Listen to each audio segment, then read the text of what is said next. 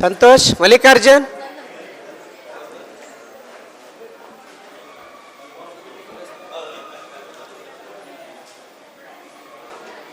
ನೀವು ಮಾತಾಡೋಣ ಮಾತಾಡ್ತಿಲ್ಲ. ಶಂಭೋ ಶಿವ ಶಂಭೋ ಸ್ವಯಂ ಶಂಭೋ ಶಿವ ಶಂಭೋ ಸ್ವಯಂ ಶಂಭೋ ಶಿವ ಶಂಭೋ ಸ್ವಯಂ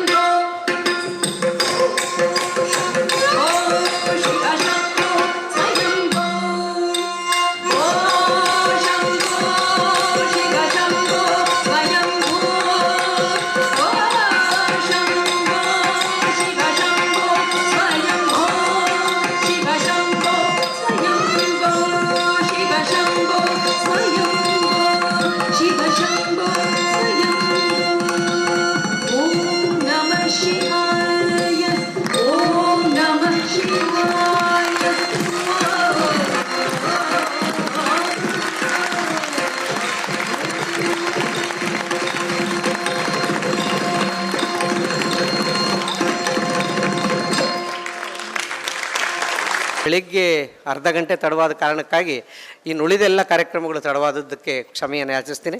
ದಯಮಾಡಿ ವೇದಿಕೆಗೆ ಗಣ್ಯಮಾನ್ಯರು ಆಗಮಿಸಬೇಕು. ಸಮಾರೋಪ ನುಡಿಗಳನ್ನು ಆಡಲಿಕ್ಕೆ ನಮ್ಮೆಲ್ಲರ ಪ್ರೀತಿಗೆ ಪಾತ್ರರಾದಂಥ ಕನ್ನಡ ಸಾಹಿತ್ಯ ಪರಿಷತ್ತಿನ ಹೊಸ ದಿಕ್ಕಿನ ಕಡೆಗೆ ನಮ್ಮನ್ನೆಲ್ಲ ಕೊಂಡೊಯ್ದಂಥ ನಾಡೋಜ ಡಾಕ್ಟರ್ ಮನುವಳ್ಗರ್ ಸರ್ ಅವರು ವೇದಿಕೆ ಮೇಲೆ ಆಗಮಿಸಬೇಕು ಅಂತೇಳಿ ಪ್ರೀತಿಯಿಂದ ತಮ್ಮೆಲ್ಲ ಜೋರಾದ ಚಪ್ಪಾಳಿಕೆಯೊಂದಿಗೆ ವೇದಿಕೆ ಬರಮಾಡ್ಕೊಳ್ತಾ ಇದ್ದೀವಿ. ಈ ಕಾರ್ಯಕ್ರಮವನ್ನು ನಿರೂಪಣೆ ಮಾಡ್ತಕ್ಕಂಥ PS ಕಾಲೇಜಿನ ಕನ್ನಡ ಪ್ರಾಧ್ಯಾಪಕಿ ಪ್ರೊಫೆಸರ್ ಶಶಿಕಲಾ ಮೇಡಮ್ನವರು ವೇದಿಕೆ ಮೇಲೆ ಬರಬೇಕು ಅಂತೇಳಿ ಕೇಳ್ಕೊಳ್ತಾ ಇದ್ದೀನಿ. ಈ ಕಾರ್ಯಕ್ರಮದ ಅಧ್ಯಕ್ಷತೆಯನ್ನು ವಹಿಸಿಕೊಂಡು ಯಶಸ್ವಿಯಾಗಿ ನಡೆಸ್ಕೊಡ್ಬೇಕು ಅಂತೇಳಿ ಗೌರವಾನ್ವಿತ ಗಾಂಧಿ ಭವನದ ಗೌರವ ಕಾರ್ಯದರ್ಶಿಗಳಾದಂಥ ಇಂದಿರಾ ಕೃಷ್ಣಪ್ಪನವರು ದಯಮಾಡಿ ವೇದಿಕೆ ಮೇಲೆ ಬರಬೇಕು ಅಂತೇಳಿ ಪ್ರೀತಿಯಿಂದ ಬರಮಾಡ್ಕೊಳ್ತಾ ಇದ್ದೀನಿ. ಸಮಾವೇಶದ ಸರ್ವಾಧ್ಯಕ್ಷರಾದಂಥ ನಮ್ಮ ಆತ್ಮೀಯ ಗೆಳೆಯರಾದಂಥ ಸಂಗಮೇಶ ಉಪಾಸಿ ಸರ್ ಅವರು ಕೂಡ ವೇದಿಕೆ ಮೇಲೆ ಬರಬೇಕು ಅಂತ ಕೇಳ್ಕೊತೀನಿ. ಪ್ರಶಸ್ತಿ ಪ್ರದಾನವನ್ನು ಮಾಡಲಿಕ್ಕೆ ನಮ್ಮೆಲ್ಲರ ಪ್ರೀತಿಗೆ ಅಮ್ಮ, ನಮ್ಮೆಲ್ಲರ ಮದರ್ ತೆರೇಸಾ, ಕರ್ನಾಟಕದ mother Teresa doctor SG ಸುಶೀಲಮ್ನವರು, Sumangali ಸೇವಾಶ್ರಮದ ಸನ್ಮಾನ್ಯ ಅಧ್ಯಕ್ಷರು, ನಾಲ್ವಡಿ ಕೃಷ್ಣರಾಜ ಒಡೆಯರ್ ಪ್ರಶಸ್ತಿ ಪುರಸ್ಕೃತರು ದಯಮಾಡಿ ವೇದಿಕೆ ಮೇಲೆ ಬರಬೇಕು ಅಮ್ಮ ಅಂತೇಳಿ ಪ್ರೀತಿಯಿಂದ ಕರ್ಕೊಳ್ತಾ ಇದ್ದೀನಿ. ಹಾಗೆಯೇ ನಮ್ಮ ಪ್ರೀತಿಯ ಅಣ್ಣ ತ್ಯಾಗರಾಜ್ ಕೋಆಪರೇಟಿವ್ ಬ್ಯಾಂಕ್ನ ಅಧ್ಯಕ್ಷರು, ಕರ್ನಾಟಕ ಸರ್ಕಾರದ ಬೆಂಗಳೂರು ಮಹಾನಗರ ಪಾಲಿಕೆಯ ಸನ್ಮಾನ್ಯ ಉಪಾಧ್ಯಕ್ಷರಾದಂಥ ಅಂಕಣಕಾರರು, ಸಮಾಜಮುಖಿ ಚಿಂತಕರು, ಸಂಸ್ಕೃತಿ ಚಿಂತಕರಾದ ಡಾಕ್ಟರ್ MR ವೆಂಕಟೇಶ್ ಸರ್ ಅವರು ವೇದಿಕೆ ಮೇಲೆ ಆಗಮಿಸಬೇಕು ಅಂತೇಳಿ ಕೇಳ್ಕೊಳ್ತೀನಿ. ಅಣ್ಣ ಈ ಕಡೆ ಬನ್ನಿ ಮೇಡಮ್, ಈ ಕಡೆ ಅಣ್ಣ. ಬಂಧುಗಳೇ, ಶಶಿಕಲಾ ಮೇಡಮ್ ಬನ್ನಿ. ಈಗ ವಿನೋದ ಮೇಡಮ್ ಬನ್ನಿ. ವಿನೋದ ಮೇಡಮ್ ಅವರ ಒಂದು ಗೀತೆಯೊಂದಿಗೆ ಕಾರ್ಯಕ್ರಮವನ್ನು ಆರಂಭ ಮಾಡ್ತಾ ಇದ್ದೀವಿ. ವಿನೋದ ಮೇಡಮ್ ಅವರು ಬೆಳಗ್ಗಿಂದ ನಮ್ಮೊಟ್ಟಿಗೆ ಇತ್ಕೊಂಡು ಕಾರ್ಯಕ್ರಮವನ್ನು ಯಶಸ್ವಿಗೆ ನಡೆಸ್ಕೊಡ್ತಾ ಇದ್ದೀರಿ. ಭಾಳ ಪ್ರಮುಖವಾದ ಸಮಾರಂಭ. ತಾವೆಲ್ಲರೂ ಪ್ರಶಸ್ತಿ ಪ್ರದಾನಕ್ಕೆ ಆಗಮಿಸಿದಿರಿ. ತಮ್ಮೆಲ್ಲರೂ ಪ್ರೀತಿಪೂರ್ವಕವಾಗಿ ಸ್ವಾಗತವನ್ನು ಬಯಸ್ತಾ ಇದ್ದೇನೆ. ಈಗ ಗೀತಗಾಯನ. ಎಲ್ಲರಿಗೂ ನಮಸ್ಕಾರ. ಒಂದು ಕನ್ನಡ ಗೀತೆ, ರಚನೆ ಹುಯಿಲುಗಳ ನಾರಾಯಣರಾಯರದು.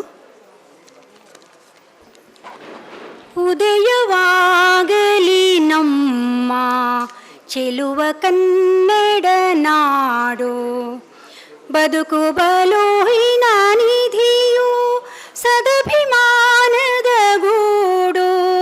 ಉದಯವಾಗಲಿ ನಮ್ಮ ಚೆಲುವ ಕನ್ನಡ ನಾಡು, ಬದುಕು ಬಲೋಹಿನ ನಿಧಿಯು ಸದಭಿಮಾನದ ಗೂಡು. ಉದಯವಾಗಲಿ ನಮ್ಮ ಚೆಲುವ ಕನ್ನಡ ನಾಡು. ರಾಜನ್ಯರಿಪು ಪರಶುರಾಮನಮ್ಮನ ನಾಡು, ಆ ಜಲದಿಯನೆ ಜಿಗಿದ ಹನುಮನುದಿಸಿದ ನಾಡು. ರಾಜನ್ಯರಿಪು ಪರಶುರಾಮನಮ್ಮನ ನಾಡು, ಆ ಜಲದಿಯನೆ ಜಿಗಿದ ಹನುಮನುದಿಸಿದ ನಾಡು. ಓಜಿಂ ಮೆರೆದರಸುಗಳ ಸಾಹಸದ ಸೂಡು, ಓಜಿಂ ಮೆರೆದರಸುಗಳ ಸಾಹಸದ ಸೂಡು. ತೇಜವನು ನಮಗೀವ ವೀರ ವೃಂದದ ಬೀಡು.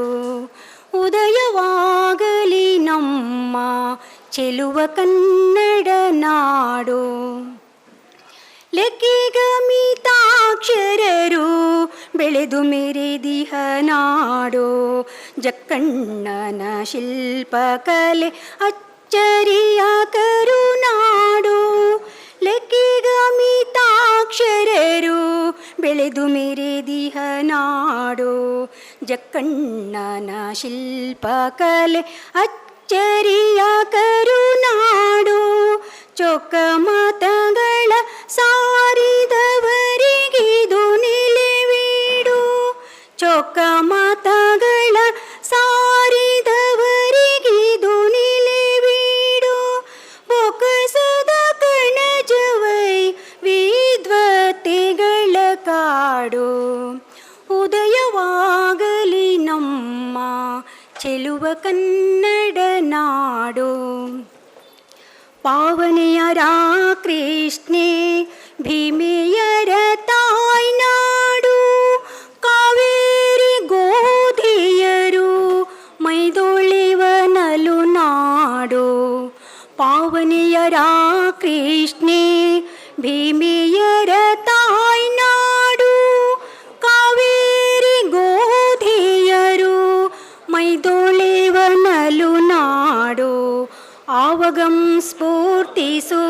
ಕಬಿಗರ ನಡೆ ಮಾಡು ಆವಗಂ ಸ್ಫೂರ್ತಿಸುವ ಕಬಿಗರ ನಡೆ ಮಾಡು ಕಾವಗದೊಗಿನ ವೀರ ನಾರಾಯಣನ ಬೀಡು ಉದಯವಾಗಲಿ ನಮ್ಮ ಚೆಲುವ ಕನ್ನಡ ನಾಡು ಬದುಕು ಬಲುಹಿನ ನಿಧಿಯು ಸದಭಿಮಾನದ ಗೂಡು ಉದಯವಾಗಲಿ ನಮ್ಮ ಚೆಲುವ ಕನ್ನಡ ನಾಡು. ವಂದನೆಗಳು. ಬಿಂಬಿಸಿವ ಈ ಗೀತೆಯನ್ನು ತಮ್ಮ ಇನಿದನಿಯಲ್ಲಿ ಎಲ್ಲರಿಗೂ ಅರ್ಪಿಸಿದಂತಹ ಶ್ರೀಮತಿ ವಿನೋದರವರಿಗೆ ಧನ್ಯವಾದಗಳು. ವಿಶ್ವ ಪ್ರಣವ ಶಕ್ತಿಗೆ ನನ್ನ ನಮನಗಳನ್ನು ತಿಳಿಸುತ್ತಾ ಜಗದ ಕಲ್ಯಾಣದೊಳಗಾತ್ಮ ಕಲ್ಯಾಣವನ್ನು ಜಗದ ಬೀದಿಗಳೊಳು ನಿಜಾತ್ಮಯಾತ್ರೆಯನ್ನು ಜಗದ ಜೀವಿತದಿ ನಿಜ ಜೀವಿತದ ಪೂರ್ತಿಯನ್ನು ಬಗೆಯಲರಿತವನೇ ಸುಖಿ ಮಂಕುತಿಮ್ಮ ಇಂತಹ ತತ್ವವನ್ನು ತನ್ನ ಧ್ಯೇಯೋದ್ದೇಶವನ್ನಾಗಿ ಮಾಡಿಟ್ಟುಕೊಂಡಿರುವಂತಹ ಬುದ್ಧ ಬಸವ ಗಾಂಧಿ ಸಾಂಸ್ಕೃತಿಕ ಟ್ರಸ್ಟ್ ಹಾಗೂ ಕರ್ನಾಟಕ ಗಾಂಧಿ ಸ್ಮಾರಕ ನಿಧಿ ಬೆಂಗಳೂರು ರಾಷ್ಟ್ರೀಯ ಸೇವಾ ಯೋಜನೆಯ ಯುವ ಸಬಲೀಕರಣ ಇಲಾಖೆ ಇವರ ನೇತೃತ್ವದಲ್ಲಿ ನಡೆಯುತ್ತಿರುವ 7ನೇ ವರ್ಷದ ಯುವಜನ ಸಮಾವೇಶ 2022ನೇ ಸಮಾರೋಪ ಮತ್ತು ಪ್ರಶಸ್ತಿ ಪ್ರದಾನ ಕಾರ್ಯಕ್ರಮಕ್ಕೆ ನಿಮಗೆಲ್ಲರಿಗೂ ಅಭೂತಪೂರ್ವ ಸ್ವಾಗತ. ಬೆಳಗಿನಿಂದಲೂ ಇದರ ಅಂಗವಾಗಿ ಬಹಳಷ್ಟು ಕನ್ನಡ ನಾಡು ನುಡಿ ಸಂಸ್ಕೃತಿಗೆ ಸಂಬಂಧಪಟ್ಟಂತೆ ಕಾರ್ಯಕ್ರಮಗಳು ನಡೀತಿವೆ. ಇದೀಗ ಸಮಾರೋಪ ಹಾಗೂ ಪ್ರಶಸ್ತಿ ಪ್ರದಾನ ಸಮಾರಂಭ.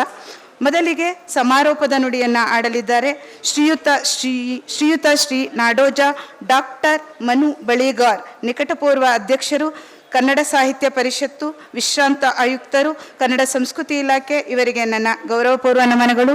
ಇದೀಗ ಅವರ ನುಡಿ ನಮನಗಳು. ಗಾಂಧಿ ಸಾಂಸ್ಕೃತಿಕ ಟ್ರಸ್ಟು ಹಾಗೂ ಕರ್ನಾಟಕ ಗಾಂಧಿ ಸ್ಮಾರಕ ನಿಧಿ, ರಾಷ್ಟ್ರೀಯ ಸೇವಾ ಯೋಜನೆ ಯುವ ಸಬಲೀಕರಣ ಇಲಾಖೆ ಮತ್ತು ಸಂಗಮೇಶ್ ಉಪಾಸೆ ಅವರ ಅಭಿಮಾನಿ ಬಳಗ, ಶಿಶಿರ ಅವರ ಸಹೋದ್ಯೋಗಿಗಳು, ಶಿಷ್ಯಂದಿರು ಎಲ್ಲರೂ ಕೂಡಿಕೊಂಡು ಇಂಥ ಒಂದು ಗಾಂಧೀಜಿ ವಿವೇಕಾನಂದ ಪ್ರಣೀತ 7ನೇ ವರ್ಷದ ಯುವಜನ ಸಮಾವೇಶವನ್ನು ಹಮ್ಮಿಕೊಂಡು ಇಡೀ ದಿನ ಬೆಳಗಿನ 9:30ಯಿಂದ ಈ ಸಾಯಂಕಾಲ ಈಗ 5 ಗಂಟೆ 5:30 6 ಆಗ್ಬೋದು ಅಲ್ಲಿವರೆಗೂ ತಾವೆಲ್ಲ ಇದರಲ್ಲಿ ಭಾಗಿಗಳಾಗಿ ಸಂಗಮೇಶ್ ಉಪಾಸೆ ಅವರ ಸರ್ವಾಧ್ಯಕ್ಷತೆಯಲ್ಲಿ ನಡೆಯುತ್ತಿರುವಂಥ ಈ ಒಂದು ಕಾರ್ಯಕ್ರಮದಲ್ಲಿ ಸಮಾರೋಪ ನುಡಿಯನ್ನು ನಾನು ಆಡಬೇಕು ಅಂಥೇಳಿ ಮಿತ್ರರಾದ ಪ್ರೊಫೆಸರ್ ಶಿಶ್ರಾ ಅವರು ಕೇಳಿಕೊಂಡ್ರು, ರಾಮಲಿಂಗೇಶ್ವರವರು. ಅದಕ್ಕೆ ನಾನು ಎರಡು ಮಾತಾಡ್ದೇ ಎಲ್ಲ ನೀವು ಯಾವಾಗಲೂ ಒಳ್ಳೆಯ ಕಾರ್ಯಕ್ರಮ ಮಾಡ್ತಿರ್ತೀರಿ, ಯಾಕಂದರೆ ಕಳೆದ 15 ವರ್ಷದಿಂದ ನೋಡ್ತಾ ಇದ್ದೇನೆ. ಅವರು ಭಾಳ ಕ್ರಿಯಾಶೀಲ ಮನುಷ್ಯ. ಅದಕ್ಕೆ ಅವರು ಸಂಗಮೇಶ್ ಉಪಾಸೆ ಅವ್ರನ್ನೂ ಅದಕ್ಕೆ ಹರ್ಷಾರ ಅನಿಸ್ತದೆ ನನಗೆ. ಭಾಳ ಶಿಷ್ಯರ ಅವ್ರ ಕೆಲಸ ಅಂದ್ರೆ ಹಂಗೆ 24 ತಾಸೂ ಅವರು ಕೆಲಸದೊಳಗಿರ್ತಾರೆ. ಒಂಥರ ಅದು ನನಗೆ ಭಾಳ ಇಷ್ಟ ಆಗ್ತದೆ. ಯುವಜನ ಸಮಾವೇಶಕ್ಕೆ ಹಿಂದೊಮ್ಮೆ ಇದು ಪ್ರಾರಂಭೋತ್ಸವದಲ್ಲಿ ಉದ್ಘಾಟನೆ ಮಾಡಿದ್ದೆ ನಾನು. ಅವಾಗ ಅದನ್ನು ಅವರು ಹೇಳಿದರು ಶಿಶ್ರಾ ಅವರು, ಅವಾಗ ನೀವು ಉದ್ಘಾಟನೆ ಮಾಡಿದಿರಿ ಸರ್, ಈ ಸರಿ ಸಮಾರೋಪ ಇಲ್ಲ ಬೇಕಾದ್ರೆ ನಾನು ಮುಂದೆ ಎಲ್ಲ ನೋಡ್ಬೇಕಂತನೇ ನಾವೊಂದು 35-40 ನಿಮಿಷ ಮೊದಲು ಬಂದಿದ್ದೆ ಈ ಕವಿಗೋಷ್ಠಿ ಅದು ಇದು ಕೇಳ್ಬೇಕಂತೇಳಿ. ಸಂಗಮೇಶ್ ನನಗೆ ಅದು ಭಾಳ ಇಲ್ಲಿ ಕುಂದ್ರೋದು ಸಾಕಾಗೈತಿ, ಅಲ್ಲೇನೂ ಕುಂತು ರೂಢಿ ಐತಿ, ಆದ್ದರಿಂದ ಅದಕ್ಕಂತೇಳಿ ಬಂದೇ ಇಲ್ಲ, ಅಲ್ಲೇ ಕುಂದಿರಿ ಅಂದರು. ಪರವಾಗಿಲ್ಲ, ಭಾಳ ಚೆನ್ನಾಗಿ ಸಮಾವೇಶವನ್ನು ಮಾಡಿದಿರಿ.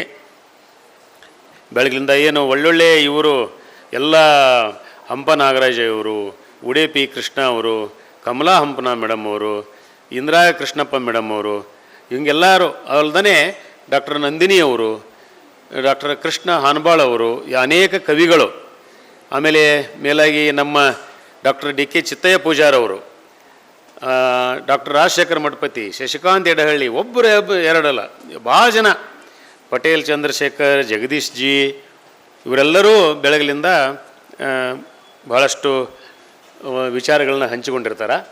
ಆದ್ದರಿಂದ ನಾನು ಹೆಚ್ಚಿಗೆ ಮಾತಾಡಲಿಕ್ಕೆ ಬಯಸೋದಿಲ್ಲ. ಆದಾಗ್ಯೂ ಕೂಡ ಈಗ ಸಂಗಮೇಶ್ ಅವ್ರ ಭಾಷಣದ್ದು ಈ ಕಿರು ಹೊತ್ತಿಗೆಯನ್ನು ಕೊಟ್ಟರು. ನನಗೆ ಭಾಳ ಖುಷಿ ಆಯ್ತು. ಚರ್ವಿತ ಚರ್ವಣ ಭಾಷಣ ಅಲ್ಲಿದು, ಅದು ಹೇಳ್ಬೇಕನ್ನೋದ್ರಾಗ ನನ್ನ ಕರೆದುಬಿಟ್ರು. ನಾವು ಒಳ್ಳೆಯ ಅದನ್ನು ಏಕಾಗ್ರತೆಯಿಂದ ಓದ್ತಾನೇ ಇದ್ದೆ. ಅಂದರೆ ಬರೀ ಎಲ್ಲನೂ ಬರೀ ಬೋಧನೆ ಮಾಡಿ ಎಲ್ಲರೂ ಹೇಳಿದ ವಿಷಯಗಳ ಮೇಲೆ ಹೇಳೋದನ್ನು ಬಿಟ್ಟು ಸಂಗಮೇಶ್ ಬೇರೆ ಬೇರೆ ವಿಷಯಗಳ ಬಗ್ಗೆ ಪ್ರಸ್ತಾಪ ಮಾಡ್ಯಾರ. ಅದು ಎಷ್ಟು ಮಟ್ಟಿಗೆ ಆಕತಿ, ಈಗ ಸರ್ಕಾರಿ ಸೇವೆಯಲ್ಲಿ ಅವರು ಇರೋದ್ರಿಂದ, ನಾನು ಒಂದು 38 ವರ್ಷ ಸರ್ಕಾರಿ ಸೇವೆ ಮಾಡಿದ್ರಿಂದ ಅದು ಬೇರೆ ವಿಷಯ. ಆದರೆ ಈಗ ನಾವು ಸ್ತ್ರೀ ಸಮಾನತೆ ಬಗ್ಗೆ ಮಾತಾಡ್ತೀವಿ. ಈಗ ನಮ್ಮ ಮನೆಯೊಳಗನ ನಮ್ಮ ಅಕ್ಕಂಗಿಯರಿಗೆ ನಮ್ಮ ಸವಲತ್ತು ಸಿಕ್ಕತೆ ಹೆಂಗೆ ಅನ್ನೋದನ್ನು ನಾವು ನೋಡ್ಕೋಬೇಕು. ಅದು ನಾ ಕೇಳಿದೆ, ಸಂಗಮೇಶ್ ನಿಮ್ಮ ಶ್ರೀಮತಿಯವರು ಬಂದಾರ ಇಲ್ಲ ಅಂತ. ಬಂದಾರ ಸರ್, ಅಲ್ಲಿ ಕುಂತಾರ ಅಂದರು. ತಾಯಿಯವರು ಬಂದಾರ ಅಂದರು. ಅದು ಭಾಳ ಖುಷಿ ಆಯ್ತು ನನಗೆ. ಮಕ್ಕಳು ತಾಯಿಯವರು ಬಂದಿದ್ದು, ಆ ಮಾತೋಶ್ರೀ ಅವರಿಗೆ ನಂದು ನಮಸ್ಕಾರವನ್ನು ಇಲ್ಲಿಂದನೇ ನಾನು ಭಕ್ತಿಪೂರ್ವಕ ನಮನಗಳನ್ನು ಸಲ್ಲಿಸ್ತೀನಿ. ಅವರ ಶ್ರೀಮತಿಯವರು ಭಾಳ ಖುಷಿಯಾದರು. ಒಟ್ಟಾರೆಯಾಗಿ ನಮ್ಮ ದೇಶಕ್ಕೆ ಬೇಕಾಗಿರುವಂಥ ಆಲೋಚನೆಗಳು ಯಾವುವು ಅಂಥೇಳಿ ಈ ಸಂಘಟಕರು ತಿಳ್ಕೊಂಡಾರ ಅಂತ ನನಗನ್ನಿಸ್ತದೆ. ಮೊದಲೇದು ಇದು ಗಾಂಧಿ ಭವನ, ಗಾಂಧಿ ಎಂಬ ಶಾಶ್ವತ ಸತ್ಯ ಅಂಥೇಳಿ ನಾನು ಅನೇಕ ಲೇಖನಗಳನ್ನು ಬರೆದಿದ್ದೀನಿ. ಗಾಂಧೀಜಿ ಬಗ್ಗೆ ನಾನು ಹುಚ್ಚಿಡಿಸ್ಕೊಂಡವನೇ. ಈ ಜಗತ್ತಿನೊಳಗೆ ಅಂಥ ಒಬ್ಬ ರಕ್ತ ಮಾಂಸ ಕಂಡ ತುಂಬಿದಿಂದ ಒಬ್ಬ ವ್ಯಕ್ತಿ ಇದ್ದ ಅನ್ನೋದು ನಂಬೋದಲ್ಲ ಮುಂದ್ಲವರು ಅಂತ. ಆ ಕಾಲ ಬರ್ತಾ ಇದೆ ನೋಡ್ರಿ. ಗಾಂಧಿಯವರು ಅಂದರೆ ಆ ಥರ ಇದು. ನಾ ಅದನ್ನು ಹೇಳ್ತಾ ಇದ್ದೆ ನಮ್ಮ ಮಾನ್ಯ ವೆಂಕಟೇಶ್ವರಿಗೆ, ಯಾವ ಸರ್ಕಾರ ಇರಲಿ ಏನೇ ಇರಲಿ, ಗಾಂಧಿ ತತ್ವಗಳು ಅದು ಪಟೇಲ್ ಅವ್ರದ್ದು ಇರ್ಬೋದು, ಬೇರೆದವ್ರದ್ದು ಇರ್ಬೋದು, ಗಾಂಧಿ ತತ್ವಗಳದಾವಲ್ರಿ, ಅವು ಸಾರ್ವಕಾಲಿಕ ಸತ್ಯ. ಅವು ಎಲ್ಲ ಕಾಲಕ್ಕೂ ಮಾನ್ಯ ಆಗುವಂಥ ತತ್ವಗಳು ಗಾಂಧಿಯವರು. ಇನ್ನು ಇಲ್ಲಿ ಬುದ್ಧ, ಬಸವ ಅವರಿಂದ ಪ್ರಾರಂಭ ಆಗಿದೆ ಅಮ್ಮರೇ. ಇನ್ನು ಬುದ್ಧ ಬಸವ ಇದ್ಕೊಂಡ್ಮೇಲೆ ಇಲ್ಲಿ ವಿವೇಕಾನಂದ, ಅದರಲ್ಲೇ ಬರೋದು ಅಂಬೇಡ್ಕರ್ ಅವರು. ಬೇರೆ ಯಾವೇ ವಿಚಾರಗಳು ಬರಲಿ, ನಮ್ಮ ದೇಶದಲ್ಲಿ ಏನಿರ್ತದೆ ಅಂತಂದರೆ ಇಲ್ಲಿವರೆಗೆ ಆಗಿದ್ದು ಏನು, ಆಗಬೇಕಾದದ್ದು ಏನು ಅನ್ನೋದನ್ನು ನೋಡುವಂಥ ಪರಿಪಾಠ ನಮಗೆ ಯಾವಾಗಲೂ ಇರ್ತದೆ. ಆ ದೃಷ್ಟಿಯಿಂದ ನೋಡಿದಾಗ ಈಗ ನಾವು ಮಾತಾಡ್ತಾ ಇದ್ದೀವಿ ಅಲ್ಲಿ, ಅದು ಹೆಣ್ಣುಮಕ್ಕಳ ದೃಷ್ಟಿಯಿಂದ ಹೆಚ್ಚಿನ ಅವಕಾಶದ ಬಗ್ಗೆ ಇರ್ಬೋದು, ರಾಜಕಾರಣದ ಪರಿಶುದ್ಧಿ ಬಗ್ಗೆ ಇರ್ಬೋದು.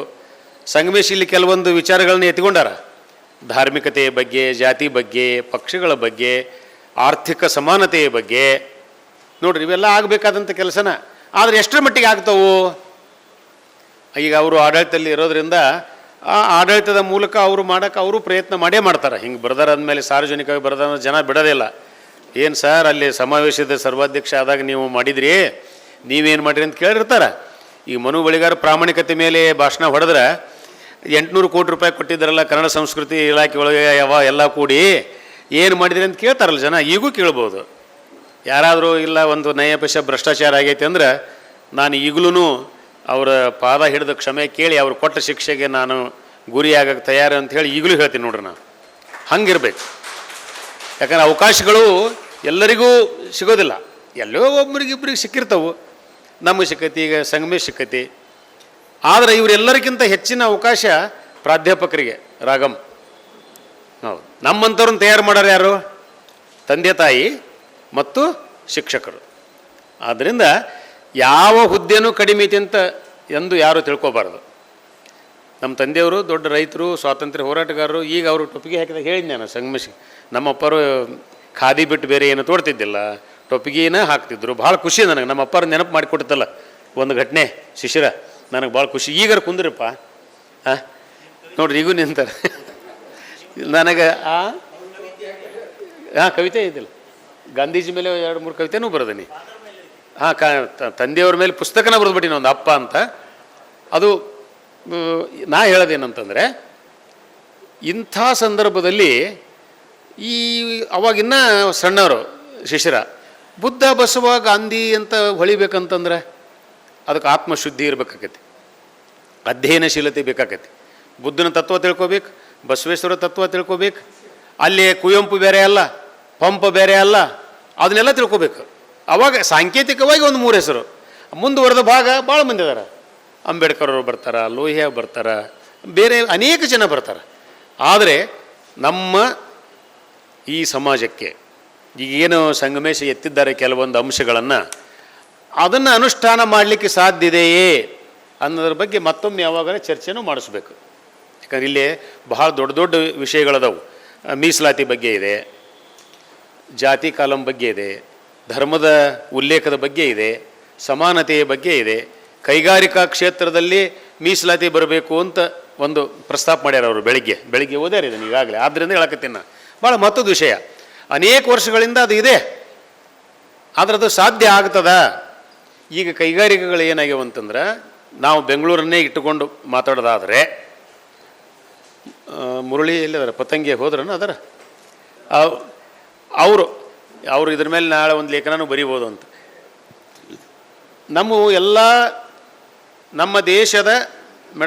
ನಮ್ಮ ದೇಶದ ಶೇಕಡ 40% ಎಕ್ಸ್ಪೋರ್ಟ್ ಈ IT-BTನಲ್ಲಿ ನಮ್ಮ ಕರ್ನಾಟಕದ್ದು, ಅಂದರೆ ಮುಖ್ಯವಾಗಿ ಬೆಂಗಳೂರಿಂದು. ಆದರೆ ಏನಾಗಿದೆ, ಈ ಎಲ್ಲ ಕಂಪನಿಗಳು ಬಹುರಾಷ್ಟ್ರೀಯ ಕಂಪನಿಗಳು. ಒಂದು ಸಾರಿ ಬಹುರಾಷ್ಟ್ರೀಯ ಕಂಪನಿಗಳು ಅಂತ ಮಾನ್ಯತೆ ಸಿಕ್ಬಿಡ್ತಂದ್ರೆ ಅಲ್ಲಿ ನಮ್ಮ ದೇಶೀಯ ಕಾನೂನು ಮಾತ್ರ ಅನ್ವಯಿಸೋದಲ್ಲ, ಅಂತಾರಾಷ್ಟ್ರೀಯ ಕಾನೂನು ಕೂಡ ಅನ್ವಯಿಸ್ತದೆ. ಪ್ರಶ್ನೆ ಇರೋದು ನಾವು ಈಗ ಯಾವುದೋ ಒಂದು ಪೋಸ್ಕೋಕ್ಕೆ ನಮ್ಮ ಗದಗಿನ ಹತ್ರ ಮಂಜೂರಾಗಿತ್ತು. ಶೇಕಡ 95% ರೈತರು ಕೊಡ್ತೀವಿ ಅಂದರು. ಯಾಕಂದ್ರೆ ಅದೇ ಪ್ರದೇಶದವರು, ಸ್ವಲ್ಪ ನಾವು ಗಡಿನಾಡು, ಅದು ಪೂರ್ತಿ ಬೆಳವಲ್ ನಾಡು. ಅಲ್ಲಿ ನಮ್ಮ ಊರಿಗೆ ಒಂದು 50 ಕಿಲೋಮೀಟ್ರ್ ಹಾಕಿರ್ಬೋದು. ನಮ್ಮ ಊರಿಗೆ ಮಳೆ ಬರ್ತದೆ, ಅಲ್ಲಿ ಮಳಿನೇ ಬರೋಂಗಿಲ್ಲ ಮುಂದೆ. ಅಂತಲ್ಲಿ ಅವರು 15-20 ಲಕ್ಷ ಎಕರೆ ಕೊಡ್ತೀವಿ, ಮನೆಗೊಂದು ನೌಕರಿ ಕೊಡ್ತೀವಿ ಅಂದರು. ಬೇಡ ಅಂದರು ಇವರು ಎಲ್ಲರೂ. ಬೇಡ ಅಂದ್ಕೂಲೆ ಅವ್ರು ಹೋದ್ರು, ಒರಿಸ್ಸಾದಾಗ ಹಾಕಿಬಿಟ್ರು ಅವರು 25,000 ಕೋಟಿದು. ಇವತ್ತು ನಮ್ಮ ರೈತ, ನಾ ಏನು ಹೇಳೋದು, ಎಲ್ಲ ಕೊಡಬೇಕು ಅಂತ ನನ್ನ ಪ್ರತಿಪಾದನೆ ಮಾಡ್ತಾ ಇಲ್ಲ. ಅಂದರೆ ನಾವು ಎಲ್ಲ ದೃಷ್ಟಿಯಿಂದ ನೋಡ್ಬೇಕಲ್ಲ. ಇಂಡಸ್ಟ್ರಿಯಲೈಸ್ ಆರ್ ಪೆರಿಶ್ ಅಂತ ಹೇಳಿದರು ವಿಶ್ವೇಶ್ವರಯ್ಯನವರು. ಕೈಗಾರಿಕೀಕರಣ ಆಗಬೇಕು, ಇಲ್ಲವೇ ವಿನಾಶ ಹೊಂತೀವಿ ನಾವು ಅಂತ. ಇವತ್ತು ಅಲ್ಲಿ ಎಷ್ಟು ಮಂದಿಗೆ ಒರಿಸ್ಸಾದಲ್ಲಿ ನೌಕರಿ ಕೊಟ್ಟರು ಅವರು, ಎಷ್ಟು ಆರ್ಥಿಕ ಸ್ಥಿತಿ, ಒಂದು ವಲಯ ಅಂದರೆ ಕನಿಷ್ಠ ಒಂದು 4-5 ಜಿಲ್ಲಾ ಉದ್ಧಾರ ಆಗ್ತಿದ್ವು. ಅನೇಕ ರೈತರ ಮಕ್ಕಳಿಗೆ ಇದನ್ನು ಸಿಗ್ತಿತ್ತು. ಹಂಗಾರೆ ರಸ್ತೆ ಯಾವಾಗ ಆಗಬೇಕು? ನಾವೆಲ್ಲರೂ ಇಲ್ಲ ಲ್ಯಾಂಡ್ ಎಕ್ವಿಷನ್ ಮಾಡಬಾರ್ದು ಅಂತ ನಾವು ಅಂದರೆ ಎಷ್ಟು ಅದರಿಂದ ಅವರು ಲಾಭ ಪಡೆದಾರ ಅದನ್ನು ನೋಡ್ಬೇಕಲ್ಲ. ಅದು ಎಲ್ಲಿ ಬೆಳೆಯಂಗಿಲ್ಲ ಅಂಥ ಪ್ರದೇಶ ಮಾತ್ರ ತೊಗೊತೀವಿ ಅಂದ್ರೆ ಅವರು ರೈತರು ಕೊಡೋಕ್ಕೂ ತಯಾರಾಗಿಬಿಟ್ಟಿದ್ರು. ಅಂದರೆ ಹಿಂಗೆ ಅಲ್ಲಿ ಕಾನೂನು ಏನಿದೆ ಅಂತಂದ್ರೆ, ನಮ್ಮ ಕಾನೂನುಗಳು ಅವ್ರಿಗೆ ಅನ್ವಯ ಆಗ್ತವೆ, ನಮ್ಮವೆಲ್ಲವು, ಅದು ಬೇರೆ ವಿಷಯ. ಆದರೆ ಇಂಥ ಮೀಸಲಾತಿ ಇತ್ಯಾದಿ ಕೊಡಬೇಕು ಅಂತಂದರೆ, ಅವ್ರ ಮೇಲೆ ಸಂಪೂರ್ಣ ನಿರ್ಬಂಧ ಹೇರಬೇಕು ಅಂತಂದರೆ ಅಂತಾರಾಷ್ಟ್ರೀಯ ಕಾನೂನು ಕೂಡ ಅನ್ವಯ ಆಗತ್ತೆ. ಹಂಗೆ ಇದನ್ನು ಪರಿಹರಿಸಲಿಕ್ಕೆ ಏನಾದರೂ ಸಾಧ್ಯತೆ ಅಂದರೆ, ಅಂತಾರಾಷ್ಟ್ರೀಯ ಮಟ್ಟದಲ್ಲಿ ಇದ್ರ ಬಗ್ಗೆ ಚರ್ಚೆಯಾಗಿ ನಿರ್ಣಯಗಳಾಗಬೇಕು. ಅವಾಗ ಏನು ಮಾಡ್ತಾರೆ ಅವರು, ಬರೋದಿಲ್ಲ ಅಂದರೆ ಬೇರೆ ದೇಶಕ್ಕೆ ಹೋಗಿಬಿಡ್ತಾರೆ. ಈಗ ನಮ್ಮ ರಾಜ್ಯ ಬಿಟ್ಟು ಬೇರೆ ರಾಜ್ಯಕ್ಕೆ ಹೋದಂಗೆ ಅವರು ಕೊಡಲಿಲ್ಲ ಅಂದರೆ ಬೇರೆ ದೇಶಕ್ಕೆ ಹೋಗ್ತಾರೆ. ಹಂಗೆ ಮುಂದೆ ಬರೋದು ಯಾವಾಗ? ಇವತ್ತಿದು ಸ್ಪರ್ಧಾತ್ಮಕ ಜಗತ್ತು. ಈಗ ನಮ್ಮ ಅಜ್ಜರ ಕಾಲಕ್ಕೆ, ನಮ್ಮ ಅಪ್ಪರ ಕಾಲಕ್ಕೆ ಒಕ್ಕಲ್ತನದ ಮೇಲೇ ಎಲ್ಲ ಸೌಕಾರಿಕೆ ಎಳಿತಿದ್ರು. ನಮ್ಮ ಊರಾಗ ಒಂದು 8 ಕೂರುಗಳ ಅಂದರೆ ಒಂದು 32 ಎಕರೆ ಹೊಲ ಇದ್ದವ, ಮಧ್ಯಮದವ, 50 ಇದ್ದವ, ದಾಟಿದವ ಸಾವುಕಾರ ಅಂತಿದ್ರು. ಈಗ 75 ಎಕರೆ ಇದ್ದವಂಗೂ ಸಾವುಕಾರ ಅನ್ನಂಗಿಲ್ಲ ಈಗ. ಹೌದು, ಹಂಗಾಗಿಬಿಟ್ಟದ ಪರಿಸ್ಥಿತಿ. ಎಲ್ಲರ ಮನೆಯೊಳಗೂ ನೌಕರಿ ತಗೊಂಡು ಆರ್ಥಿಕವಾಗಿ ಸಬಲರಾಗ್ಯಾರ ಅವರು. ಇವರು ರೈತರು ತಮ್ಮ ಹೊಲದ ಮೇಲೆ ಇದ್ದು ಏನು ಮಾಡಿಬಿಟ್ಟು ಅವಲಂಬನೆ ಮಾಡಿ ಶಾಲೆನೇ ಕಲೀಲಿಲ್ಲ, ಆಳಿಗೆ ಕೂಲಿ ಕೊಡೋಕ್ಕಾಗೋದಿಲ್ಲ. ಆದ್ದರಿಂದ ಬದಲಾದ ಪರಿಸ್ಥಿತಿಯಲ್ಲಿ ಹೊಸ ಕಾನೂನು ಮಾಡೋಕ್ಕೆ ಸಾಧ್ಯದೆಯೋ ಹೆಂಗೆ?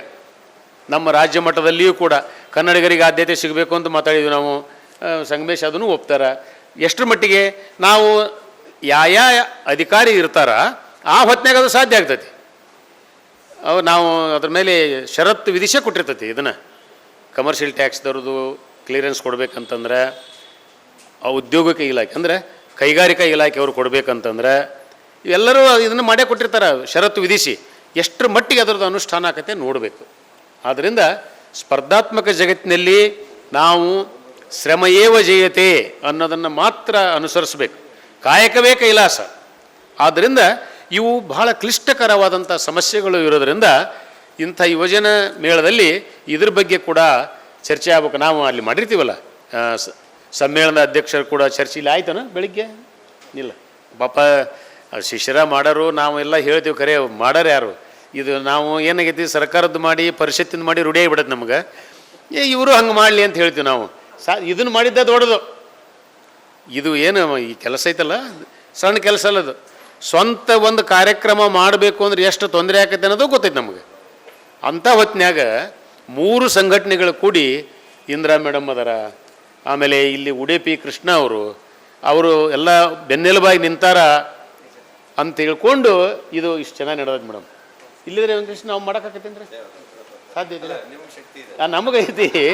ಆದ್ರೆ ಪಾಪ ಈ ಮೇಷ್ಟ್ರು ಮಾಡ್ತಾರಲ್ರಿ, ಅದನ್ನೇ ಹೇಳೋದು ನಾನು. ನನಗದೇ ಭಾಳ ವಿಚಿತ್ರ ಅನ್ನಿಸ್ತದೆ. ಅಂದರೆ ಮಾಡೋರಿಗೆ ಸಾಧ್ಯ ಐತಿ ಅನ್ನೋದನ್ನು ತೋರಿಸ್ಕೊಟ್ಟಾರ ಇವರು. ಅವ್ರು ನೋಡಿದ್ಕೊಳ್ಳ ನನಗೆ, ಯಾಕಂದರೆ ಅವ್ರು ನಾನು ನೋಡಿದ ಭಾಳ ಸಣ್ಣವ್ರು ಇದ್ರಲ್ಲ, ಅದಕ್ಕೆ ಭಾಳ ಒಂಥರ ಪ್ರೀತಿನೂ ಹೋಗ್ತೈತೆ ನನಗೆ ಅವ್ರ ಕೆಲಸ ನೋಡಿ. ಇದು ಈ ಹೊಸ ದೃಷ್ಟಿಯಿಂದ ನಾವು ಬರೀ ಯುವಜನರನ್ನ ದೃಷ್ಟಿ ಇಟ್ಟುಕೊಂಡು ಮಾಡಿದರೆ ಅದು ಮುಂದೆ ಇಡೀ ದೇಶದ ಭವಿಷ್ಯಕ್ಕನ ಒಳ್ಳೇದಾಕೈತೆ ಅನ್ನೋದು ಎಲ್ಲರಿಗೂ ಗೊತ್ತೈತಿ. ಇಂದಿನ ಬಾಲಕ ನಾಳಿನ ನಾಗರಿಕ ಅದು ಹೌದು ಎಲ್ಲನೂ. ಬಟ್ ಎಷ್ಟರ ಮಟ್ಟಿಗೆ ನಾವು ಈ ಎಲ್ಲ ಅಂಶಗಳನ್ನು ಪರಿಗಣಿಸಿ ನಮ್ಮ ಯುವಕರನ್ನು ತರಬೇತಿ ಮಾಡ್ತಾ ಇದ್ದೀವಿ, ಅದು ಬಹಳ ಮುಖ್ಯವಾದದ್ದು. ಶೈಕ್ಷಣಿಕ ಕ್ಷೇತ್ರದಲ್ಲಿ, ಆರೋಗ್ಯ ಕ್ಷೇತ್ರದಲ್ಲಿ, ಕ್ರೀಡಾ ಕ್ಷೇತ್ರದಲ್ಲಿ ಎಲ್ಲರೂ ಕ್ರಿಕೆಟ್ ಅಂತಾರೆ. ಎಲ್ಲರಿಗೂ ಕ್ರಿಕೆಟ್ ಬೇಕು. ನಾವೊಂದು 10-12 ವರ್ಷ ಆಯ್ತು ನಾ ಕ್ರಿಕೆಟನ್ನು ನೋಡಿಲ್ಲ. ಯಾರು ಆಡ್ತಾರೋ ಗೊತ್ತಿಲ್ಲ ನನಗೆ. ಯಾವುದು ಈಗ ಏನೋ ಎಲ್ಲ ಮಿಕ್ಸ್ ಮಾಡಿ ಆಡ್ತಾರಲ್ರಿ. ಈಗ ಅದು ಗ್ಲೋಬಲೈಜೇಷನ್. 4 ದೇಶ ಕೂಡಿ 1 ಟೀಮು, 10 ದೇಶ ಕೂಡಿ 1 ಟೀಮು. ಯಾರು ಅದಕ್ಕೊಂದು ಕೆಲವೊಬ್ರು ಅಂತಾರೆ, ಏನು ಸರ್ ನೋಡೋದಿಲ್ಲ. ನಾನು ಏನಂತ ನೋಡೋದು? ನಾನಂತೂ ನೋಡಬಾರ್ದು ಅಂತ ಹೇಳಂಗಿಲ್ಲ. ನಾನು ಕುಸ್ತಿ, ಕಬಡ್ಡಿ, ಈಸೋದ್ರೊಳಗೆ ನಾನು ಚಾಂಪಿಯನ್ ಅದೀನಿ. ನೋಡಬಾರ್ದು ಅಂತಲ್ಲ. ನಮ್ಮ ದೇಶೀಯ ಆಟಗಳ ಗತಿ ಏನಾಗಿದೆ? ಹಳ್ಳಿ ಹುಡುಗರು ನಾವು ಇವತ್ತಿಗೂ 70% ಜನ ಹಳ್ಳಿಯವರು ಅದೀವಿ. ಇವತ್ತು ಕುಸ್ತಿ ಆಡೋವಾಗ ಏನೈತಿ? ಅವ ಬಂಗಾರ ಪದಕ ತಂದ್ರೆ ಏನೈತೆ ಅವಂಗ? ಈ 11 ಮಂದಿಯಾಗ ಆಡಿ ಒಬ್ಬ ಸೆಂಚುರಿ ಹೊಡೆದ್ರೆ ಅವ ದೊಡ್ಡವ. ಒಬ್ಬನ ಇಡೀ 200 ರಾಷ್ಟ್ರಗಳ ಜನರನ್ನು ಸೋಲಿಸಿ ಅವ ಬಂಗಾರ ಪದಕ ತಂದರೂ ಕುಸ್ತಿ ಅವ ಕಿಮ್ಮತ್ತಿಲ್ಲರಿ. ಅದು ಏನು ಅನಕ್ಷರಸ್ಥ ಹೇಳಿದ್ರಲ್ಲ ಈಗ, ಅನಕ್ಷರಸ್ಥರ ಹಣೆ ಬರ ಏನು ಅಂಥೇಳಿ ಹಂಗೆ. ಆದರೆ ಈ ದೇಶವನ್ನು ಅನಕ್ಷರಸ್ಥರೇ ಪಾಲಿಸ್ಕೊಂಡು ಬಂದಾರ, ಮುನ್ನಡೆಸ್ಕೊಂಡು ಬಂದಾರ ಎಷ್ಟೋ ವರ್ಷ. ಇವ ಕಾಮರಾಜ್ ನಾಡರ್ ಅನಕ್ಷರಸ್ಥರಿದ್ದರು, ಮುಖ್ಯಮಂತ್ರಿ ಆಗಿದ್ರಲ್ಲ. ಅವರು ಹೇಳಿದರು ಈ ದೇಶೀಯ ಭಾಷೆಗಳ ಬಗ್ಗೆ. ಈ ಸಮ್ಮೇಳನದಲ್ಲಿ ಹೇಳ್ಬೇಕು ನಾನು, ನೆಹರು ಅವರು ಹಿಂದಿನ ರಾಷ್ಟ್ರ ಭಾಷೆ ಮಾಡ್ತೀವಿ ಅಂತ ಹೊಂಟ್ರು. ಯಾಕಂತ ಕೇಳಿದ್ರು ಅವರು. ಇಲ್ಲ, ಭಾಳ ರಾಜ್ಯದವರು ಅದನ್ನು ಮಾತಾಡ್ತಾರೆ, 7-8 ರಾಜ್ಯದವರು. ಮತ್ತು ಈಗ ಅವಾಗ ಒಂದು 22 23 ಇದ್ದು, ನಾವು 6 ರಾಜ್ಯದವ್ರು ಮಾತಾಡ್ತೀವಿ, 25%. ಮತ್ತು ಅವರೇ ಹೆಚ್ಚಿಗೆ ಮಾತಾಡ್ತಾರಲ್ಲ, ಅದ್ರ ಸಲುವಾಗಿ ಅದನ್ನು ಮಾಡ್ತೀವಿ ಅಂದ. ಹಂಗಾರೆ ನಂದೊಂದು ಸಲಹೆ ಐತಿ ಅಂದರು ಕಾಮರಾಜ್ ಅವರು. ಏನು? ಈಗ ನೀವು ನವಿಲನ್ನು ತೆಗೆದು ಕಾಗೆಯನ್ನು ರಾಷ್ಟ್ರ ಪಕ್ಷಿ ಮಾಡಬೇಕು ಅಂದರು. ಯಾಕಂದ್ರೆ ನವಿಲಿನಕ್ಕಿಂತ ಕಾಗಿ ಸಂಖ್ಯೆ ಹೆಚ್ಚೈತಿ ನೋಡ್ರಿ, ಅದಕ್ಕೆ. ಇದು ಯಾರಿಗೆ ಸಾಧ್ಯ ಐತಿ? ನಮ್ಮ ಇಡೀ ಜಾನಪದ ಸಾಹಿತ್ಯ ಅನಕ್ಷರಸ್ಥರದು. ಅದರಲ್ಲಿಯೇ 3/4 ಭಾಗ ಹೆಣ್ಮಕ್ಳದು. ನಮ್ಮ ತಾಯಂದ್ರಿಗೆ ನಾವು ಋಣಿಯಾಗಿರ್ಬೇಕು. ಶಾಸ್ತ್ರೀಯ ಭಾಷಾ ಸ್ಥಾನಮಾನ ಬರುವಾಗ ಅಮ್ಮರೇ ಇದನ್ನೇ ಹೇಳಿದ್ವಿ ನಾವು. ಕನ್ನಡಕ್ಕೆ ಶಾಸ್ತ್ರೀಯ ಭಾಷಾ ಸ್ಥಾನಮಾನ ಕೊಡಬೇಕಂದ್ರೆ ಇದಕ್ಕೆ 2000 ವರ್ಷದ ಇತಿಹಾಸ ಅಲ್ಲ, 10,000 ವರ್ಷದ ಇತಿಹಾಸ ಐತಿ ನಮ್ಮ ಸಾಹಿತ್ಯಕ್ಕೆ. ನಮ್ಮ ಕನ್ನಡ ಸಾಹಿತ್ಯ ಜಾನಪದರ ಬಾಯಿಯೊಳಗೆ ಇದ್ದಿದ್ದು 10,000 ವರ್ಷದಿಂದನೇ ಐತಿ. ಅದರಲ್ಲಿ ವಿಶೇಷವಾಗಿ ಸ್ತ್ರೀಯರು ಇದನ್ನು ಮುಂದೆ ನಡೆಸ್ಕೊಂಡು ಬಂದಾರ ಅಂತ ನಾವೆಲ್ಲ ಹೇಳಿದ್ವಿ. ಜವರೇಗೌಡರು, GS ಶಿವರುದ್ರಪ್ಪರು, ಸಿದ್ಲಿಂಗವರು ಎಲ್ಲರೂ ಇದ್ದರು ಅದ್ರಾಗ್ರಿ. ಆ ನಿಯೋಗದಾಗ ಪ್ರತಿಭಾ ಪಾಟೀಲ್ರಿದ್ದರು. ಅವ್ರಿಗೆ ರೋಮಾಂಚನ ಆಗಿಬಿಡ್ತು ಇದನ್ನು ಕೇಳಿ. ಅವ್ರಿಗೆ ಗೊತ್ತಿರ್ತೈತಿ, ಆದ್ರೆ ಆ ಹೊತ್ತಿನಾಗ ಹೇಳಿರ್ಬೇಕಲ್ಲ. ಅದಕ್ಕೆ ಅವರಂದ್ರು, ನಮ್ಮ ನಿಯೋಗದಾಗಿದ್ದರು ಹಿರಿಯರು, ನೀವು ತಾಯಿ ಈಗಾಗಲೇ ತಮಿಳಿಗೆ ಆ ಸ್ಥಾನ ಸಿಕ್ಕೈತಿ, ಎಲ್ಲ ಮಕ್ಕಳನ್ನು ಸರಿಸಮಾನವಾಗಿ ನೀವು ನೋಡ್ತೀರಿ ಅನ್ನೋ ಭರವಸೆ ಐತಿ ನಮಗಂತ ಎಲ್ಲರೂ ಎದ್ದು ನಿಂತು ಕೈ ಮುಗಿದ್ಬಿಟ್ವಿ. ಅದಕ್ಕೆ ಅದು ಮುಂದೆ ಶಾಸ್ತ್ರೀಯ ಭಾಷಾ ಸ್ಥಾನಮಾನ ನಮಗೆ ಸಿಕ್ತು. ಅಂದರೆ ಶಾಸ್ತ್ರೀಯ ಭಾಷಾ ಸ್ಥಾನಮಾನ ಸಿಗುವಲ್ಲಿಯೂ ಕೂಡ ನಮ್ಮ ಅನಕ್ಷರಸ್ಥ ಜನರು ಏನು ಸಾಹಿತ್ಯಕ್ಕೆ ಕೊಟ್ಟಾರಲ್ಲ ಕಾಣಿಕೆಯನ್ನು, ಅದನ್ನು ನಾವು ಮನಗಂಡ್ವಿ. ಇದನ್ನು ನಾವು ಯಾಕೆ ಇದನ್ನು ಹೇಳ್ತೀನಿ ಅಂದ್ರೆ, ಯಾವುದೇ ಒಂದು ಉದ್ಯೋಗ, ಯಾವುದೇ ಒಂದು ಕ್ಷೇತ್ರ, ಯಾವುದೇ ಒಂದು ಊರು ಅದು ಕೀಳು ಅಂತ ಎಂದು ನಾವು ತಿಳ್ಕೊಬಾರ್ದು. ಯುವಕರು ಇಂಥ ತತ್ವಗಳನ್ನು, ಅಂದ್ರೆ ಸಮಾನತೆಯ ತತ್ವಗಳನ್ನು, ಮಾನವೀಯತೆಯ ತತ್ವಗಳನ್ನು ಬರೀ ಯುವಕರ ಅಂತಲ್ಲ, ಎಲ್ಲರೂ ಪಾಲಿಸ್ಬೇಕು. ಅದಕ್ಕೆ ಇವತ್ತು ಯುವಜನ ಮೇಳ ಐತೆ ಅಂದ್ಕೊಂಡು ನಾವು ಹೇಳ್ತೀವಿ. ಅದಕ್ಕೆ ಎಲ್ಲರೂ ನಾವು ಈ 3 ಜನರದು, ಬುದ್ಧ, ಬಸವ, ಗಾಂಧಿ, ಕುವೆಂಪು, ಕನಕ, ಅಂಬೇಡ್ಕರ್ ಅವ್ರನ್ನ ಸೇರಿಸ್ಕೋಬೇಕು ನಾವು. ಅದ್ರಾಗ ಎಲ್ಲರೂ ಒಂದೇ. ಅದನ್ನೆಲ್ಲ ಸೇರಿಸಿಕೊಂಡಾಗ ನಮ್ಮ ಪ್ರಗತಿ ಬಹಳ ಚೆನ್ನಾಗಿ ಆಗ್ತದೆ. ಆ ತತ್ವ ಸಿದ್ಧಾಂತಗಳೇನದವು ಅವೇ ತಂದು ಸಂಗಮೇಶ್ ಭಾಳ ಬಡತನದಾಗ ಬಂದೆ ಅಲ್ಲಿ ಶಾಲೆ ಕಲಿಯಕ್ಕಿದ್ದಿಲ್ಲ ಅಂತ ಇದ್ರಾಗ ಬರ್ದಾರ ನೋಡ್ರಿ. ಅಂದರೆ ಅಷ್ಟೊಂದು ಆರ್ಥಿಕವಾಗಿ ತೊಂದರೆ ಇದ್ದರೂ ಕೂಡ ಒಂದು ಹಠ ಇತ್ತಲ್ಲ, ನಾನು ಮುಂದೆ ಬರಬೇಕು ಅನ್ನೋದು. ಅದು ಯುವಕರಿಗೆ ಮಾದರಿ ಆಗಬೇಕು. ಯುವಕರು ಬಹುಶಃ ಬೆಳಗ್ಲಿಂದ ಕುಂತು ಕಡಿಮೆ ಆಗ್ಯಾರ ಕಾಣ್ತತಿ. ಪರವಾಗಿಲ್ಲ, ನೀವು ಹೃದಯದೊಳಗೆ ಯುವಕರ ಎಲ್ಲರೂ ಇದ್ದವ್ರು ಇಲ್ಲೇ ಯಾರ್ಯಾರ ಕಾರ್ಯಕ್ರಮದಾಗ ಇರ್ತಾರ. ಸುಶೀಲಮ್ಮನವ್ರಿಗೆ ನಾವು ಏನಂದ್ರೂ ಕಡಿಮೆನ. ಅವ್ರು ಯಾವ ಕಾರ್ಯಕ್ರಮದಾಗ ಕುಂತರು ಏನು ಒಂದು ಕುಡಿಯಂಗಿಲ್ಲ ರೀ, ಒಂದು ನೀರು ಕುಡಿಯಂಗಿಲ್ಲ, ಏನಿಲ್ಲ. ಅವರು ಅಮ್ಮರು ಎಷ್ಟರ ಅವರು ಹೃದಯದೊಳಗೆ ಅವ್ರು ಇನ್ನೂ ಆ ಯುವಕತನವನ್ನು ಯುವತಿಯಾಗಿ ಹೃದಯದೊಳಗೆ ಇರ್ಬೇಕಂತಂದ್ರೆ ವಯಸ್ಸು ಸಂಬಂಧನೇ ಇಲ್ಲ. ಕೆಲಸಕ್ಕೆ ಅದು ಅವ್ರನ್ನ ಅಲ್ಲಿ ಕುಂದಿರ್ತೈತಿ. ಅವ್ರಿಗೆ ಮಾಡಬೇಕು, ಇನ್ನೂ ಸಮಾಜಕ್ಕೆ ನಾ ಏನಾದರೂ ಕೊಡಬೇಕು. ಅದಕ್ಕೆ ಹೇಳಿದ್ನಲ್ಲ, ಶಿಷ್ಯರ ಭಾಳ ಒಳ್ಳೆಯವ್ರನ್ನ ಕರೆದು ಯುವಕರಿಗೆ ಮಾದರಿ ಆಗುವ ಹಂಗೆ ಮಾಡ್ಯಾರ. ಅದು ಬಹಳ ಮುಖ್ಯವಾದದ್ದು. ಸುಶೀಲಮ್ಮನ ಜೀವನನ ಒಂದು ನಾವು ಅನುಕರಣೆ ಮಾಡಬೇಕಾದಂಥ ಜೀವನ. ನಾನು ಸಾಹಿತ್ಯ ಪರಿಷತ್ತಿನ ಅಧ್ಯಕ್ಷನಾಗಿದ್ದಾಗ ಅಮ್ಮವರಿಗೆ ಕರೆದು ಒಂದು ಶ್ರೇಷ್ಠ ಪ್ರಶಸ್ತಿಯನ್ನು ಕೊಟ್ಟೆ. ಬ್ಯಾಡ ನಮಗ್ಯಾಕಂದ್ರೆ ಅಮ್ಮರು ಇದನ್ನು ಯಾಕೆ ಹೇಳ್ತೀನಿ ಅಂದರೆ, ಎಲ್ಲರೂ ಪ್ರಶಸ್ತಿ ಲಾಬಿ ಮಾಡೇ ತೊಗೊತಾರ್ರಿ ಅನ್ನೋಂಥ ಒಂದು ವಾತಾವರಣ ನಿರ್ಮಾಣ ಬಿಡುತ್ತೆ ಎಲ್ಲರಿಗೂ. ಯಾರಿಗಾರ ಪ್ರಶಸ್ತಿ ಬರ್ತೈತಿ ಅಂದ್ಕೂಡಲೇ ಚಿತ್ತಯ್ಯ ಪೂಜಾರಿ ಕೊಟ್ರ, ರಾಗಮ್ಮ ಕೊಟ್ರ ಅಂದ್ರೆ ಏನಾರ ಮಾಡಿರಬೇಕು. ಇಲ್ಲ, ಅವ್ರು ಯಾರು ಕೇಳಿರೋದಿಲ್ಲ ನಮ್ಮನ್ನ. ಅಮ್ಮಾರಂತೂ ಬ್ಯಾಡ್ ನಮಗಂದ್ರು. ನಾ ಹೇಳಿದೆ, ಅಮ್ಮಾರ ನೀವು ಕೇಳಿಲ್ಲಲ್ರಿ, ನಾವು ಕೊಡಕತ್ತೀವಿ, ದಯವಿಟ್ಟು ತಗೋರಿ, ಇಲ್ಲಿ ನನಗೆ ಅಸಹ್ಯ ಆಕೈತಿ, ಅಮ್ಮಾರನ್ನ ಒಪ್ಪಿಸ್ತೇನೆ ಅಂತ ಹೇಳಿಬಿಟ್ಟಿನಿ ಮೀಟಿಂಗ್ನಾಗ ನೀವು ಅಂಥೇಳಿ. ಅಂದರೆ ಈ ಸಮಾಜಕ್ಕೆ ಇಂದಿರಾ ಮೇಡಮ್ ಇದು ಗೊತ್ತಾಗಬೇಕು ಅಂತ ಎಲ್ಲರೂ ಪ್ರಶಸ್ತಿನ ಬೇಕು ಅಂತ ಲಾಬಿ ಮಾಡಿರೋದಿಲ್ಲ. ಎಲ್ಲೋ ಒಂದಿಷ್ಟು 100ಕ್ಕೆ 5-10 ಜನ ಮಾಡಿರ್ತಾರೆ. ಅದನ್ನೇ ಮುಂದಿಟ್ಕೊಂಡು ಲಾಬಿ ಮಾಡಿದವರಿಗೆ ಪ್ರಶಸ್ತಿ ಸಿಗ್ತಾವಂತನೂ ಯಾರು ತಿಳ್ಕೊಬಾರ್ದು. ಯುವಕರಂತೂ ಆ ಭ್ರಮೆಯಿಂದ ಹೊರಗೆ ಬಂದುಬಿಡ್ಬೇಕು. ಮೊದಲು ಆ ಭ್ರಮೆಯಿಂದ ಹೊರಗೆ ಬರಬೇಕು. ಈ ಪ್ರಶಸ್ತಿಯಿಂದ ಮಾನ ಸನ್ಮಾನದಿಂದ ಓಡಾಡಬಾರ್ದು. ಒಂದು ಕವನ ಬರಿಬೇಕಂದ್ರೆ 100 ಪುಸ್ತಕ ಓದಿ ಬರಿಬೇಕು ಅನ್ನೋದನ್ನು ಹಠ ತೊಡಬೇಕು. ಹಂಗೆ ಅವಾಗನ ನಿಮ್ಮ ಕವನ ಚೆನ್ನಾಗಾಗೋದು. ಕುವೆಂಪು ಅವರು ರಾಮಾಯಣ ದರ್ಶನಂ ಬರಿಬೇಕಾದ್ರೆ 8 ವರ್ಷ ಸಂಸಾರದ ಕಡೆ ನೋಡಿರಲಿಲ್ಲ ಅಂತ. ಏನು ನೋಡ್ರಿ, ಅದಕ್ಕದು ಅಂಥ ಒಂದು ಮಹತ್ವದ ಕೃತಿ ಬಂತು. ಆವಾಗ ಕೃತಿಗೇನ ಜ್ಞಾನಪೀಠ ಕೊಡ್ತಿದ್ರು. ಶ್ರೀ ರಾಮಾಯಣ ದರ್ಶನಂ ಹೆಂಗೆ ಎಷ್ಟು ಕಾಲಕ್ಕೆ ಬರೋಕ್ಕೆ ಸಾಧ್ಯತೆ ಅಂತಂದು ಕವನ. ಶ್ರಮಯೇವ ಜಯತೆ. ನಮ್ಮ ಯುವಕರು ಇದನ್ನು ತಿಳ್ಕೊಬೇಕು. ಅಧ್ಯಯನಶೀಲತೆ, ಕಾಯಕ ನಿಷ್ಠೆ, ಅದನ್ನು ತಿಳ್ಕೋಬೇಕು ಹೊರತು ಬೇರೆ ಯಾವುದೂ ಅಲ್ಲ. ಅದರ ಮುಂದೆ ಯಾವುದೂ ಅಲ್ಲ. Work is worship. ಅವ್ರು ಹೇಳಿದರು ಅವಾಗ, ಯಾರು workers of the world unite ಅಂತ ಹೇಳಿದರು. ಡಿಗ್ನಿಟಿ ಆಫ್ ಲೇಬರ್ ಅಂತ ವೆಸ್ಟರ್ನರ್ ಹೇಳೋದಕ್ಕಿಂತ 400-500 ವರ್ಷ ಮೊದಲ ವಚನ ಸಾಹಿತ್ಯದೊಳಗೆ ಕಾಯಕವೇ ಕೈಲಾಸ ಬಂತು. ಅಷ್ಟೇ ಅಲ್ಲ, ಇದು ಎಲ್ಲ ಏನು ನೀತಿ ಮಾರ್ಗ ಹೇಳ್ತಾರಲ್ಲ, ಅವ್ರನ್ನ ಅವಾಗನೇ ಹೇಳಿದ್ದದು. ಅವರು ಡಿಗ್ನಿಟಿ ಆಫ್ ಲೇಬರ್ ಹೇಳಿದರೆ, ನಮ್ಮಲ್ಲಿ ಡಿವಿನಿಟಿ ಆಫ್ ಲೇಬರ್ ಹೇಳ್ಯಾರ ನಮ್ಗೆ. ಅದಕ್ಕೆ ದೇವತಾ ಸ್ವರೂಪವನ್ನು ಕೊಟ್ಟಾರ ಕೆಲಸ ಮಾಡೋದಕ್ಕೆ, ಕಾಯಕವೇ ಕೈಲಾಸ ಅಂತ ಹೇಳಿ. ಅಂದ್ರೆ ಎಲ್ಲನೂ ಪಾಶ್ಚಿಮಾತ್ಯರ ಕಡೆಯಿಂದನೇ ನಮಗೆ ಬಂದೈತಿ ಅಂತ ತಿಳ್ಕೊಬಾರ್ದು.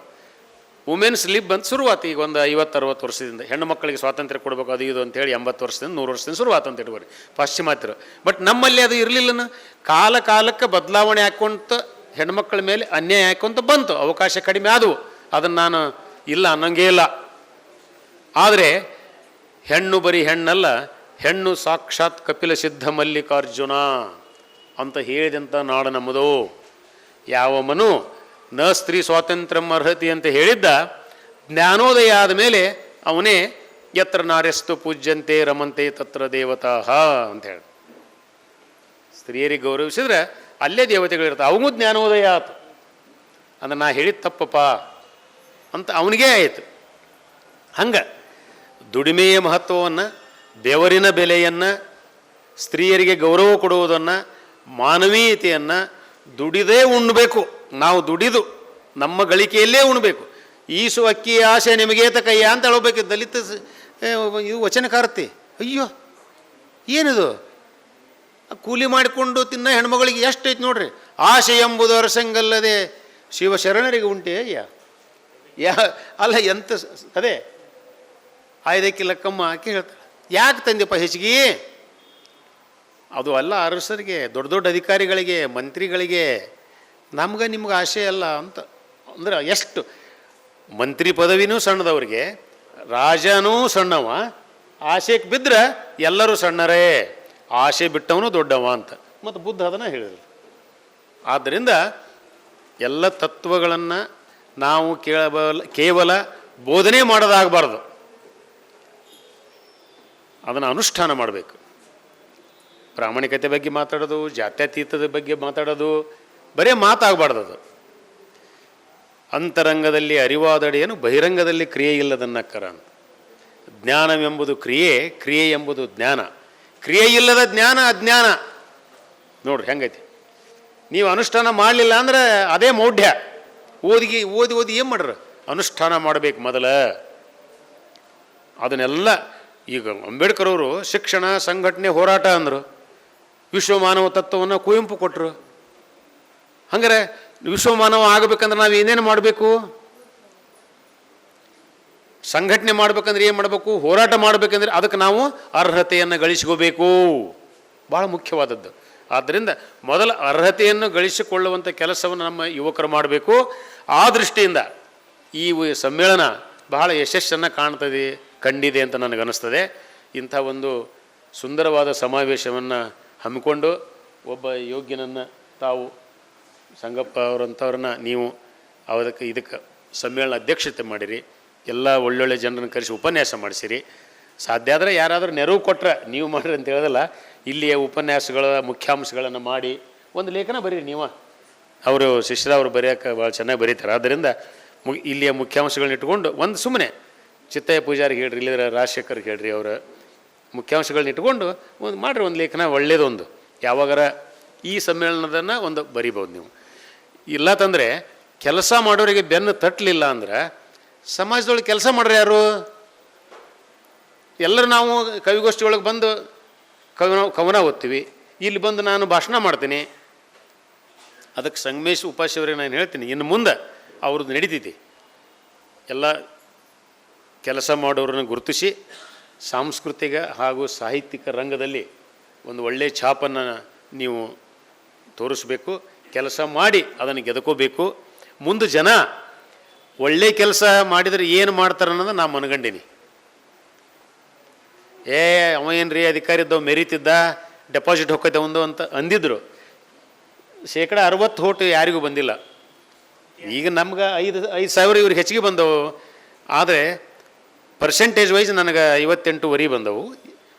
ಈಗ ಅಷ್ಟು ಬಂದಿಲ್ಲ ಯಾರಿಗೂ. ವೋಟರ್ಸ್ ಹೆಚ್ಚಿಗೆ ಇದ್ದಾರೆ, ಆದ್ದರಿಂದ ವೋಟ್ ಹೆಚ್ಚಿಗೆ ಬಂದವು. ಅದಕ್ಕೆ ನಾ ಹೇಳೋದು, ಹಂಗಾರೆ ನನಗೆ ಜನ ಯಾಕೆ ಮತ ಕೊಟ್ಟರು? ಯಾರಿಗೇ ಆಗಲಿ, ಈಗಿನವ್ರಿಗೆ ಆಗಲಿ, ನನಗಾಗಲಿ, ನನ್ನ ಹಿಂದಿನವ್ರಿಗಾಗಲಿ ಯಾಕೆ ಕೊಡ್ತಾರೆ? ಕೆಲಸ ಕಾರ್ಯಗಳನ್ನು ನೋಡಿ ಜನ ಆರಿಸ್ತಾರೆ. ಜನರನ್ನ ಹಚ್ಕೋಬೇಕಲ್ಲ ಅಧಿಕಾರದೊಳಗಿದ್ದಾಗ.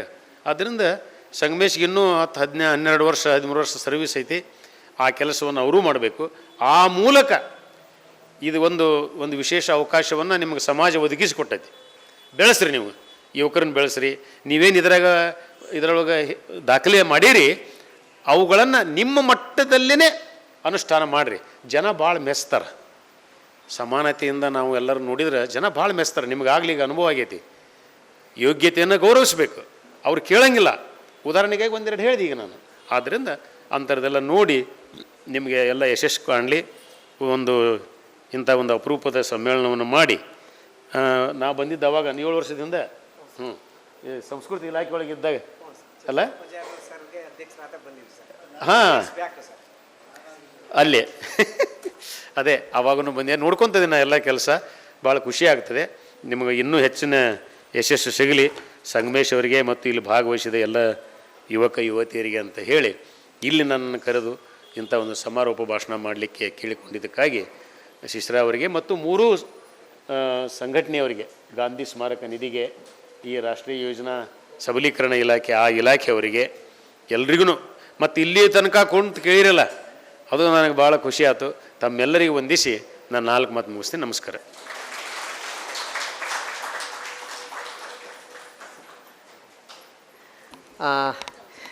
ಅಧ್ಯಕ್ಷರು ನಮ್ಗೆ ಯಾವತ್ತೂ ಅಧ್ಯಕ್ಷರೇ, CM ಇದ್ದಂಗೆ. ಮುಖ್ಯಮಂತ್ರಿಗಳು ಯಾವತ್ತೂ ಮುಖ್ಯಮಂತ್ರಿಗಳು.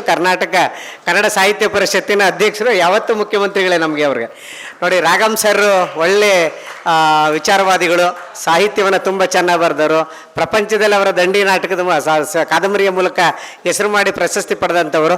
ಅವ್ರನ್ನ ಕರೆದು ಅವ್ರೇನು ಕೇಳ್ಕೊಂಡಿಲ್ಲ, ಅವ್ರು ಕರೆದು ಶ್ರೀ ವಿಜಯ ಪ್ರಶಸ್ತಿ ಕೊಟ್ಟರು. ಇಲ್ಲಿ ಚಿತ್ತಯ್ಯ ಪೂಜಾರಿ ಸರ್ ಇದ್ದಾರೆ, ಯೂನಿವರ್ಸಿಟಿಲಿ ಪ್ರೊಫೆಸರ್ ಆಗಿ ಅವ್ರ ಮೂಲೆಯಲ್ಲಿ ಅವ್ರ ಪಾಡಗಿದ್ರು, ಅವ್ರು ಕರೆದು ಅವ್ರು ಪ್ರಶಸ್ತಿ ಕೊಟ್ಟರು.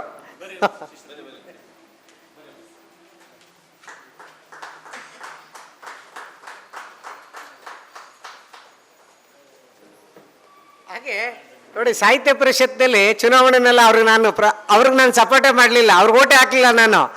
ಶಿಶಿರ ಅವ್ನು ಕೆಲಸ ಮಾಡ್ತಾನಲ್ಲ, ನಾನು ಓಟ್ ಹಾಕಿರೋದು, ಅವ್ನು ಓಟ್ ಹಾಕದೇ ಇದ್ರೆ ನಾನು ಗೆಲ್ಲೋದಲ್ಲ, ಬೇರೆಯವರು ಗೆಲ್ಸಿದ್ದಾರೆ.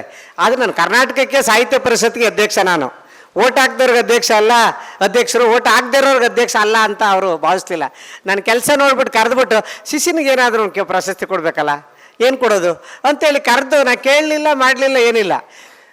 ಕರೆದು ಮಯೂರವರ್ಮ ಪ್ರಶಸ್ತಿ, ಅರಳು ಪ್ರಶಸ್ತಿ ಅಂತೇಳಿ, ಅದು ಯಾವುದ್ರಿ ಅರಳು ಅಂತೇಳಿ ಕರೆದು ಅದನ್ನು ಹೆಸರನ್ನೇ ಚೇಂಜ್ ಮಾಡಿ ಕನ್ನಡ ಸಾಹಿತ್ಯವನ್ನು, ರಾಜಮನೆತನವನ್ನು ಹೆಸರು ಕಟ್ಟಿದಂಥ ಮಯೂರವರ್ಮನ ಹೆಸರಿನಲ್ಲಿ ಪ್ರಶಸ್ತಿಯನ್ನು ಕೊಟ್ಟರು ಕರೆದು.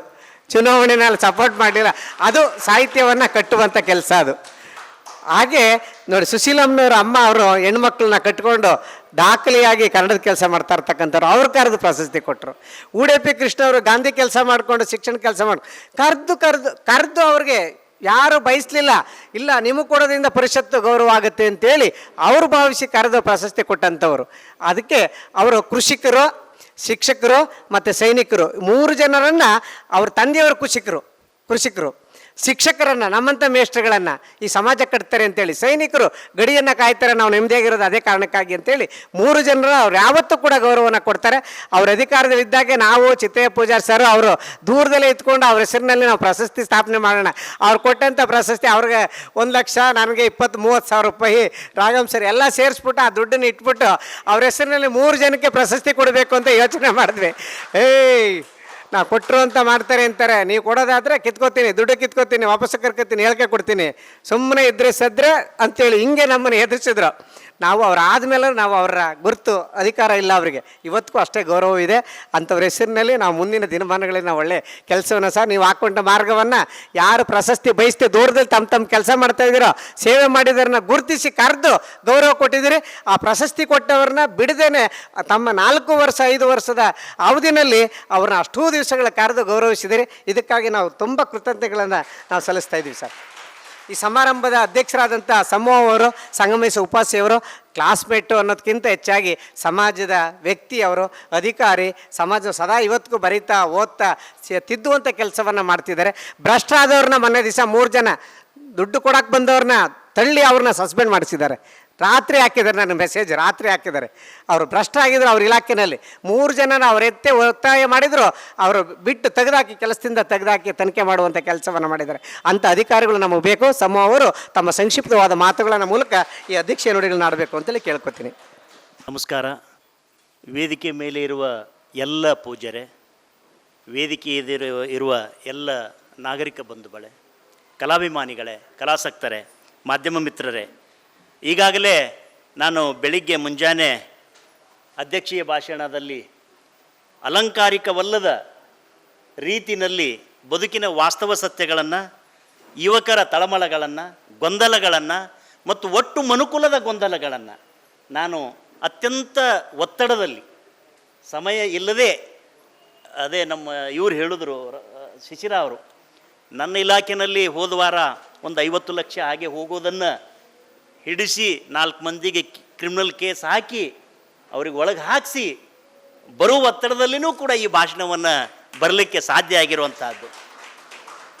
ಅದು ಕೂಡ ಇದರಷ್ಟೇ ಪವಿತ್ರವಾದ ಮತ್ತು ಪ್ರಾಮಾಣಿಕವಾದ ಕೆಲಸ ಅಂತ ನಾನು ಭಾವಿಸದಂಥವನು.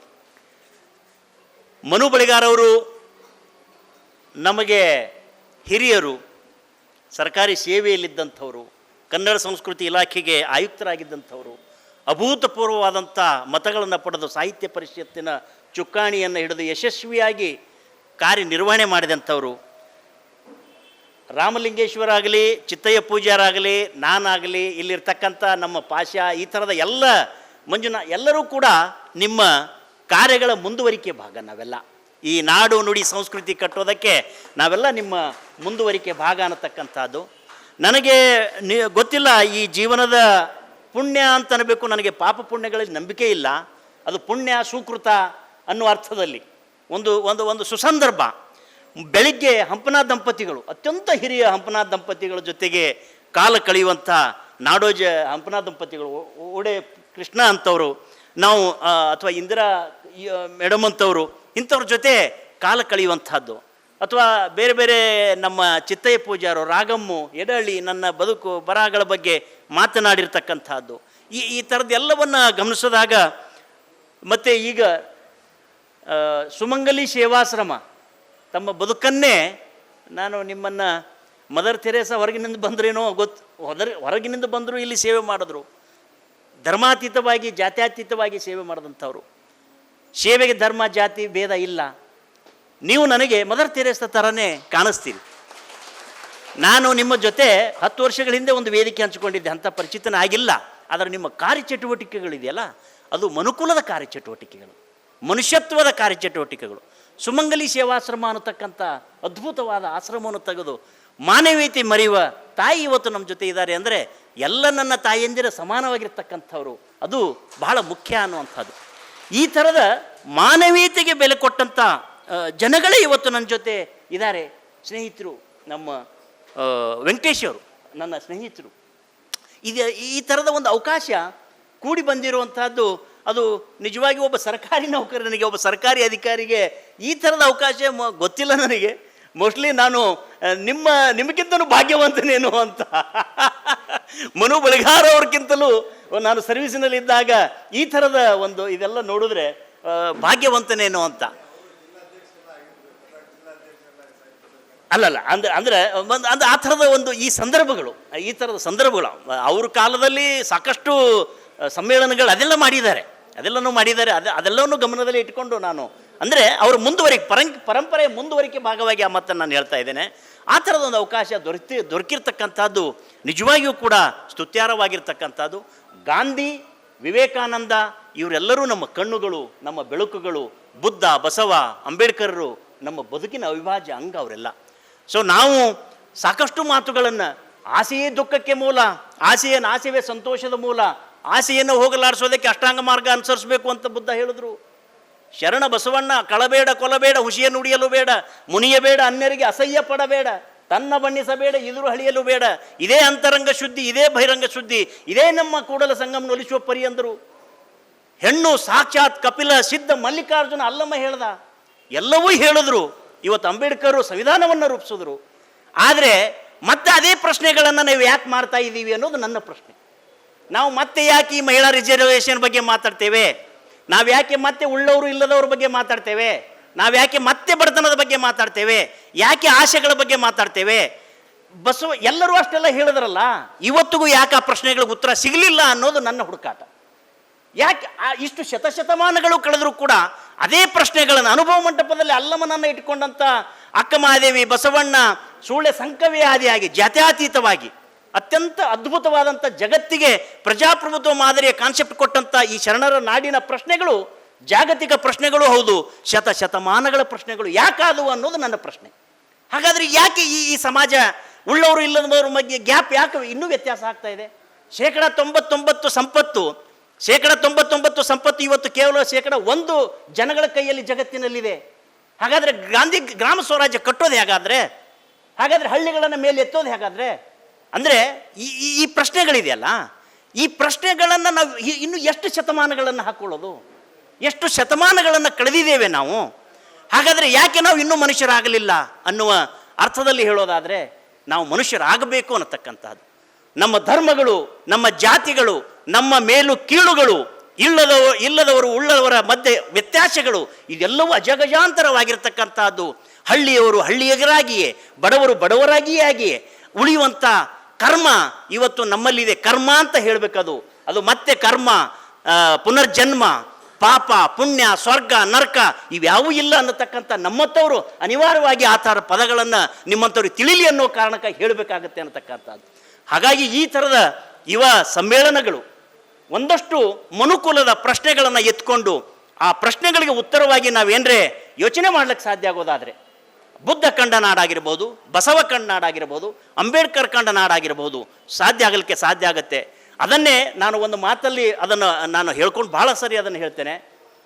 ಬುದ್ಧನ ಹೊಟ್ಟೆಯಲ್ಲಿ ಬಸವಣ್ಣ ಹುಟ್ಟದ, ಬಸವಣ್ಣನ ಹೊಟ್ಟೆಯಲ್ಲಿ ಅಂಬೇಡ್ಕರ್ ಹುಟ್ಟದ ಅನ್ನತಕ್ಕಂಥದ್ದು. ಆ ಬುದ್ಧ ಬಸವನ ಎಲ್ಲ ಬೆಳಕು ಅಂಬೇಡ್ಕರ್ ಹೊಟ್ಟೆಯಲ್ಲಿ ಸಂವಿಧಾನವಾಗಿ ಪಡೆದಿರ್ತಕ್ಕಂಥದ್ದು. ಇವತ್ತು ಸಂವಿಧಾನ ಅನ್ನತಕ್ಕಂಥದ್ದು ದೇವರಾಗಬೇಕು, ಕಾನೂನು ಅನ್ನತಕ್ಕಂಥದ್ದು ದೇವರಾಗಬೇಕು. ಆವಾಗ ನಾವೆಲ್ಲರೂ ಮನುಷ್ಯರಾಗಲಿಕ್ಕೆ ಸಾಧ್ಯ ಆಗುತ್ತೆ ಅನ್ನತಕ್ಕಂಥದ್ದು. ಹಾಗಾಗಿ ಆ ಥರದ ಯೋಚನೆಗಳಿರುವತಕ್ಕಂಥ ಒಂದಷ್ಟು ಮನಸ್ಸುಗಳನ್ನು ಈ ಥರದ ಸಮ್ಮೇಳನಗಳಿಗೆ ದೊಂಬಿಯ ರೀತಿಯಾಗಿ ಜನಗಳು ಸೇರುವ ಅವಶ್ಯಕತೆ ಇರೋದಿಲ್ಲ. ಎಲ್ಲ ವಿಷಯಗಳನ್ನು ಎಲ್ಲರ ಜೊತೆ ಮಾತಾಡೋಕ್ಕಾಗೋದಿಲ್ಲ, ಎಲ್ಲ ವಿಷಯಗಳು ಎಲ್ಲರ ತಲೆಗೆ ಹೋಗೋದಿಲ್ಲ. ಅದಕ್ಕೆ ಕಾರಣ ಅವರವರ ಬೆಳೆದು ಬಂದ ಜಾತಿ ಧರ್ಮಗಳು, ಅವರವರ ನಂಬಿಕೆ ಅಪನಂಬಿಕೆಗಳು, ಅವರವರ ಬುದ್ಧಿಮಟ್ಟ, ಅವರ ಜ್ಞಾನದ ಮಟ್ಟ, ಅವರ ಓದಿನ ಮಟ್ಟ, ಅವರ ಶಿಕ್ಷಣದ ಮಟ್ಟ, ಇವೆಲ್ಲವೂ ಕಾರಣ ಇರ್ತದೆ. ಅದೊಂದು ದೊಡ್ಡ ಪರಂಪರೆ. ಆ ಥರದ ಪ್ರಶ್ನೆಗಳನ್ನೇ ನಾನು ಈ ಬೆಳಗಿನ ಭಾಷಣದಲ್ಲಿ ಪ್ರಸ್ತಾಪ ಮಾಡಿದ್ದೇನೆ. ಹೆಣ್ಣಿನ ಸ್ಥಾನಮಾನದ ಬಗ್ಗೆ, ಉಳ್ಳವರು ಇಲ್ಲದವರ ಬಗ್ಗೆ, ಜಾತಿ ತಾರತಮ್ಯಗಳ ಬಗ್ಗೆ. ಈ ಜಾತಿ ಅನ್ನತಕ್ಕಂಥದ್ದನ್ನು ಹೋಗ್ಲಾಡ್ಸೋಕೆ ಏನು ಮಾಡ್ಲಿಕ್ಕೆ ಸಾಧ್ಯ? ನಮ್ಮ ಕಾನೂನಿನಲ್ಲೇ ಜಾತಿ ಅಂತ ಹಾಕ್ಕೊಂಡಿದ್ದೇವೆ. ಜಾತ್ಯತೀತ ರಾಷ್ಟ್ರದವರು ನಾವು, ಆದರೂ ಜಾತಿಯನ್ನು ಯಾಕೆ ಹೇಳ್ತೇವೆ? ಆ ಹೇಳಲಿಕ್ಕೆ ಬೇಕಾದಂಥ ಮಾರ್ಗೋಪಾಯ ಏನು ಅನ್ನತಕ್ಕಂಥ ವಿಚಾರಗಳನ್ನು ಪ್ರಸ್ತಾಪ ಮಾಡೋದಕ್ಕೆ ನಾನು ಮಾಡಿದ್ದೇನೆ. ಇವತ್ತಿಗೂ ತಾಯಿ ಹೆಸರು ನಾವು ಹಾಕೋದಿಲ್ಲ. ತಂದೆ ಹೆಸರೇ ನನಗೆ ಮುಂದೆ ಇದೆ. ತಾಯಿ ಯಾಕೆ ಕಾರಣ? ಪ್ರಾಕೃತಿಕವಾಗಿ ಒಂದು ಗಂಡಿಗೆ ಅಥವಾ ಒಂದು ಜೀವಕ್ಕೆ ಗಂಡು ಹೆಣ್ಣು ಬಹಳ ಮುಖ್ಯ. ಅದು ಮನುಷ್ಯರಾಗಿರ್ಬೋದು, ಪ್ರಾಣಿ ಆಗಿರ್ಬೋದು, ಪ್ರಕೃತಿ ಆಗಿರ್ಬೋದು. ಆದರೆ ಯಾಕೆ ನಾವು ಪುರುಷ ಪ್ರಧಾನ ಸಮಾಜದಲ್ಲಿ ತಾಯಿ ಹೆಸರನ್ನು ಮೂಲೆ ಗುಂಪು ಮಾಡಿದೀವಿ? ತಾಯಿ ಹೆಸರನ್ನು ಮುನ್ನೆಲೆಗೆ ತರ್ತಕ್ಕಂಥ ಕಾರ್ಯವನ್ನು ಯಾಕೆ ಮಾಡಬಾರ್ದು ಅಂತಕ್ಕಂಥದ್ದು. ಅಂದರೆ ಮನುಕುಲ ಪ್ರಾರಂಭವಾದಾಗಿನಿಂದ, ನಾಗರಿಕತೆ ಬೆಳೆದಾಗಿನಿಂದ ಮನುಷ್ಯನ ಬದುಕು ನಾಗರಿಕ ರೂಪದಲ್ಲಿ ಪರಿವರ್ತನೆ ಆಗ್ತಾ ಹೋಗ್ತಾ ಇರತಕ್ಕಂಥದ್ದು. ನಮ್ಮ ಧರ್ಮಗಳು, ಜಾತಿಗಳು ಕೂಡ ಒಂದು ಪರಿವರ್ತನಾಶೀಲವಾಗಿರಬೇಕು ಅನ್ನತಕ್ಕಂಥದ್ದು. ನಾವು ಕಾಲಕ್ಕೆ ತಕ್ಕಂತೆ ನಮ್ಮ ಧರ್ಮಗಳನ್ನು, ನಮ್ಮ ನಂಬಿಕೆಗಳನ್ನು, ನಮ್ಮ ಜಾತ್ಯತೀತ ವ್ಯವಸ್ಥೆಯನ್ನು ರೂಪಿಸ್ಕೊಳ್ಬೇಕು ಅನ್ನತಕ್ಕಂಥದ್ದು. ಆ ನಿಟ್ಟಿನಲ್ಲೇ ನಾನು ಒಂದು ಮಾಡೆಲ್ ಕೋಡ್ ಆಫ್ ಕಂಡಕ್ಟ್, ಎಲ್ಲ ಧರ್ಮಗಳ ನಾಗರಿಕ ಸಂಹಿತೆ ಅನ್ನತಕ್ಕಂಥದ್ದನ್ನು ನಾನು ಇಲ್ಲಿ ಪ್ರಸ್ತಾಪ ಮಾಡಿ, ಧರ್ಮ ಜಾತಿಗಳ ಹೆಸರಲ್ಲಿ ನಿಮಗೆ ಅಂಕಿಅಂಶಗಳನ್ನು ಕೊಟ್ಟಿದ್ದೇನೆ. ನಾನು ಅಂಕಿಅಂಶಗಳನ್ನು 2019ರಲ್ಲಿ 61,000 ಕ್ರಿಮಿನಲ್ ಕೇಸ್ಗಳು ಇಲ್ಲಿ ದಾಖಲಾಗಿದೆ. 20ರಲ್ಲಿ 70,000 ಆಗಿದೆ. ಆಸ್ತಿ ಪಾಸ್ತಿಗಳನ್ನಷ್ಟೇ ಅಷ್ಟು, ಜೀವಗಳನ್ನಷ್ಟೇ ಇಟ್ಟು ಇವತ್ತು ರಷ್ಯಾ ಉಕ್ರೇನ್ ಮೇಲೆ ಹಾಕ್ತಕ್ಕಂಥ ಬಾಂಬ್ ದಾಳಿಯನ್ನು ನೋಡಿದ್ರೆ, ಆ ಯುದ್ಧಕ್ಕೆ ಖರ್ಚು ಮಾಡುವ ನೀವು ಅಂಕಿಅಂಶಗಳನ್ನು ನೋಡಿದ್ರೆ ನನಗೆ ಇಲ್ಲಿ ಅದು ಸಾಧ್ಯ ಇಲ್ಲ. ಆದರೆ ಇವತ್ತು ನಮ್ಮ ದೇಶದ್ದೇ 5.5 ಲಕ್ಷ ಕೋಟಿ ನಾವು ಬರೀ ಕೇವಲ ರಕ್ಷಣೆಗೆ ಬಳಸ್ತಾ ಇದ್ದೇವೆ. 40 ಲಕ್ಷ ಕೋಟಿ ಬಡ್ಜೆಟ್ನಲ್ಲಿ 5.5 ಲಕ್ಷ ಕೋಟಿ ನಾವು ಯುದ್ಧಕ್ಕೆ ಬಳಸ್ತಾ ಇದ್ದೇವೆ. ಅಮೇರಿಕಾದ್ದು 2,100 ಲಕ್ಷ ಕೋಟಿ ಬಡ್ಜೆಟ್ ಇದೆ. ಅಂದರೆ ಇನ್ಯಾರಿಗೋ ಸಾಯಿಸೋದಕ್ಕೆ ನಾವು ಇಷ್ಟೊಂದು ಬಡ್ಜೆಟ್ ಇಟ್ಕೊಂಡು ಕೆಲಸ ಮಾಡೋದಾದರೆ ಇನ್ನಷ್ಟು ಜನಕ್ಕೆ ಉಳಿಸುವಲ್ಲಕ್ಕೆ ಎಷ್ಟು ಬಡ್ಜೆಟ್ ಬೇಕು ಅನ್ನತಕ್ಕಂಥ ಯೋಚನೆ ಮಾಡಬೇಕಾಗತ್ತೆ. ನೀವು ಇವತ್ತು ಉಕ್ರೇನ್ ದಾಳಿ ನೋಡಿ, ನೇರ ಪ್ರಸಾದದಲ್ಲಿ ನೋಡ್ತೀವಿ. ಎಂದೆಂದೂ ಜೀವನದಲ್ಲಿ ಕಂಡರಿಯದೇ ಇರತಕ್ಕಂಥ ಜೀವಿಗಳನ್ನು, ಪ್ರಾಣಿ ಪಕ್ಷಿಗಳು ಬಿಟ್ಟುಬಿಡಿ ಮನುಷ್ಯರನ್ನು ಕೊಲ್ಲೋದನ್ನು ನೇರ ಪ್ರಸಾದದಲ್ಲಿ ನೋಡಿ ಬೆಳಗ್ಗೆ ನನಗೆ ದುಃಖ ಆಯಿತು. ವೇದಿಕೆ ಮೇಲೆ ಅಳಬೇಕಾಯ್ತು ನನಗೆ. ಉಕ್ರೇನ್ ದಾಳಿ, ಅವರು ಮನುಷ್ಯರು, ಕೆಳವರ್ಗದವನು ಮನುಷ್ಯನು, ಕಪ್ಪನು ಮನುಷ್ಯನು, ಎಲ್ಲರೂ ಮನುಷ್ಯರು, ಬೇರೆ ಕರಿಯರು ಮನುಷ್ಯರು, ಎಲ್ಲರಲ್ಲಿ ಇರ್ತಕ್ಕಂಥದ್ದು ರಕ್ತ, ಕೆಂಪು ರಕ್ತ. ಅವರನ್ನು ನೋಡಿ ನಾವು ಮರುಕು ಪಡೆದೇ ಹೋದರೆ, ಅವರನ್ನು ನೋಡಿ ಜಗತ್ತಿನ ವಿಶ್ವಸಂಸ್ಥೆ ಅಂತವು ಮಾತನಾಡದೆ ಹೋದರೆ, ದೇಶಗಳು ಮಾತನಾಡದೆ ಹೋದರೆ, ಅಕಸ್ಮಾತ್ ನಾಳೆ ಅದೇ ದಾಳಿ ನನ್ನ ಮನೆಯನ್ನಾಡಿದ್ರೆ, ನನ್ನ ದೇಶದ ಮೇಲಾದರೆ ನಾವೇನು ಮಾಡ್ತೀವಿ ಅನ್ನತಕ್ಕಂಥ ಪ್ರಶ್ನೆಯನ್ನು ಹಾಕೊಳ್ಳೋದು ಬಹಳ ಮುಖ್ಯ ಆಗುತ್ತೆ. ಆ ಪ್ರಜ್ಞೆ ನಮಗೆ ಬರಬೇಕಾಗತ್ತೆ. ಆಗ ನಮ್ಮ ನಾಡು, ನುಡಿ, ಸಂಸ್ಕೃತಿ, ನನ್ನ ದೇಶ, ನನ್ನ ಭಾಷೆ, ನನ್ನತನ, ನಾವು ಅನ್ನತಕ್ಕಂಥದ್ದು ಬರ್ಲಿಕ್ಕೆ ಸಾಧ್ಯ ಆಗತ್ತೆ. ಅದೆಲ್ಲವೂ ಬರಬೇಕು ಅನ್ನೋದಾದರೆ ಈ ಥರದ ಬುದ್ಧ, ಬಸವ, ಗಾಂಧಿ ಸಾಂಸ್ಕೃತಿಕ ಟ್ರಸ್ಟ್ಗಳು ಅಥವಾ ಗಾಂಧಿ ಸ್ಮಾರಕ ನಿಧಿ ಸಂಸ್ಥೆಗಳು ಅಥವಾ ನಮ್ಮ ಇಲಾಖೆ, ರಾಷ್ಟ್ರೀಯ ಯೋಜನಾ ಸರ್ಕಾರದ ಇಲಾಖೆಗಳು, ಸಂಘ ಸಂಸ್ಥೆಗಳು, ಇವೆಲ್ಲ ಒತ್ತಡದ ಗುಂಪುಗಳು. ಪ್ರಜಾಪ್ರಭುತ್ವದಲ್ಲಿ ಕಾರ್ಯಾಂಗ, ನ್ಯಾಯಾಂಗ, ಶಾಸಕಾಂಗ ಜೊತೆಗೆ ಇವೆಲ್ಲವೂ ಕೂಡ 4ನೇ ಅಂಗ ಮಾಧ್ಯಮಗಳು, ಒತ್ತಡದ ಗುಂಪುಗಳು.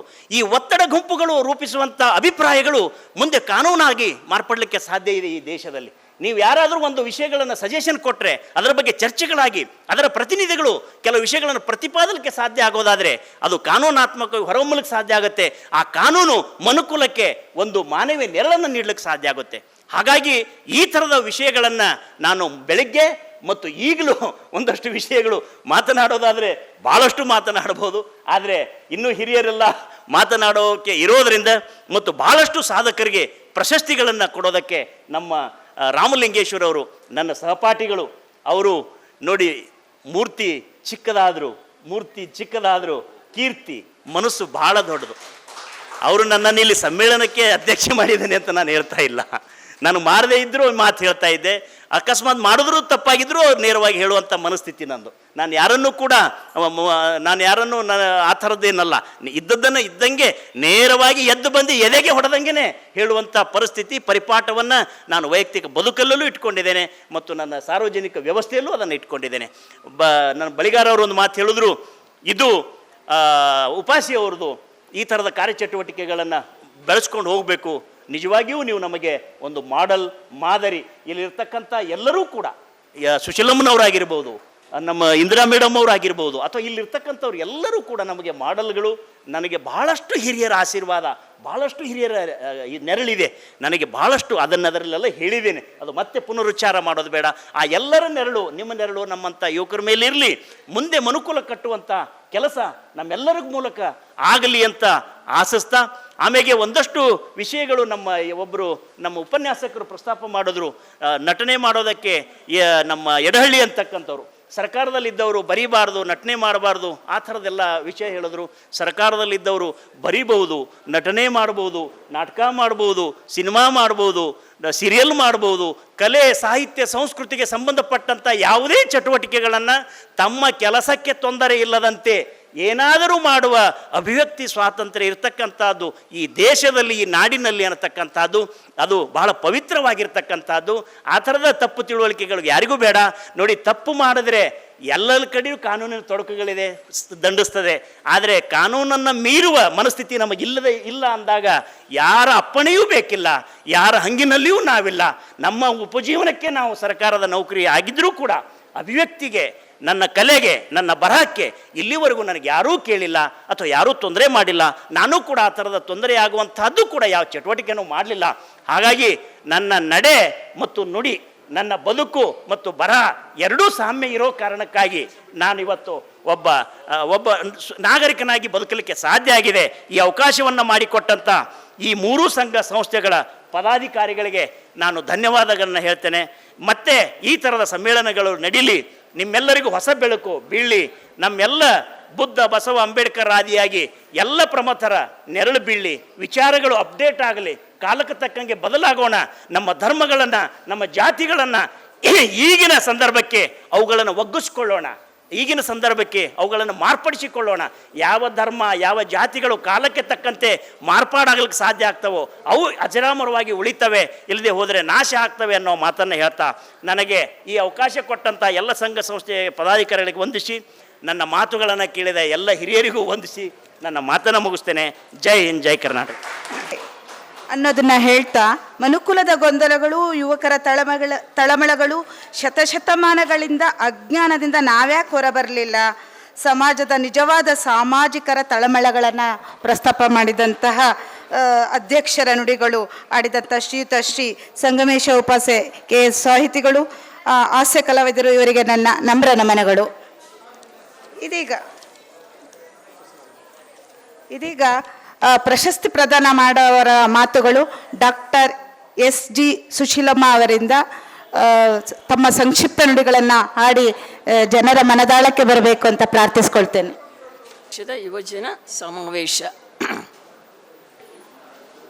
ಯುವಜನ ಸಮಾವೇಶ ಅಂತ ಕೇಳಿದ ತಕ್ಷಣವೇ ಒಂದು ಚೈತನ್ಯ ತುಂಬತ್ತೆ. ನನ್ನ ಪ್ರಕಾರ ಶಿರ್ಷ ಅವ್ರಿಗೊಂದು ಸ್ವಲ್ಪ ಮಾತಾಡಿದೆ ನಾನು, ಅವ್ರು ಫೋನ್ ಮಾಡಿದಾಗ. ಯುವಕ ಜನ ಅಂತ ಹೇಳಿದ್ರು ಅವರು. ನಾನು ಹಾಗಾದ್ರೆ ಯುವತಿಯರ ಜನ ಇಲ್ವಾ ಅಂತ ಕೇಳಿದೆ. ಹೌದಾ ಶಿರ್ಷ? ಯಾಕೆ ಅಂತ ಹೇಳಿದ್ರೆ ಎರಡು ಒಂದೇ ಸಮ್ಮೇಳನ, ಯುವ ಜನ ಅವರನ್ನು ಚೈತನ್ಯ ರೂಪವಾಗಿ ಮಾಡ್ತಕ್ಕಂಥದ್ದು, ಶಕ್ತಿಯುತವಾಗಿ ಮಾಡ್ತಕ್ಕಂಥದ್ದು ಜವಾಬ್ದಾರಿ ಎಲ್ಲರದು ಇದೆ ಅಂತ ಹೇಳಿಬಿಟ್ಟು. ಸೊ ಅವಾಗ ಅವ್ರ ಹತ್ರ ಮಾತಾಡಿ ಫೋನಲ್ಲಿ ಹೇಳಿದ್ರು, ಅಮ್ಮ ನೀವು ಬರಲೇಬೇಕು ಅಂತ ಹೇಳಿಬಿಟ್ಟು. ನಾನು ಗಾಂಧಿ ಭವನಲ್ಲಿ ಯಾವುದೇ ಕಾರ್ಯಕ್ರಮ ಆದರೂ ಬರ್ತೀನಿ ಅಂತಂದ್ಬಿಟ್ಟು ಹೇಳಿದೆ. ಈಗ ತಾನೇ ನಮ್ಮ ಹಿರಿಯರಾದಂಥ ಬಾಳಿಗ ಅವರು ತುಂಬ ಚೆನ್ನಾಗಿ ಮಾತಾಡಿದ್ರು, ಎಲ್ಲ ವಿಷಯಗಳನ್ನು ಕವರ್ ಮಾಡಿಬಿಟ್ರು. ಮತ್ತು ಅವರು ಒಂದು ಮಾತು ಹೇಳಿದ್ರು ನನಗೂ ಶಾಕ್ ಅವತ್ತು. ಅಮ್ಮ ನಿಮ್ಮನ್ನು ಯಾವುದಕ್ಕೆ ಪ್ರಶಸ್ತಿಗೆ ಆಯ್ಕೆ ಮಾಡಿದೀವಿ ಅಂಥೇಳಿ. ನಾನಂದೆ, ನನ್ನನ್ನು ಹೇಗೆ ಮಾಡಿದ್ರಿ ನೀವು, ಯಾಕೆ ಮಾಡಿದ್ರಿ, ಏನು ಮಾಡಿದ್ರಿ ಅಂತೇಳಿ. ಇಲ್ಲ, ನಮ್ಮ ಸಭೆಯಲ್ಲಿ ಎಲ್ಲ ತೀರ್ಮಾನ ಮಾಡಿಬಿಟ್ಟಿದ್ದೀವಿ, ನಾವು ಮಾಡಲೇಬಾರ್ದು ಅಂತ ಹೇಳಿದ್ರು. ಒಂದು ಕಡೆ ಆಶ್ಚರ್ಯ, ಒಂದು ಕಡೆ ಇಂಥ ಒಂದು ವ್ಯಕ್ತಿ ಗುರುತಿಸ್ತಾ ಇದ್ದಾರಲ್ಲ ಅನ್ನೋ ಒಂದು ಭಾವನೆ ನಮಗೆ ಆಯಿತು. ಅವರು ಪಟ್ಟಾಗಿ ಹಿಡ್ದು ಅದನ್ನು ಕೆಲಸ ಮಾಡಿದ್ರು. ಅದೇ ರೀತಿಯಲ್ಲಿ ನಮ್ಮ ಇಂದಿರಾ ಕೃಷ್ಣಪ್ಪ ಅವರು BBMPದು ಸಿದ್ದೇಶ್ವರ ನಮ್ಮ ಸಿದ್ಧ ಗಂಗಾ ಸ್ವಾಮೀಜಿಯವರ, ಶಿವಕುಮಾರ ಸ್ವಾಮೀಜಿಯವರ ಒಂದು ಪ್ರಶಸ್ತಿ ಪ್ರದಾನಕ್ಕೆ ನನ್ನನ್ನು ಫೋನ್ ಮಾಡಿ ಕೇಳಿದರು, ಅಮ್ಮ ನಿಮಗೆ BBMPಯಿಂದ ಪ್ರಶಸ್ತಿ ಬಂದಿದೆಯಾ ಅಂತ. ನಾನು ಹೇಳಿದೆ, ನನಗೆ ಬಂದಿದೆ ಅಂತ ಹೇಳಿದೆ. ಇಲ್ಲ, ನಿಮಗೆ ಬಂದೇ ಇಲ್ಲ ಅಂತಂದರು. ನಾನು ಹೆಂಗೆ ನೆನಪಿದೆ ಗೊತ್ತಿಲ್ಲ ನನಗೆ, ಬಂದೇ ಇಲ್ಲ ಅಂತ ನನ್ನ ವಾದ, ಇಲ್ಲ ಬಂದೇ ಇದೆ ಇಲ್ಲ ಅಂತ, ಅವ್ರು ಬಂದಿಲ್ಲ ಅಂತ ನಾನು ಬಂದಿದೆ ಅಂತ. ಆಮೇಲೆ ಇಲ್ಲ, ನಾನೆಲ್ಲ ತೆಗೆದು ನೋಡಿದ್ದೀನಿ ಅಂತ ಹೇಳಿದ್ರು. ಭಗವಂತ ನಿನಗೆ ಪ್ರೀತಿ ಅಂತ ಸುಮ್ಮನೆ ಅದರಲ್ಲೂ ಆಯ್ಕೆ ಮಾಡಿದ್ರು, ಅವರು ಆ ಸಭೆಯಲ್ಲಿ ಆಯ್ಕೆ ಮಾಡಿದ್ರು. ಇನ್ನೊಂದು ಮೊನ್ನೆ ಬಂದಂಥ ದೇವರಾಜ ಅರಸ್ ಪ್ರಶಸ್ತಿ, ನಾನು ಮಕ್ಕಳ ಜೊತೆಯಲ್ಲಿ ಪಾಠ ಮಾಡ್ತಾ ಕೂತ್ಕೊಂಡಿದ್ದೀನಿ. ತಕ್ಷಣ ಒಂದಿಬ್ಬರು ಹೆಣ್ಮಕ್ಳು ಹೆಂಗಸರು ಬಂದ್ಬಿಟ್ಟು, ಅಮ್ಮ ನಿಮಗೆ ದೇವರಾಜ ಅರಸ್ ಪ್ರಶಸ್ತಿ ಬಂದಿದೆ, ಅದಕ್ಕಾಗಿ ನಿಮ್ಮನ್ನು ಕರೀಲಿಕ್ಕೆ ನಾನು ಬಂದಿದ್ದೇನೆ ಅಂಥೇಳಿ ಶಾಲು ಹಾರ ಎಲ್ಲ ನಾನು ಕಕ್ಕಾಬಿಕ್ಕಿಯಾಗಿ ನೋಡ್ತಾ ಇದ್ದೀನಿ. ದೇವರಾಜ ಅರಸರು ಎಲ್ಲಿ, ನಾವೆಲ್ಲಿ, ಯಾವುದಿದು, ಯಾಕೆ ಹೀಗಾಯಿತು ಅಂತೇಳ್ಬಿಟ್ಟು ಅಂತ. ಆಮೇಲೆ ಇನ್ನೇನು ಬೇಡ ಅನ್ನೋ ಹೋಗಿಲ್ಲಲ್ಲ, ಸೊ ಅದಕ್ಕೆ ಆಯಿತು ಅಂಥೇಳಿ ಧನ್ಯವಾದನ ಅರ್ಪಿಸಿ, ಹೀಗೆ ನಮ್ಮ ಸಂಗಮೇಶ್ವರರು ಹೇಳಿದಾಗೆ ಗುರುತಿಸ್ಕೊಳ್ತಕ್ಕಂಥದ್ದು ಅಂತ. ಸಂಗಮೇಶ್ವರರು ಮಾತಾಡುವಾಗ ಯಾರಾದರೂ ಹತ್ರ ಬಂದಿದ್ದರೆ ಅದು ಎಗರು ಆ ಕಡೆ ಹಾಕಿಸ್ಬಿಡ್ತಿದ್ರು, ಎತ್ತಿಸ್ಬಿಡ್ತಿದ್ರು. ಯಾರನ್ನೋ ಹೇಳಿದ್ರಲ್ಲ, ಇದಕ್ಕೆ ಶಿಕ್ಷೆ ಕೊಡಿಸಿದ್ದೀನಿ ಅಂತೇಳಿ, ಭಾಳ ಒಳ್ಳೇದು ಮಾಡಿದ್ರು. ಅದು ಹೆಚ್ಚು ಪ್ರಚಾರ ಆಗಬೇಕು. ಒಂದು ಆಫೀಸರು ಇಷ್ಟು ಧೈರ್ಯ ಮಾಡಿ ಅವರನ್ನು ಹಿಡಿದು, ಲಂಚ ಕೊಡೋರನ್ನ ಹಿಡಿದು ತಗೊಂಡಾಗ ಹಾಕಿದ್ರಲ್ಲ, ಅದು ನಮಗೆ ಭಾಳ ಖುಷಿ ಬಂತು.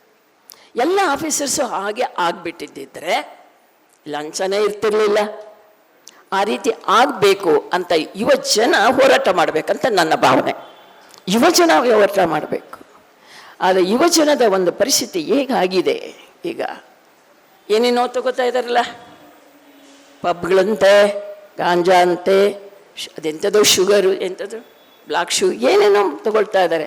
ಅದು ಚಾಕ್ಲೇಟಲ್ಲಿ ಬೇರೆ ಹಾಕಿ ಅವ್ರು ಕೊಟ್ಟು ನಮ್ಮ ಯುವ ಜನಾಂಗನವನ್ನು ಒಂದು ಶಕ್ತಿಹೀನವಾಗಿ ಮಾಡ್ತಾ ಇದ್ದಾರೆ. ಅದನ್ನು ದಯವಿಟ್ಟು ಸಂಗಮೇಶ್ವರರು ಅದನ್ನು ಕಂಡಿಡಿದು ಅವ್ರು ಬಲಿ ಹಾಕಿ ಅಂತ ನಮ್ಮನ್ನು ಕೇಳ್ಕೊಳ್ತಾ ಇದ್ದೀನಿ. ಯಾಕೆ ನಮ್ಮ ಯುವ ಜನನೇ ನಮಗೆ ಬೇಕಾಗಿರ್ತಕ್ಕಂಥದ್ದು. ನಾನು ಹಿಂದೆ ಒಂದು ಸಭೆಯಲ್ಲಿ ಹೇಳಿದ್ದೆ, ಅವೇರ್ನೆಸ್ ಕ್ಯಾಂಪ್ ಮಾಡುವಾಗ ಒಂದು ಹಳ್ಳಿನಲ್ಲಿ 100 ಜನ ಜನತೆ ನಂಗೆ ಕೈ ಸಿಕ್ತಂದರೆ ಹಳ್ಳಿನ ಡೆವಲಪ್ ಮಾಡಿಬಿಡ್ಬೋದು ಅಂತಂದ್ಬಿಟ್ಟು.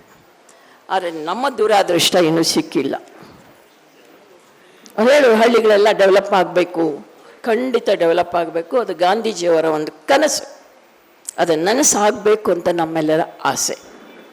ಆದರೆ ಕನಸು ಹಾಗೇ ಉಳಿಬಾರ್ದು ಅಂತ ಅಧಿಕಾರದಲ್ಲಿರ್ತಕ್ಕಂಥ ಸಂಗಮೇಶ್ವರರು ಎಷ್ಟು ಜನಕ್ಕೆ ಜಾಗೃತಿ ಕೊಟ್ಟಿದ್ದಾರೆ, ಹಾಗೆ ಆಫೀಸರ್ಗಳಿಗೆ ಸ್ವಲ್ಪ ಜಾಗೃತಿ ಕೊಡಿ ಅಂತ ನಿಮ್ಮಲ್ಲಿ ಕೇಳ್ಕೊಳ್ತಾ ಇದ್ದೀನಿ.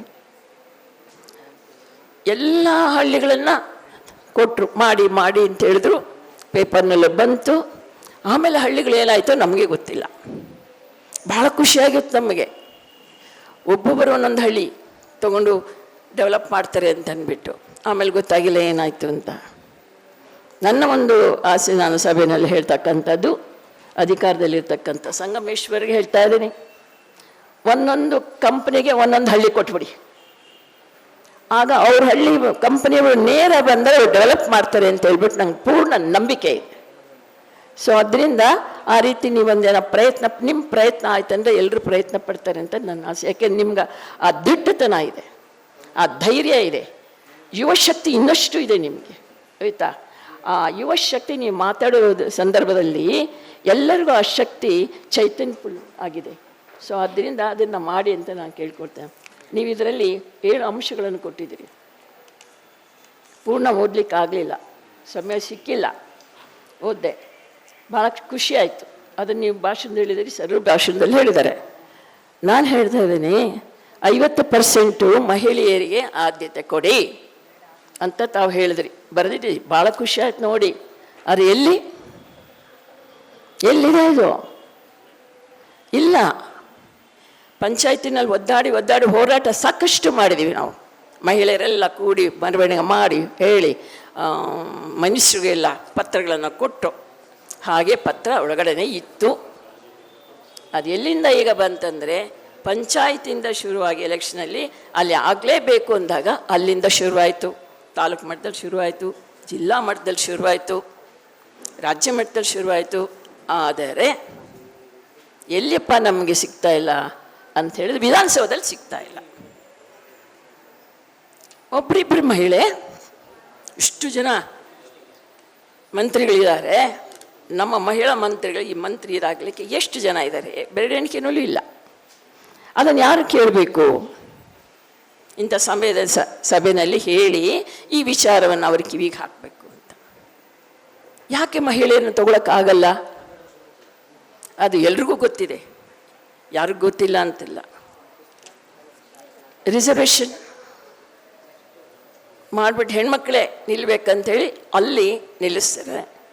ಗೆದ್ದ ಮೇಲೆ ಅಧಿಕಾರ ಮಾಡ್ತಕ್ಕಂಥವ್ರು ಮಹಿಳೆಯರಲ್ಲ, ಅಧಿಕಾರ ಮಾಡ್ತಕ್ಕಂಥವ್ರು ಮಹಿಳೆಯರ ಯಜಮಾನರಿರಲ್ಲ, ಅವರು ಅಧಿಕಾರ ಮಾಡ್ತಾರೆ. ನಂಗೆ ಒಂದು ಸಾರಿ ಭಾಳ ನೋವಾಯಿತು. ಹೀಗೆ ಆಯಿತು, ನಾವು ಹೋದಾಗ ಆಕೆ ಕಾರ್ಪೊರೇಟ್ರ್ ಎಲ್ಲಿದ್ದಾರೆ ಅಂತ ನಾನು ಕೇಳಕ್ಕೆ ಹೋದರೆ ಸಿಂಹಾಸನ ಬೆಲೆ ಇವರಿದ್ದಾರೆ, ಆ ಕಾರ್ಪೊರೇಟ್ರ್ ಹೋಗಿ ಪಾತ್ರೆ ತೊಳಿತಾ ಇದ್ದಾರೆ. ಎಷ್ಟು ನೋವಾಯ್ತು ಅಂದರೆ ಹಾಗೆ ಕೇಳಿದೆ ನಾನು, ಸರ್ ಏನು ಸರ್ ನೀವು ಮಾಡ್ತಾ ಇರೋದು? ಎಲ್ಲದಕ್ಕೂ ಹಾಗೆ ಮಾಡ್ತಾರೆ. ಮೊನ್ನೆನೂ ಯಾವುದೋ ಒಂದು ಪೇಪರಲ್ಲಿ ಹಾಗೆ ಬಂದಿತ್ತು. ಸೊ ಅದನ್ನು ಅದು ಆಗಬಾರ್ದು. ನಮ್ಮ ಮಹಿಳೆಯರಲ್ಲಿ ಅಂತರ್ಗತವಾಗಿ ಶಕ್ತಿ ಇದೆ, ಜ್ಞಾನ ಇದೆ, ಆದರೆ ಅವರಿಗೆ ಆಡಳಿತ ಕೊಟ್ಟರೆ ಮಾಡುವಂಥ ಶಕ್ತಿ ಇದೆ. ಒಂದು ಸಲಹೆ ಕೊಟ್ಟರು ಅವ್ರನ್ನ ಮುಂದೆ ತರಬೇಕು, ಆ ಮಹಿಳೆಯನ್ನ ಮುಂದೆ ತರಬೇಕು. ಮನೆಯರಿಗೆ ಗೆಲ್ಲಿಸಿದ್ರು ಸಹ ಆ ಮಹಿಳೆಯರಿಗೆ ಟ್ರೈನಿಂಗ್ ಕೊಟ್ಟಿದ್ದು ಮಾಡಬೇಕು ಅಂತ. ಅನಿತಾ ಕೌಲ್ ಅವರು ಇದ್ದಾಗಂತೂ ಸಾಕಷ್ಟು ಟ್ರೈನಿಂಗ್ಗಳನ್ನೆಲ್ಲ ಕೊಟ್ಟರು. ಭಾಳ ಖುಷಿ ಆಯಿತು. ಅವಾಗ ನಾವೆಲ್ಲ ಹೋಗಿದ್ವಿ, ಎಲ್ಲ ಹಳ್ಳಿಗಳಿಗೆ ಹೋಗಿಬಿಟ್ಟು ಅದನ್ನ ಹೋಗಿಬಿಟ್ಟು ಆ ಪಂಚಾಯತಿಯಲ್ಲಿ ಗೆದ್ದಂಥವ್ರಿಗೆ ಅವೇರ್ನೆಸ್ ಕೊಡ್ತಾಯಿದ್ವಿ. ಅವಾಗ ನಂಗೆ ಭಾಳ ಖುಷಿ ಆಯಿತು, ಈ ಥರ ಮಾಡ್ತಿದ್ದಾರಲ್ಲ, ಮುಂದೆ ಬಂದಿದ್ದಾರಲ್ಲ ಅಂತ. ಸೊ ಆಗ ತುಂಬ ಜನ ಬಂದಿದ್ದರು. ಒಂದೇ ಒಂದು ಉದಾಹರಣೆ ಕೊಟ್ಟು ಬೇಗ ಮುಗಿಸ್ತೀನಿ, ಯಾಕೆಂದರೆ ಸಮಯ ಆಗೋಗ್ತಿದೆ. ಯಾಕೆಂದರೆ ನೀವೇ ಪ್ರಚೋದನೆ ನನಗೆ. ನೀವು ಮಾತಾಡಿದ್ರಲ್ಲ, ಹಾಗೆ ನನಗೂ ಮಾತಾಡ್ಬೇಕನ್ನಿಸ್ತು, ಅದಕ್ಕೆ ಪ್ರಚೋದನೆ ಆಯಿತು. ಅದಲ್ಲ, ದೊಡ್ಡಬಳ್ಳಾಪುರಕ್ಕೆ ಹೋಗಿದ್ವಿ. ಅಲ್ಲಿ ಪಂಚಾಯತಿವನ್ನೆಲ್ಲ ಕರೆದು ಅಧ್ಯಕ್ಷರನ್ನ ಕರೆದು ಮಾತಾಡಿದ್ವಿ. ಆ ಜಾನುಬಾಹು ನಮ್ಮ ಮಹಿಳೆ, ವಿದ್ಯೆ ಇಲ್ಲ, ಹೆಬ್ಬೆಟ್ಟು. ಆಮೇಲೆ ನಾವೆಲ್ಲ ಕೇಳಿದ್ವಿ, ಅವ್ರು ಎಲ್ಲಿ ಕೂತಿದ್ರು ಗೊತ್ತಾ? ಇದು ಟೇಬಲ್ ಇಟ್ಕೊಂಡು ನಿಂತುಬಿಟ್ಟಿದ್ರು. ನಾವು ಒಂದೇ ಕೇಳಿದ್ವಿ, ನೀವು ಹೇಗೆ ಓದಲಿಕ್ಕೆ ಬರಲ್ಲ, ಬರೀಲಿಕ್ಕೆ ಬರಲ್ಲ, ಸೈನ್ ಮಾಡ್ಲಿಕ್ಕೆ ಬರಲ್ಲ, ನೀವು ಹೇಗೆ ಆಡಳಿತ ಮಾಡ್ತಿದ್ದೀರಿ ಅಂತ. ಆಗೊಂದು ಮಾತು ಹೇಳಿದ್ರು, ಅಮ್ಮ ನನಗೆ ವಿದ್ಯಾಭ್ಯಾಸ ಇಲ್ಲ, ವಿದ್ಯೆ ಇಲ್ಲ, ಮತ್ತು ಬರೀಲಿಕ್ಕೆ ಬರಲ್ಲ, ಓದ್ಲಿಕ್ಕೆ ಬರಲ್ಲ, ಬುದ್ಧಿ ಇದೆ, ಜ್ಞಾನ ಇದೆ ನನಗೆ ಅಂತ ಹೇಳಿದ್ರು. ಅಂದರೆ ನಿಮಗೆ ಜ್ಞಾನದ ಜೊತೆಲಿ ಸ್ವಲ್ಪ ವಿದ್ಯೆಯನ್ನು ಕಲ್ತ್ಬಿಟ್ರೆ ಭಾಳ ಒಳ್ಳೆಯದು ಅಂತ. ಆಮೇಲೆ ಯಾವ ರೀತಿ ನಿಮ್ಗೆ ಜ್ಞಾನ ಇದೆ ಅಂತ ಹೇಳಿದ್ರೆ, ನಾನು ಒಂದೇ ಒಬ್ಬರನ್ನ ಹಿಡಿದಾಕಿದ್ದೀನಿ ಅಂದರು, ಸಂಗಮೇಶ್ವರಿ ಹಿಡಿದಾಕಂಗೆ. 8,000 ರೂಪಾಯಿ ಚೆಕ್ಕು, ಅದನ್ನು ಸೈನ್ ಮಾಡಿಸ್ಕೊಂಬಿಟ್ಟಿದೆ, 80,000 ಮಾಡ್ಕೊಂಬಿಟ್ಟಿದ್ದಾರೆ. ಆ 8,000 ಕೊಟ್ಬಿಟ್ಟು ನೋಡಿದ್ದೆಲ್ಲ ಹೋಯ್ತು ಅಂತ. ಅದನ್ನು ಹಿಡಿದುಬಿಟ್ಟೆಮ್ಮ ನಾನು ಅಂದರು. ಎಷ್ಟು ಚಪ್ಪಾಳೆ ಬಂತಂದ್ರೆ ಅಷ್ಟು ಚಪ್ಪಾಳೆ ಬಂದು ಖುಷಿ. ಅಷ್ಟು ಧೈರ್ಯಶಾಲಿಗಳು ನಮ್ಮ ಹೆಣ್ಮಕ್ಳು. ಅವ್ರನ್ನ ಪುಷ್ಟಿ ಕೊಡಬೇಕಾಗಿರ್ತಕ್ಕಂಥ ಕರ್ತವ್ಯ ನಮ್ಮದೆಲ್ಲ ಇದೆ ಅಂತ ಹೇಳ್ಬಿಟ್ಟು. ಅದರಿಂದ ನಿಮ್ಮ ಪೀರಿಯಡ್ನಲ್ಲಿ ಸದ್ಯ 50% ಬಂದ್ಬಿಡಿ ವಿಧಾನಸೌಧದಲ್ಲಿ, ಹೌದಲ್ಲ? ಹಾಗೆಯೇ ಕೇಂದ್ರದಲ್ಲೂ ಬರಲಿ, ನಮ್ಮ ಆಸೆ ಇದೆ, ಆಸೆನ ಪೂರ್ಣ ಮಾಡಿ ಅಂತಂತ ಹೇಳ್ತಕ್ಕಂಥ ಮಾತನ್ನು ಹೇಳ್ತಾ, ನನಗೆ ಯುವ ಶಕ್ತಿಯನ್ನು ಭದ್ರ ಮಾಡಿ, ಎಲ್ಲೆಲ್ಲಿ ಆ ರೀತಿಯಾದಂಥ ಗಾಂಜಾ ಅದು ಇದು ಮಣ್ಣು ಮಸಿ ಆಗಿ ನಮ್ಮ ಯುವಜನ ಹಾಳಾಗ್ತಾ ಇದ್ದಾರೆ. ಅದು ಆಗಬಾರ್ದು. ಈ ಥರ ಸಮ್ಮೇಳನ ಮಾಡಿದಾಗ, ಯುವಜನ ಸಮ್ಮೇಳನ ಅಂದಾಗ ನಂಗೆ ಸಮಾವೇಶನ ಭಾಳ ಖುಷಿ ಆಯ್ತು ನನಗೆ. ಒಂದೊಂದು ಕಡೆನೂ ಸಹ ಇದನ್ನು ಹಳ್ಳಿಗಳಲ್ಲೇ ಮಾಡಬೇಕು. ಹಳ್ಳಿಗಳಲ್ಲಿ ಮಾಡಿ ಜಾಗೃತಿ ತುಂಬಿದಾಗ ತಮ್ಮ ಹಳ್ಳಿನ ತಾವೇ ಸುಧಾರಿಸ್ಕೊಳ್ಳುವಂಥ ಶಕ್ತಿಯನ್ನು ಯುವಜನದಲ್ಲಿದೆ. ಅದನ್ನು ನಾವು ಈಚೆ ತೆಗೆದು ಪುನಃ ಅವರಿಗೆ ನಾವು ಕೊಟ್ಟು ಮುಂದೆ ಬನ್ನಿ ನೀವು ಅಂಥೇಳಿ ಅವರು ಡೆವಲಪ್ ಮಾಡಿದಂಥ, ಅಭಿವೃದ್ಧಿ ಮಾಡಿದಂಥ ಹಳ್ಳಿಯನ್ನು ನಾವು ನೋಡಿ ಖುಷಿ ಪಡಬೇಕಾಗತ್ತೆ. ಸೊ ಅದರಿಂದ ಆ ಕೆಲಸವನ್ನು ಸರ್ಕಾರದವ್ರು ಮಾಡ್ತಾರೆ, ಖಂಡಿತ ಮಾಡ್ತಾರೆ, ಇಲ್ಲ ಅಂತಲ್ಲ. ಆದರೆ ಆ ಜನಾಂಗನೂ ಸಹ, ಯುವಜನನೂ ಸಹ ಬರಬೇಕು. ಸಿಸಿರ ಅವರನ್ನು ಹೇಳ್ತಾ ಇದ್ದೀನಿ, ಪ್ರತಿ ದಿವಸ ನೆನಪಾಗತ್ತೆ ಶಿಶಿರ ಅಂತ. ಬೆಳಗ್ಗೆ ಹೊತ್ತು ಯಾವುದೋ ಒಂದು ಹಾಡಾಕಿರ್ತೀನಿ, ಅದರಲ್ಲಿ ಶಿಶಿರ ಅಂತ ಬರುತ್ತೆ. ಪ್ರತಿ ದಿವಸ ಬೆಳಗ್ಗೆ 7:00 ಕರೆಕ್ಟಾಗಿ ಸಿಗುತ್ತೆ ನನಗೆ ನೆನಪು. ಸೊ ಆ ಶಿಶಿರಸಿಗೆ ಮತ್ತೆ ನಾನು ಏನು ಹೇಳ್ತಾ ಇದ್ದೀನಿ ಅಂದರೆ, ಅಪ್ಪ ಇಂಥ ಒಂದು ಕಾರ್ಯಕ್ರಮ ಯೋಜನಾ ಕಾಲೇಜ್ಗಳಲ್ಲಿ ಮಾಡಿ, ಮತ್ತು ಹಳ್ಳಿಗಳಲ್ಲಿ ಇರ್ತಕ್ಕಂಥ ಯೋಜನೆಗೆ ಮಾಡಿ ಅಂಥೇಳಿ ಅವರನ್ನು ಕೇಳ್ಕೊಳ್ತಾ ಇದ್ದೀನಿ. ನಮ್ಮ ಗಾಂಧೀಜಿಯವರ ಒಂದು ಕನಸನ್ನು ನಾವಿರೋಗ್ಲೇ ನೆನಸಾಗಿ ಮಾಡಿಬಿಟ್ರೆ ನಮಗೊಂದು ತೃಪ್ತಿ ಆಗತ್ತೆ, ಖುಷಿ ಆಗತ್ತೆ ಅಂತ ಹೇಳಿಬಿಟ್ಟು ವೆಂಕಟೇಶ್ ಅವರು ಸಹ ಹಾಗೆ ಅವ್ರ ಥರನೋ ಒಂದಿಷ್ಟು ಇವರೆಲ್ಲ ಮಾತಾಡ್ತಾ ಇದ್ರು, ಕೇಳಿಸ್ಕೊತಾ ಇದ್ದೆ. ನಮ್ಮ ನಳಿನ ಅವರು ಏನೋ ಇದ್ದರು, ಮಾತಾಡ್ತಾ ಇದ್ದೆ, ಕೇಳಿಸ್ಕೊತಾ ಇದ್ದೆ. ಮಾತು ಹೇಗಿತ್ತಂದರೆ ಗುಂಡು ಹೊಡೆದಂಗಿತ್ತು, ಹೌದಲ್ಲ? ಈ ರೀತಿ ಮಾಡ್ತಿದ್ದಾರೆ, ನಾವು ಹಂಗೆ ಮಾಡಬಾರ್ದು, ಹಿಂಗೆ ಮಾಡಬಾರ್ದು ಅಂತ. ಆ ರೀತಿ ಆಗದೆ ಇದೆ ಜೋಪಾನ ಮಾಡ್ತಕ್ಕಂಥ ಜವಾಬ್ದಾರಿ ನಮ್ಮದೆಲ್ಲರದ್ದು ಇದೆ. ಸಮಯ ಇದ್ದಿದ್ರೆ ಇನ್ನಷ್ಟು ಸ್ವಲ್ಪ ಮಾತಾಡ್ಬೋದಾಗಿತ್ತು. ಯುವ ಜನ ಅಂತ ಹೇಳಿದ್ರಿ, ಪಾಪ ಯುವ ಜನ, ನಾವೆಲ್ಲರೂ ಯುವ ಜನರಾಗ್ಬಿಟ್ಟಿದ್ದೀವಿ ಇವತ್ತು, ಹೌದಲ್ಲ? ನಾವು ಅವ್ರಿಗೆ ಹೇಳಬೇಕು, ಅವ್ರನ್ನ ಮುಂದೆ ತರ್ತಕ್ಕಂಥ ಒಂದು ಜವಾಬ್ದಾರಿಯನ್ನು ತಗೊಳ್ಬೇಕು. ಇನ್ನೊಂದು ವಿಷಯ ಹೇಳಿಬಿಡ್ತೀನಿ, ನೀವು ಹೇಳಿದ್ರಿ ಸಾಕ್ಷರತೆ ಅನ್ನೋದ್ರ ಬಗ್ಗೆ ಮೇಡಮ್ಗೆಲ್ರಿಗೂ ಗೊತ್ತಿದೆ. ನಮ್ಮ ಶ್ಯಾಮಲ ಕೂತಿದ್ದಾರೆ, 8+3 11 ತಾಲೂಕಿನಲ್ಲಿ ಸಂಚಾರ ಮಾಡಿ ಓಡಾಡಿ ಅವ್ರನ್ನ ಹುರಿದುಂಬಿಸಿ ವ್ಯವಸ್ಥೆ ಮಾಡ್ತಕ್ಕಂಥ ಶ್ಯಾಮಲವರು ಇಲ್ಲಿದ್ದಾರೆ. ಅವರಿಗೆ ಬ್ಯಾಕ್ ಬೋನ್ ನಮ್ಮ ಇಂದಿರಾ ಕೃಷ್ಣಪ್ಪ ಅವರು. ಅವ್ರು ಏನು ಹೇಳಿದ್ರು ಎಸ್, ಮ್ಯಾನೇಜರ್ ಆಗಿದ್ದಾರಲ್ಲ, ಇದು ಬೇಕು, ಎಸ್ ಎಸ್ ಎಸ್ ಎಸ್ ಅಂತೇಳಿ ಒಂದು ಹುರಿದುಂಬಿಸಿ ಅವರಿಂದ ಮಾಡಿ. ನಮಗೆ ಆಗಲ್ಲ ಆಗಲ್ಲ ಆಗಲ್ಲ ಅಂತಂದರೆ ನಾವೊಂದೊಂದು ಹಳ್ಳಿನ ತೊಗೊಂಡ್ಬಿಟ್ಟು 6 ತಿಂಗಳಲ್ಲಿ ಮುಗಿಸ್ಲೇಬೇಕು ಅಂತ ಪಡ ತೊಟ್ಟು ಅವ್ರಿಗೊಂದು ಇದನ್ನು ಕೊಟ್ವಿ, ಆಮಿಷವನ್ನು ನೀಡಿದ್ವಿ. ಏನಂದರೆ ನಿಮ್ಮ ಮನೆಗೊಂದು ಶೌಚಾಲಯ ಕಟ್ಟಿಸ್ಕೊಡ್ತೀವಿ ಅಂಥೇಳಿ. ಖುಷಿ ಆಗ್ಬಿಡ್ತು ಅವರಿಗೆ. 6 ತಿಂಗಳಲ್ಲಿ ಒಂದೇ ಟೀಚರ್ ಕೊಟ್ಟು 6 ತಿಂಗಳಲ್ಲಿ ಅವರು ಪೂರ್ತಿ ಕಟ್ಟಿದ್ರು. ಶೌಚಾಲಯವನ್ನು ಕಟ್ಟಿಸ್ಲಿಕ್ಕೆ ವ್ಯವಸ್ಥೆ ಮಾಡಿಕೊಟ್ವಿ. ಆಗಲ್ವಾ? ಖಂಡಿತ ಹಾಗೇ ಆಗತ್ತೆ. ಹಾಗೆ ಇನ್ನೊಂದು ಉದಾಹರಣೆ ಕೊಟ್ಟು ನನ್ನ ಮಾತನ್ನು ಮುಗಿಸ್ತಾ ಇದ್ದೀನಿ. ಆಗಲ್ಲ ಅನ್ನೋದಕ್ಕೆ ಆಗತ್ತೆ ಅನ್ನೋದಕ್ಕೆ ಸ್ಲಮ್ ನಾವು ಈ ಒಂದು ಸೋಷಲ್ ಲೈನಿಗೆ ಬಂದಾಗ ನಮ್ಮ ಬ್ಯಾಂಗ್ಳೂರಿನಲ್ಲಿ 227 ಸ್ಲಮ್ಗಳಿತ್ತು. ಬರ್ತಾ ಬರ್ತಾ ಬರ್ತಾ ಬೆಳೆದು ಹೋಯ್ತು. ಅದನ್ನು ತೆಗಿಬೇಕಂತ ನಾವು ವಿಚಾರ ಮಾಡಿದ್ರೆ ಬೆಳ್ಕೊಂಡು ಹೋಯ್ತು. ಕೊನೆಗೆ ಯಾಕೆ ಆಗಲ್ಲ ಅಂತಾರೆ ಅಂತ ಯೋಚನೆ ಮಾಡಿ ನಾವೊಂದು ನಮ್ಮ ಏರಿಯಾದಲ್ಲೇ ಒಂದು 56 ಮನೆ ಇರೋ ಸಣ್ಣದೊಂದು ಸ್ಲಮ್ ಇತ್ತು. ಅದಕ್ಕೆ ಕೈ ಹಾಕಿದ್ವಿ. ಅವರಿಗೆ ಬೇರೆಯವರಿಂದ ಜಾಗದ ವ್ಯವಸ್ಥೆ ಆಯಿತು. ಆ ಜಾಗ ನಮ್ಗೆ ಅದು ಗೊತ್ತಿಲ್ಲ, ನನ್ನ ಹೆಸರಿಗೆ ಆ ಜಾಗ ಮಾಡಿಬಿಟ್ಟಿದ್ದಾರೆ, GPA ಮಾಡಿಬಿಟ್ಟು ನೀವು ಕೊಟ್ಬಿಡಿ ಅಂತ. ನಂಗೆ ಗೊತ್ತೇ, ಅವರು ನಾವು ನೋಡಿಲ್ಲ. ಅದನ್ನು ತೆಗೆದು ಆ ಲೀಡರ್ ಏನು ಮಾಡಿ ಒಳಗಡೆ ಇಟ್ಬಿಟ್ಟಿದ್ರು. ಒಂದು ದಿವಸ ನನ್ನ ಹತ್ರ ಜಗಳ ಮಾಡಿದ್ರು, ಅಮ್ಮ ನಿಮ್ಮ ಹೆಸರಲ್ಲಿ ಈ ಜಾಗ ಇದೆ, ನಮಗೆ ಮಾಡಿಕೊಟ್ಬಿಡಿ, ರಿಜಿಸ್ಟರ್ ಮಾಡಿಕೊಟ್ಬಿಡಿ. ನನಗೆ ಗೊತ್ತಿಲ್ಲ, ನನಗೆ ಮಾಡಿಲ್ಲ, ಎಲ್ಲಿದೆ ನನ್ನ ಹತ್ರ ಇದೆ. ಅಯ್ಯೋ ಪುಣ್ಯಾತ್ಮ ಕೊಡು ಅಂಥೇಳಿ 1 ವಾರದಲ್ಲಿ ಅದನ್ನು GPA ಎಲ್ರಿಗೂ ಮಾಡಿಕೊಟ್ಟ ಆದಮೇಲೆ ನೆದರ್ಲ್ಯಾಂಡಿನ ನಮಗೊಂದು 60 ಲಕ್ಷ ರೂಪಾಯಿ ಆವಾಗ ಸ್ಯಾಂಕ್ಷನ್ ಆಯಿತು. ಸ್ಯಾಂಕ್ಷನ್ ಆದಾಗ ಅವರ 56 ಮನೆಗಳಿಗೂ ಮನೆ ಕಟ್ಟಿಸ್ಕೊಡೋದಕ್ಕೆ ಎಲ್ಲ ಸೌಕರ್ಯಗಳನ್ನು ಅದು ಮಾಡಿ ಕೊಟ್ಟಿದ್ದೆ. ಸಾಧ್ಯ ಇದೆ ಅಂಥೇಳಿ.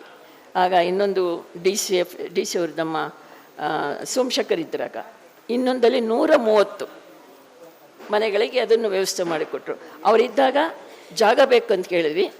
DC ಆಗಿದ್ದಾಗ ಅವರು ಸ್ಲಮ್ ಬೋರ್ಡ್ಗೆ ಬಂದಾಗ ಮನೆ ಕಟ್ಟಿಸ್ಕೊಳ್ಳೋದು 2 ಆಗೋದು ಚೆನ್ನಾಗಿದ್ದಾರೆ. ಸೊ ಹಾಗೆ ಸಾಧ್ಯ ಇದೆ, ಪ್ರಯತ್ನ ಪಡ್ಬೇಕು. ಪ್ರಯತ್ನ ಪಟ್ಟರೆ ಹಾಗೆ ಆಗತ್ತೆ ಅಂತ ನನ್ನ ಒಂದು ಅಭಿಮಾನ. ಅದರಿಂದ ದಯವಿಟ್ಟು ನೀವು ಎಲ್ಲರೂ ಸೇರಿ ನಮ್ಮ ಮನೆಯಲ್ಲಿರ್ತಕ್ಕಂಥ ಇವರ ಶಕ್ತಿಯನ್ನು, ಯುವ ಜನಾಂಗವನ್ನು ಅವರು ಜಾಗೃತಿಪಡಿಸಿ ಎಲ್ಲರೂ ನಿಮ್ಮ ಕೈಲಿ ಎಷ್ಟಾಗುತ್ತೋ ಸಹಾಯ ಮಾಡಿ ಅಂತ ಹೇಳಿ ಅವರನ್ನು ಮುಂತರ್ತಕ್ಕಂಥ ಜವಾಬ್ದಾರಿ ನಮ್ಮದೆಲ್ಲರೂ ಇದೆ. ಅದನ್ನು ಮಾಡೋಣ ಅಂತ ಹೇಳಿಬಿಟ್ಟು ಬೆಳಗ್ಗೆಯಿಂದ ಇದುವರೆಗೂ ಸಾಕಷ್ಟು ವಿಚಾರಗಳನ್ನು ನೀವು ಕೇಳಿದಿರಿ. ಸಾಕಷ್ಟು ಜನ ಒಳ್ಳೆ ವ್ಯಕ್ತಿಗಳನ್ನು ಕಣ್ಣಾರೆ ದರ್ಶನ ಮಾಡಿದಿರಿ, ಅವರ ವಿಚಾರಗಳನ್ನ ಕೇಳಿದಿರಿ. ನಾನು ಅದನ್ನೆಲ್ಲ ಹೆಸರುಗಳನ್ನ ಓದ್ತಾ ಹೋಯ್ತು ಅಂದರೆ ಟೈಮ್ ಆಯ್ತು ಅಂತ ಹೇಳ್ಬಿಟ್ಟು ಇನ್ನೊಂದು ಸ್ವಲ್ಪ ಹೊತ್ತು ಆದರೆ ನನಗೆ ಒಂದು ಚೀಟಿನೂ ಬಂದುಬಿಡ್ಬೋದು. ಅದಕ್ಕೆ ಚೀಟಿ ಬರೋದು ಕಾಯೋದು ಬೇಡ ಅಂತೇಳಿ ನಾನು ಮಾತನ್ನು ಮುಗಿಸ್ತೀನಿ. ಜೈ ಹಿಂದ್, ಜೈ ಕರ್ನಾಟಕ ಮಾತೆ. ಒಂದು ಘೋಷಣೆ ಮಾಡೋಣ ನಮ್ಮ ಭಾರತ ಮಾತೆಗೆ. ನೀವು ಜೈಕಾರ ಹಾಕಬೇಕು. ಬೋಲೋ ಭಾರತ್ ಮಾತಾ ಕಿ, ಬೋಲೋ ಭಾರತ್ ಮಾತಾ ಕಿ, ಬೋಲೋ ಭಾರತ್ ಮಾತಾ ಕಿ. ಧನ್ಯವಾದ. ಮುಖ್ಯ ಅತಿಥಿಗಳು ಡಾಕ್ಟರ್ MR ವೆಂಕಟೇಶ್, ಸಂಸ್ಕೃತಿ ಚಿಂತಕರು, ಉಪಾಧ್ಯಕ್ಷರು, ಬೆಂಗಳೂರು ಮಹಾನಗರ ಸಾರಿಗೆ ಸಂಸ್ಥೆ. ಇವರಿಂದ ಸಂಕ್ಷಿಪ್ತವಾದ ನುಡಿಗಳು.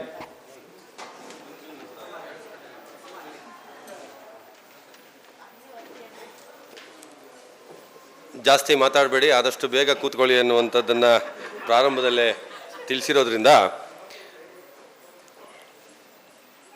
ಇವತ್ತಿನ ಬುದ್ಧ ಬಸವ ಗಾಂಧಿ ಸಾಂಸ್ಕೃತಿಕ ಟ್ರಸ್ಟ್, ಕರ್ನಾಟಕ ಗಾಂಧಿ ಸ್ಮಾರಕ ನಿಧಿ ಮತ್ತು ರಾಷ್ಟ್ರೀಯ ಸೇವಾ ಯೋಜನೆ ಯುವ ಸಬಲೀಕರಣ ಇಲಾಖೆಯ ಸಹಯೋಗದಲ್ಲಿ ಇವತ್ತು ಇಡೀ ದಿನ 7ನೇ ವರ್ಷದ ಈ ಯುವಜನ ಸಮಾವೇಶವನ್ನು ಆಯೋಜನೆಯನ್ನು ಮಾಡಿ ಇಂದಿನ ಈ ಸಮಾರೋಪ ಸಮಾರಂಭದ ಅಧ್ಯಕ್ಷತೆಯನ್ನು ವಹಿಸಿರ್ತಕ್ಕಂಥ ಶ್ರೀಮತಿ ಇಂದ್ರಕ್ನವರೇ, ಈಗ ತಾನೇ ಸಮಾರೋಪ ಸಮಾರಂಭದ ಸಮಾರೋಪ ನುಡಿಗಳನ್ನು ಆಡಿದಂಥ ಕನ್ನಡ ಸಾಹಿತ್ಯ ಪರಿಷತ್ತಿನ ನಿಕಟಪೂರ್ವ ಅಧ್ಯಕ್ಷರು, ಅತ್ಯಂತ ಕ್ರಿಯಾಶೀಲರಾಗಿ ಕನ್ನಡ ಸಾಹಿತ್ಯ ಪರಿಷತ್ತನ್ನು ತಮ್ಮ ಅವಧಿಯಲ್ಲಿ ಮುನ್ನಡೆಸಿದಂಥ ನಾಡೋಜ ಡಾಕ್ಟರ್ ಮನು ಬಳಿಗಾರರವರೇ, ಇದೀಗ ತಾನೇ ಈ ಸಮಾರೋಪ ಸಮಾರಂಭದಲ್ಲಿ ಒಂದಷ್ಟು ಹಿತನುಡಿಗಳನ್ನು ಆಡಿದಂಥ ಸುಶೀಲಕ್ನವರೇ ಮತ್ತು ಈ ಸಮಾರಂಭದ ಅಧ್ಯಕ್ಷತೆಯನ್ನು ವಹಿಸಿರ್ತಕ್ಕಂಥ ಇಂದ್ರಕ್ನವರೇ, ಇವತ್ತು ಇಡೀ ದಿವಸ ಮಹಾತ್ಮ ಗಾಂಧೀಜಿ ಮತ್ತು ಸ್ವಾಮಿ ವಿವೇಕಾನಂದರ ಪ್ರಣೀತ 7ನೇ ವರ್ಷದ ಈ ಒಂದು ಯುವಜನ ಸಮಾವೇಶದ ಸಮ್ಮೇಳನಾಧ್ಯಕ್ಷರಾಗಿ ಶ್ರೀಯುತ ಸಂಗಮೇಶ್ವರವರನ್ನ ಆಯ್ಕೆ ಮಾಡಿರ್ತಕ್ಕಂಥದ್ದು ಇವತ್ತಿನ ಈ ಯುವಜನ ಸಮಾವೇಶಕ್ಕೆ ಹೆಚ್ಚಿನ ಮೆರುಗನ್ನು ತಂದುಕೊಟ್ಟಿದೆ ಅಂತ ನಾನಾದರೂ ಭಾವಿಸಿದ್ದೇನೆ ಮತ್ತು ಈ ಸಮಾವೇಶಕ್ಕೆ ಹೆಚ್ಚಿನ ತೂಕವನ್ನು ಕೊಟ್ಟಿದೆ ಅಂತ ನಾನು ಭಾವಿಸ್ತಾ, ಇವತ್ತು ಮಹಾತ್ಮ ಗಾಂಧೀಜಿ ಮತ್ತು ಸ್ವಾಮಿ ವಿವೇಕಾನಂದರ ವಿಚಾರಧಾರೆಗಳು ಮತ್ತು ಚಿಂತನೆಗಳ ಹಿನ್ನೆಲೆಯಲ್ಲಿ ಬೆಳಗ್ಗೆಯಿಂದ ನಡೆದಂಥ ಈ ಯುವಜನ ಸಮಾವೇಶದಲ್ಲಿ ಸಾಕಷ್ಟು ವಿಚಾರಗಳು ಚರ್ಚೆ ಆಗಿದೆ ಅಂತ ನಾನು ಭಾವಿಸ್ತಾ, ಈ ಸಮಾವೇಶದ ಸರ್ವಾಧ್ಯಕ್ಷರಾದಂಥ ಶ್ರೀಯುತ ಸಂಗಮೇಶ್ವರವರು, ನಾನು ಅವರನ್ನು ಒಬ್ಬ ರಂಗಭೂಮಿ ಕಲಾವಿದರಾಗಿ ಮತ್ತು ಕಿರುತೆರೆಯ ನಟರಾಗಿ ಮತ್ತು ಕನ್ನಡ ಸಾಹಿತ್ಯ ಪರಿಷತ್ತಿನ ಒಡನಾಡಿಯಾಗಿ ಮಾತ್ರ ನಾನು ಅವರನ್ನು ಕಂಡಿದ್ದೆ. ಇವತ್ತಿನ ಈ ಸಮಾವೇಶದ ಭಾಗವಾಗಿ ಅವರ ಒಂದಷ್ಟು ಕಿರುಪರಿಚಯವನ್ನು ಇರತಕ್ಕಂಥ ಈ ಒಂದು ಒತ್ತಿಗೆಯಲ್ಲಿರ್ತಕ್ಕಂಥ ವಿಚಾರಗಳನ್ನು ನೋಡಿದಾಗ, ಇವತ್ತು ಒಂದು ಸಾಮಾನ್ಯ ಬಡ ಕುಟುಂಬದಲ್ಲಿ,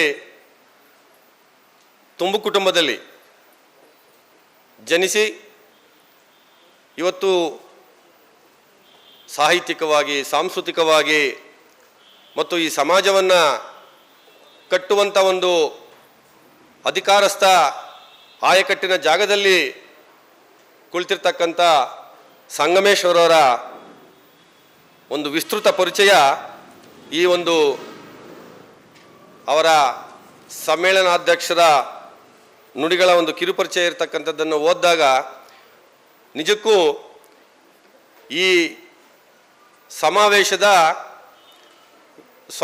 ಸ್ವಾಮಿ ವಿವೇಕಾನಂದರ ಒಂದು ಪ್ರಖರ ಚಿಂತನೆಗಳ ಒಂದು ಭಾಗವಾಗಿರ್ತಕ್ಕಂಥ ಈ ಶಿಕ್ಷಣ ವ್ಯವಸ್ಥೆ ಇದೆಯಲ್ಲ, ಈ ಶಿಕ್ಷಣ ವ್ಯವಸ್ಥೆ ಶೋಷಿತ ಸಮಾಜದ ಒಂದು ಕಟ್ಟಕಡೆಯ ವ್ಯಕ್ತಿಗೆ ತಲುಪಿದ್ರೆ ಆ ಒಂದು ವ್ಯಕ್ತಿ ಹೆಂಗೆ ಜಾಗೃತನಾಗ್ತಾನೆ, ಆ ವ್ಯಕ್ತಿ ಜಾಗೃತನಾದರೆ ಸಮಾಜ ಹೆಂಗೆ ಸದೃಢವಾಗ್ತದೆ, ಸಮಾಜ ಸದೃಢವಾದರೆ ಹೆಂಗೆ ಒಂದು ಬಲಿಷ್ಠ ದೇಶ ನಿರ್ಮಾಣವಾಗ್ತದೆ ಅನ್ನುವಂಥ ಒಂದು ಅವರ ಸಮಗ್ರ ಶಿಕ್ಷಣ ವ್ಯವಸ್ಥೆಯ ಸುಧಾರಣೆಯ ಭಾಗವಾಗಿರ್ತಕ್ಕಂಥ ಇದು ಇವತ್ತು ನಮ್ಮ ಕಣ್ಣು ಮುಂದೆ ಒಂದು ಜೀವಂತ ಸಾಕ್ಷಿಯಾಗಿರ್ತಕ್ಕಂಥದ್ದು ನಾವು ನಮ್ಮ ಈ ಸಮಾವೇಶದ ಸರ್ವಾಧ್ಯಕ್ಷರಾಗಿದ್ದಂಥ ಸಂಗಮೇಶ್ವರವ್ರನ್ನ ಕಂಡ್ರೆ ನಮಗೆ ತಿಳಿಯುವಂಥದ್ದು. ಹಾಗಾಗಿ ಈ ಶಿಕ್ಷಣ ವ್ಯವಸ್ಥೆಯಲ್ಲಿ ಏನು ಒಂದು ಆಮೂಲಾಗ್ರ ಬದಲಾವಣೆಯನ್ನು ತರಬೇಕು, ಸುಧಾರಣೆಗಳನ್ನು ತರಬೇಕು ಅನ್ನುವಂಥ ಆ ಚಿಂತನೆಗಳ ಪರಿಕಲ್ಪನೆಯ ಹಿನ್ನೆಲೆಯಲ್ಲಿ ಅದನ್ನು ಸಾಕಾರಗೊಳಿಸುವಂಥ ಒಂದು ಬಲಿಷ್ಠ ವಾಹಿನಿ, ಆ ಒಂದು ಮಾರ್ಗ ಯಾವುದು ಅಂತಂದರೆ ನಾನಾದರೂ ಭಾವಿಸಿದ್ದೇನೆ, ಒಂದು ಅಧಿಕಾರದಲ್ಲಿರ್ತಕ್ಕಂಥ ಒಂದಷ್ಟು ಅಧಿಕಾರಸ್ಥರು ಮತ್ತು ಅದನ್ನು ಎಕ್ಸಿಕ್ಯೂಷನ್ ಮಾಡೋದಕ್ಕೆ ಏನು ಅಧಿಕಾರಿ ವರ್ಗ ಇದೆ, ಇವರುಗಳು ಅಂದರೆ ನಾನು ಏನದನ್ನು ಪರೋಕ್ಷವಾಗಿ ಹೇಳಿದೆ ರಾಜಕಾರಣಿಗಳು ಅನ್ನುವಂಥದ್ದನ್ನು, ಅಧಿಕಾರಸ್ಥ ರಾಜಕಾರಣಿಗಳು ಮತ್ತು ಇನ್ನೊಂದು ಕಡೆ ಅದನ್ನು ಎಕ್ಸಿಕ್ಯೂಷನ್ ಮಾಡುವಂಥ ಇದರಲ್ಲಿರ್ತಕ್ಕಂಥ ಅಧಿಕಾರಸ್ಥರು ಏನಿದ್ದಾರೆ ಅಧಿಕಾರಿಗಳು, ಇವರು ಮನಸ್ಸು ಮಾಡಿದ್ರೆ ಇಡೀ ಒಂದು ವ್ಯವಸ್ಥೆಯನ್ನು ಎಷ್ಟು ಒಂದು ಸಮೃದ್ಧವಾದಂಥ ಒಂದು ಬಲಿಷ್ಠ ವಾಹಿನಿಯ ಮುಖಾಂತರ ಅವ್ರನ್ನ ತಗೊಂಡು ಹೋಗ್ಬೋದು ಅನ್ನುವಂಥದ್ದಕ್ಕೆ ಒಂದು ಉದಾಹರಣೆಯಾಗಿ ಇವತ್ತು ಒಬ್ಬ ಅಧಿಕಾರಿಯಾಗಿ ಏನು ಇವತ್ತು ನಮ್ಮ ಸಂಗಮೇಶ್ವರವರು ಇದ್ದಾರೆ. ಅವರ ಮುಂದಿನ ನಿಮ್ಮ ಈ ಚಿಂತನೆಗಳು, ನಿಮ್ಮ ಸಮಾರೋಪ ನುಡಿಗಳನ್ನು ಆಡಿದಂಥದ್ದನ್ನು ಸಹ ನಾನು ಕಂಡೆ.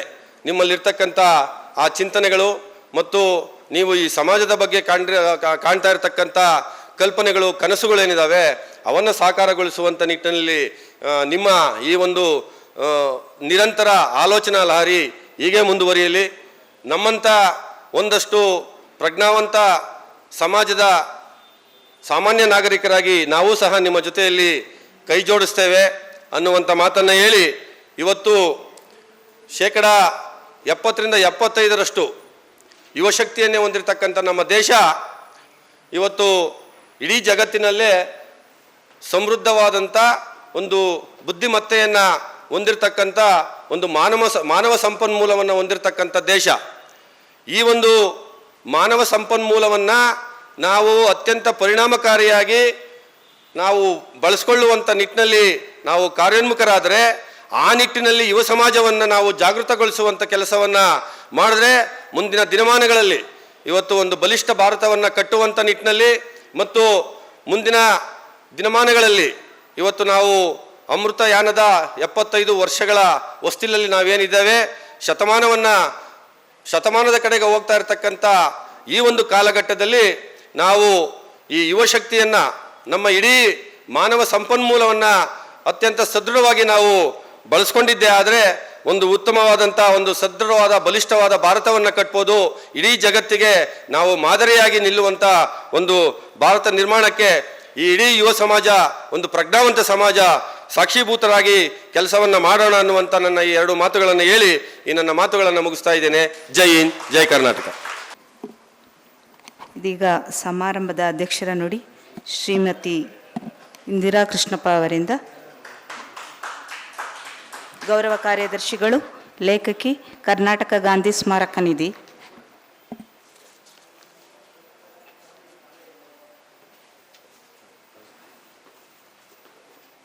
ನಮಸ್ಕಾರಗಳು. 3 ಸಂಸ್ಥೆಯ ವತಿಯಿಂದ ಈ ದಿನ ಯುವಜನ ಸಮ್ಮೇಳನದಲ್ಲಿ ಕಡೆಯ ಹಂತದ ಸಮಾರೋಪದಲ್ಲಿ ನಾವೆಲ್ಲರೂ ಸೇರಿದ್ದೀವ. ಆಗಲೇ ರಾಮಲಿಂಗೇಶ್ವರವರು ಸೂಚನೆ ಕೊಟ್ಟಿದ್ದಾರೆ, ಬೇಗ ಮುಗಿಸ್ಬೇಕು, ಆಮೇಲೆ ಪ್ರಶಸ್ತಿ ಕೊಡೋಣ. ಪ್ರಶಸ್ತಿ ಮೊದಲೇ ಕೊಟ್ಬಿಟ್ರೆ ನಾನು ಮಾತಾಡೋದ್ರೊಳಗೆ ಯಾರೂ ಇರಲ್ಲ, ಬೆಳಗಿಂದ ಇದ್ದಾರೆ. ಅದಕ್ಕೆ ಹಂಗೆ ಹೇಳಿದರೆ ನಾನೇನು ಹೆಚ್ಚು ಸಮಯ ತಗೊಳ್ಳಲ್ಲ. ಮಾತನಾಡಲಿಕ್ಕೆ ಬೇರೆ ಬೇರೆ ವೇದಿಕೆಗಳು, ಬೇರೆ ಬೇರೆ ಸಂದರ್ಭಗಳು, ಬೇರೆ ಬೇರೆ ಗೋಷ್ಠಿಗಳು, ಬೇರೆ ಬೇರೆ ಸಭೆಗಳು ಇದ್ದಾವೆ ನಿಮ್ಮೊಂದಿಗೆ ಮಾತಾಡೋಕ್ಕೆ. ಶೇಷಾದ್ರಿಪುರಂ ಕಾಲೇಜಿನ ವಿದ್ಯಾರ್ಥಿ ಬಳಗದವರಿದ್ದಾರೆ, MLA ಕಾಲೇಜಿನ ವಿದ್ಯಾರ್ಥಿ ಬಳಗದವರಿದ್ದಾರೆ, ಹಾಗೆಯೇ ಮಹಿಳಾ ಕಾಲೇಜಿನ ವಿದ್ಯಾರ್ಥಿ ಬಳಗದವರಿದ್ದಾರೆ, ಚರಣ್ ಕಾಲೇಜಿನ ವಿದ್ಯಾರ್ಥಿ ಬಳಗದವರು ಇವತ್ತು ನಮ್ಮೊಂದಿಗಿದ್ದಾರೆ. ಈ ಸಮಾರಂಭದ ಸಮಾರೋಪ ನುಡಿಗಳನ್ನಾಡಿದಂತಹ ಡಾಕ್ಟರ್ ಮನು ಬಳಿಗಾರರು ಕನ್ನಡ ನಾಡಿನಲ್ಲಿ ಕನ್ನಡ ಸಾಹಿತ್ಯ ಮತ್ತು ಸಂಸ್ಕೃತಿಯನ್ನು ಸುಮಾರು 10 ವರ್ಷಗಳ ಮೂಲಕ ಇಡೀ ಹಳ್ಳಿಗೆ ಗ್ರಾಮಕ್ಕೆ ತೆಗೆದುಕೊಂಡು ಹೋದವರು. ಕನ್ನಡ ಭಾಷೆ ಇವತ್ತು ಉಳಿದಿದೆ, ಮನೆ ಮಾತಾಗಿದೆ, ಅದನ್ನು ಉಳಿಸ್ಬೇಕು ಅನ್ನೋ ಹೋರಾಟಗಳು ಇವತ್ತು ಎಚ್ಚೆತ್ತ ಪ್ರಜ್ಞೆ ಆಗಿ ಇದೆ ಅಂದರೆ ಅದಕ್ಕೆ ಡಾಕ್ಟರ್ ಮಳಿಗಾರ್ ಅವರು ಬಹಳ ಮುಖ್ಯ ಕಾರಣ ಆಗ್ತಾರೆ ಅಂತ ನಾನು ಭಾವಿಸಿದ್ದೇನೆ. ಹಿಂದಿಯ ಹೇರಿಕೆ, ಇಂಗ್ಲೀಷ್ ಭಾಷೆಯ ಒತ್ತಡಗಳು, ಅದರ ನಡುವೆ ಕನ್ನಡ ಭಾಷೆನ ಉಳಿಸ್ಬೇಕು, ಬೆಳೆಸಬೇಕು, ಮುಂದುವರಿಸಬೇಕು ಅನ್ನೋದಕ್ಕೆ ಅವರ ಕೊಡುಗೆ ಅಪಾರವಾಗಿದೆ ಅಂತ ನಾನು ಈ ಸಂದರ್ಭದಲ್ಲಿ ಹೇಳಕ್ಕೆ ಇಷ್ಟಪಡ್ತೀನಿ. ಹಾಗೆಯೇ ಈ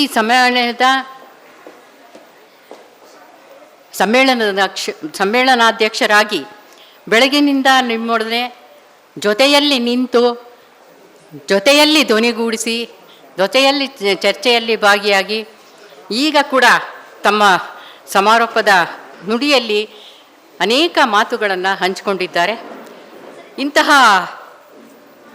ಅಧಿಕಾರಿಯಾಗಿದ್ದರೂ ಕೂಡ ಜನಪರ ಚಿಂತನೆಯೊಳಗೆ ತಮ್ಮನ್ನು ತೊಡಗಿಸಿಕೊಂಡಂಥವರು ಹಾಗೂ ಸಾಮಾಜಿಕ, ಸಾಂಸ್ಕೃತಿಕ, ಸಾಹಿತ್ಯಿಕವಾಗಿ ತಮ್ಮ ಅಧಿಕಾರವನ್ನು ದುರುಪಯೋಗ ಮಾಡಿಕೊಳ್ಳದೆ ಅತ್ಯಂತ ಪ್ರಾಮಾಣಿಕವಾಗಿ ಕೆಲಸ ಮಾಡ್ತಿರೋವಂತಹ ಸಂಗಮೇಶ್ ಉಪಾಸ್ಯವರು ಈ ದಿನದ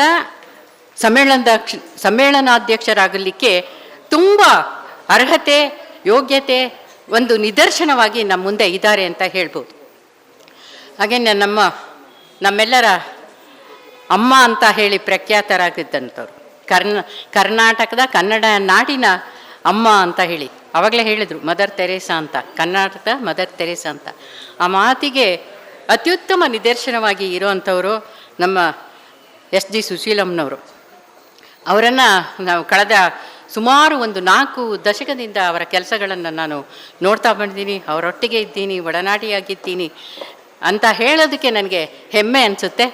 ಅವರ ಯೋಜನೆಗಳ ಜೊತೆಗೆ ಇವಾಗಲೂ ಕೂಡ ಸಾಮಾಜಿಕ ಚಿಂತನೆ, ಸಾಂಸ್ಕೃತಿಕ ಚಿಂತನೆಯನ್ನು ನಾನು ಏನು ಮಾಡಬಲ್ಲೆ ಈ ದೇಶಕ್ಕೆ, ಈ ನಾಡಿಗೆ, ಈ ಸಮುದಾಯಕ್ಕೆ ಅಂತ ಹೇಳಿ ಸದಾ ಚಿಂತನೆಯಲ್ಲಿ ಇರುವಂತಹ ಅಮ್ಮ ಇವತ್ತು ನಮ್ಮ ಜೊತೆ ಇದ್ದಾರೆ. ಹಾಗೆ M.R. ವೆಂಕಟೇಶ್ ಅವರು ಯಾವುದೋ ಕಾಲಘಟ್ಟದಲ್ಲಿ ಇವಾಗ ಒಂದು ಅಧಿಕಾರ ಸಿಕ್ಕಿದೆ ನನಗೆ ಅಂತ ಹೇಳಿ ಯಾವ ಹಮ್ಮು ಬಿಮ್ಮುಗಳು ಇಲ್ಲದೆ ಜನಸಾಮಾನ್ಯರೊಂದಿಗೆ ಬೆರೆತು ಅವರು ಕೆಲಸ ಮಾಡಲಿಕ್ಕೆ ಹೊರಟಿದ್ದಾರೆ ವೆಂಕಟೇಶ್ ಅವರು. BMTCಯ ಉಪಾಧ್ಯಕ್ಷರಾಗಿದ್ದರೂ ಕೂಡ ಇಂಥ ಸಮ್ಮೇಳನದಲ್ಲಿ ಭಾಗಿಯಾಗ್ತಾ ನಂದ್ಯಾವುದೋ ಅದು ಬೇರೆ ಕೆಲಸ, ನಾನು ಇದರಲ್ಲಿ ಏನು ಮಾಡೋದಿದೆ ಅಂತ ಹೇಳಿದೆ. ಸಾಮಾಜಿಕ ಕಾಳಜಿಯನ್ನು ಇಟ್ಕೊಂಡು ಸಾಂಸ್ಕೃತಿಕ ಚಟುವಟಿಕೆಗಳಲ್ಲಿ ಭಾಗವಹಿಸ್ತಾ ಯುವ ಜನತೆಯನ್ನು ಜಾಗೃತಗೊಳಿಸುವ ಕಾರ್ಯದಲ್ಲಿ ತೊಡಗಿಕೊಂಡಿದ್ದಾರೆ. ಅವರು ಇವತ್ತು ನಮ್ಮ ಜೊತೆ ಇರೋದು ಕೂಡ ನಮಗೆಲ್ಲರಿಗೂ ಸಂತೋಷದ ವಿಚಾರ. ಅದರೊಂದಿಗೆ ಇವತ್ತು ಶಿಶಿರ ಅವರು ಗಾಂಧಿ ಭವನ ರಾಷ್ಟ್ರೀಯ ಸೇವಾ ಯೋಜನೆಯ ಹಲವು ಕೆಲಸಗಳನ್ನು ಗಾಂಧಿ ಭವನಕ್ಕೂ ಕೊಟ್ಟಿದ್ದಾರೆ. ಅದರ ಭಾಗವಾಗಿ ಇವತ್ತು ನಾವು ಕರ್ನಾಟಕದಾದ್ಯಂತ ರಾಷ್ಟ್ರೀಯ ಸೇವಾ ಯೋಜನೆಯ ಕೆಲಸವನ್ನು ಮಾಡ್ತಾ ಬರ್ತಿದ್ದೀವಿ. ಈ ವರ್ಷದಲ್ಲಿ ಕರೋನಾ ನಂತರದ ಅಂದರೆ 2021 ನಂತರದಲ್ಲಿ ಯಾವಾಗ ಕಾಲೇಜು ಆರಂಭ ಆಯಿತು, ಈಗ ಸಮೀಪದ ಈಗ 3-4 ತಿಂಗಳ ಹಿಂದಿನಿಂದ ರಾಷ್ಟ್ರೀಯ ಸೇವಾ ಯೋಜನೆಯ ಕೆಲಸಗಳನ್ನು ನಾವು ಕಾಲೇಜು ಹಂತದಲ್ಲಿ ಹಾಗೆಯೇ PU ಪದವಿ ಪೂರ್ವ ಕಾಲೇಜುಗಳಲ್ಲಿ ಮಾಡ್ತಾ ಬಂದಿದ್ವಿ. ಅದರ ಮೂಲಕ ಸುಮಾರು ನಾವು 50,000 ಮಕ್ಕಳನ್ನು ತಲುಪಿದ್ದೇವೆ ಅಂತ ಹೇಳಲಿಕ್ಕೆ ನನಗೆ ಹೆಮ್ಮೆ ಆಗುತ್ತೆ. ಅದರ ಭಾಗವಾಗಿಯೇ ಇದನ್ನು ಕೂಡ ಈ ಯೋಜನಾ ಸಮ್ಮೇಳನವನ್ನು ನಾವಿಲ್ಲಿ ಮಾಡ್ತಾ ಇದ್ದೀವಿ. ಅದಕ್ಕೆ ಅನೇಕ ಕಾಲೇಜುಗಳ ಮಕ್ಕಳು, ವಿದ್ಯಾರ್ಥಿಗಳು, ಯುವಜನರು ನಮ್ಮೊಂದಿಗೆ ಇದ್ದಾರೆ. ಇಲ್ಲಿ ಬೇರೆ ಗ್ರಾಮಾಂತರ ಪ್ರದೇಶದಲ್ಲಿ ಈಗ ನೆಕ್ಸ್ಟ್ ವೀಕು ಜಮಖಂಡಿ, ಮನಹಟ್ಟಿ, ಮುದೋಳು ಅಲ್ಲಿ ಹೋಗೋದು ಕೂಡ ಇದೆ. ಹಾಗೆಯೇ ಇನ್ನೂ 5 ದಿನದ ಸಮ್ಮೇಳನ, 3 ದಿನದ ಸಮ್ಮೇಳನ ಮಾಡೋದು ಕೂಡ ನಮ್ಮ ಮುಂದೆ ಇದೆ. ಅದರೆಲ್ಲದ ಭಾಗವಾಗಿ ತಾವೆಲ್ಲರೂ ಇದ್ದೀರಾ ಅಂತ ನಾನಾದರೂ ಭಾವಿಸಿದ್ದೀನಿ. ಹಾಗೆಯೇ ಇದನ್ನು ಹೇಳೋದಕ್ಕೆ ಬಹಳ ಹೆಮ್ಮೆ ಅನಿಸುತ್ತೆ. ಕರೋನಾ ನಂತರದ ಈ ದಿನಗಳಲ್ಲಿ ಯಾರೂ ನೋಡದ ಅಂತಹ ಸ್ಥಿತಿಯಲ್ಲಿ ಇದ್ದವರು ಇಂತಹ ಸಮ್ಮೇಳನದ ಮೂಲಕ ಒಬ್ಬರು ನೋಡುವಂತಹ, ನಮ್ಮ ಭಾವನೆಗಳನ್ನು ಹಂಚಿಕೊಳ್ಳುವಂತಹ, ನಮ್ಮ ಎಲ್ಲ ಅನುಭವ ಕಥನಗಳನ್ನು ಹೇಳುವಂತಹ ಒಂದು ಗಳಿಗೆಗಳು ಬರ್ತಾ ಇದ್ದಾವೆ ಅಂತ. ಇದೇ ಸಂದರ್ಭದಲ್ಲಿ ತಮಗೆಲ್ರಿಗೂ ಗೊತ್ತಿದೆ, ಶಿಕ್ಷಣ ವ್ಯವಸ್ಥೆ ತುಂಬ ಅವ್ಯವಸ್ಥೆವಾದಂತಹ ಸ್ಥಿತಿಯಲ್ಲಿ ಮತ್ತೆ ಪುನರ್ನಿರ್ಮಾಣವಾಗಲು ಕಟ್ಟಲು ಈ ಯುವ ಜನತೆ ಹಾಗೂ ಶಿಕ್ಷಕರಿಂದ ಮತ್ತು ಸಾಮಾಜಿಕ ಜನರು ಬಹುಮುಖ್ಯ ಕಾರಣ ಆಗ್ತಾರೆ. ಅದರಲ್ಲಿ ಹೀಗೆ ಸಮ್ಮೇಳನಗಳ ಮೂಲಕ ದೊಡ್ಡ ಗಣ್ಯರು, ವಿದ್ವಾಂಸರು ಅವರ ಒಂದು ಪ್ರೋತ್ಸಾಹದಿಂದ ಯುವಜನರಿಗೆ ಒಂದು ಶಕ್ತಿ ಬರುತ್ತೆ, ಅವರಿಗೆ ಹೊಸ ಆಶಯಗಳು, ಹೊಸ ಭರವಸೆಗಳು ಮೂಡುತ್ತೆ ಅಂತ ನಾನಾದರೂ ಭಾವಿಸಿದ್ದೇನೆ. ಹಾಗೆಯೇ ಇದರಲ್ಲಿ ಹೇಳೋದು ಅಂತಂದರೆ, ಗಾಂಧಿ ಮತ್ತು ವಿವೇಕಾನಂದರ ಚಿಂತನೆಗಳು ದೇಶಕ್ಕೆ ಸ್ವಾತಂತ್ರ್ಯ ಹೋರಾಟದ ಬಂದು ಇವತ್ತು ಅಮೃತ ಮಹೋತ್ಸವ 75ರ ಘಟ್ಟದಲ್ಲಿ ನಾವಿದ್ದೇವೆ. ಅಂತಹ ಸಂದರ್ಭದಲ್ಲಿ ಗಾಂಧೀಜಿ ಮತ್ತು ವಿವೇಕಾನಂದರ ಚಿಂತನೆಗಳು ಅವರು ನಮಗೆ ಈ ದೇಶದ ಎಲ್ಲ ಯುವ ಜನರಿಗೆ ಐಕಾನ್ ಆಗಿದ್ದಾರೆ. ಅವರ ತತ್ವಗಳು, ಅವರ ಚಿಂತನೆಗಳು, ಅವರ ಆಶಯದ ಮೂಲಕ ಈ ದೇಶ ನಡೀತಿದೆ. ಆ ದೇಶ ನಮಗೆ ಇಡೀ ವಿಶ್ವದಲ್ಲಿ ನಮಗೇನಾದರೂ ಗೌರವ ಇದೆ ಅಂತ ಹೇಳಿದ್ರೆ ಅದು ಗಾಂಧಿ, ಅಂಬೇಡ್ಕರ್, ಬುದ್ಧ, ಬಸವಣ್ಣ, ವಿವೇಕಾನಂದರ ಚಿಂತನೆಗಳ ಮೂಲಕ ನಮಗೆ ಅಂತಾರಾಷ್ಟ್ರೀಯ ಮಟ್ಟದಲ್ಲಿ ಬಹಳ ಹೆಮ್ಮೆ, ಘನತೆಗಳು ಇದೆ ಅಂತ ಹೇಳಿ ನಾನಾದರೂ ಭಾವಿಸಿದ್ದೀನಿ. ಹಾಗೆಯೇ ಇದು ಕರೋನಾ ಈ 2 ವರ್ಷದ ಅವಧಿಯಲ್ಲಿ ನಮಗೆ ಬಹುಪಾಠವನ್ನು ಕಲಿಸಿದೆ. ಆ ಪಾಠದ ಭಾಗವಾಗಿ ನಾವು ಪರಿಸರವನ್ನು ಉಳಿಸುವ, ಬೆಳೆಸುವ, ವಿಸ್ತರಿಸುವ ಕೆಲಸ ಮಾಡಿದ್ದೀವಿ. ನಾವು ಪರಿಸರದ ಮೇಲೆ ನಮ್ಮ ಹೆಮ್ಮೆ ಪಡ್ಕೊಳ್ಳೋದ್ರ ಜೊತೆಗೆ ಅದನ್ನು ಉಳಿಸ್ಬೇಕು, ಬೆಳೆಸಬೇಕು, ವಿಸ್ತರಿಸಬೇಕು ಅನ್ನೋದು, ಅದರಿಂದ ಮಾತ್ರ ನಾವು ಉಳಿಯೋಕ್ಕೆ ಸಾಧ್ಯ. ಅದನ್ನು ವಿಧ್ವಂಸ ಮಾಡುವಂತಹ ಕೆಲಸವನ್ನು, ಅದನ್ನು ನಾಶ ಮಾಡುವಂತಹ ಕೆಲಸವನ್ನು ಮಾಡಬಾರ್ದು ಅಂತ ಹೇಳ್ತಾ, ಅದನ್ನು ನಾವು ನಮಗೆ ಈಗ ರಾಷ್ಟ್ರಕವಿ ಅವರ ಒಂದು ಕವನದ ಸಾಲನ್ನು ನಿಮ್ಮ ಮುಂದೆ ಹೇಳಬೇಕು ಅನಿಸುತ್ತೆ. GS ಶಿವರುದ್ರಪ್ಪನವರ ಒಂದು ಕವನದ ಸಾಲು. ಎನಿತು ಜನ್ಮದಲ್ಲಿ ಎನಿತು ಜೀವಕ್ಕೆ ಎನಿತು ಋಣಿಗಳು ನಾವು, ತಿಳಿದು ನೋಡಿದರೆ ಬಾಳು ಎಂಬುದು ಋಣದ ಗಣಿಯು ಅಂತ. ಹಾಗೆ ಇವತ್ತು ನಾವು ಎಲ್ಲರೂ, ಯುವಜನರೇ ಆಗಿರಲಿ, ಸಾಮಾನ್ಯ ಜನರೇ ಆಗಲಿ, ಗಣ್ಯರೇ ಆಗಿರಲಿ, ಅವರು ಎಷ್ಟೋ ಜನ್ಮದಲ್ಲಿ ಎಷ್ಟೋ ಋಣಿಗಳು. ನಾವು ಈ ದೇಶ, ಈ ರಾಷ್ಟ್ರ, ಈ ಸಮುದಾಯ, ಈ ಪರಿಸರ, ಈ ನಾಡು, ನುಡಿ, ನೆಲ, ಜಲ ಎಲ್ಲವನ್ನು ಪಡೆದು ಅದರ ಋಣಿಗಳಾಗಿದ್ದೇವೆ. ಆ ಋಣವನ್ನು ತೀರಿಸುವ ಕೆಲಸವನ್ನು, ಹೀಗೆ ನಮ್ಮ ಮುಂದಿನ ಪೀಳಿಗೆಯನ್ನು ಬೆಳೆಸುವಂತಹ, ದೇಶ, ನಾಡು, ನುಡಿ, ನೆಲಜಲವನ್ನು ರಕ್ಷಿಸುವಂಥ ಕೆಲಸ ಮಾಡಬೇಕಾಗಿದೆ ಅಂತ ನಾನು ಹೇಳಲಿಕ್ಕೆ ಇಷ್ಟಪಡ್ತೀನಿ. ಹಾಗೆಯೇ ಗಾಂಧೀಜಿಯವರ ಒಂದು ನುಡಿಯನ್ನು ಹೇಳಿ ನನ್ನ ಮಾತಿಗೆ ವಿರಾಮ ಹೇಳ್ತೀನಿ. ಗಾಂಧೀಜಿಯವರು ಎಂತಹ ಭಾರತವನ್ನು ಆಶಿಸಿದ್ರು ಅನ್ನೋದು ಬಂದು, ಇಂಡಿಯಾ ಆಫ್ ಮೈ ಡ್ರೀಮ್ಸ್ ಅಂತ ಹೇಳ್ತಿರು. ನನ್ನ ಆಶಯದ ಭಾರತ ಅಂತ ಹೇಳ್ತಾ ಇದ್ರು. ಅವರ ಆಶಯದ ಭಾರತ ಏನಾಗಿತ್ತು ಅದನ್ನು ಈ ಸ್ವಾತಂತ್ರ್ಯೋತ್ಸವದ 75ರ ವರ್ಷದಲ್ಲಿ ಒಂದ್ಸರಿ ವಿಮರ್ಶೆ ಮಾಡ್ಕೊಳ್ತಾ ಹೋದರೆ, ಅದು ಇನ್ನೂ ಸಾಧಿಸಿಲ್ಲದ ಒಂದು ಆಶಯ ಅನ್ನೋದು ನಮಗೆ ಗೊತ್ತಾಗ್ತಾ ಹೋಗುತ್ತೆ.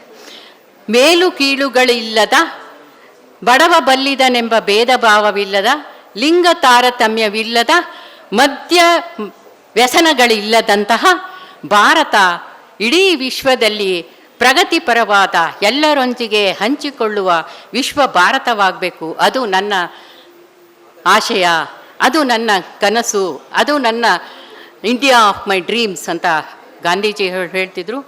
ಅಂತಹ ಹಾದಿಯಲ್ಲಿ ನಾವಿದ್ದೇವಾ ಅಂತಾನೆ ನಮ್ಮನ್ನು ನಾವೇ ಪ್ರಶ್ನಿಸ್ಕೊಳ್ತಾ, ಆ ಪದವನ್ನು ನಾವು ಸುಲಲಿತ ಮಾಡೋಕ್ಕೆ ಏನೆಲ್ಲ ನಾನು ಏನು ಮಾಡಬಲ್ಲೆ ಅಂತ ಪ್ರತಿಯೊಬ್ಬರು ಯೋಚನೆ ಮಾಡಿದಾಗ ಆ ದಿಕ್ಕಿನೆಡೆಗೆ ನಾವು ಹೋಗಲಿಕ್ಕೆ ಸಾಧ್ಯ, ಆ ಪ್ರಯತ್ನಗಳನ್ನು ಮಾಡಲಿಕ್ಕೆ ಸಾಧ್ಯ ಅನ್ನೋದನ್ನು ನಾನು ಈ ಸಂದರ್ಭದಲ್ಲಿ ಹೇಳ್ತಾ, ಈಗ ಹಲವು ಕ್ಷೇತ್ರಗಳಲ್ಲಿ ದುಡಿದಂಥವರು, ಕೆಲಸ ಮಾಡ್ತಿರೋ ಅಂಥವರು, ಸಾಧಕರಿದ್ದಾರೆ.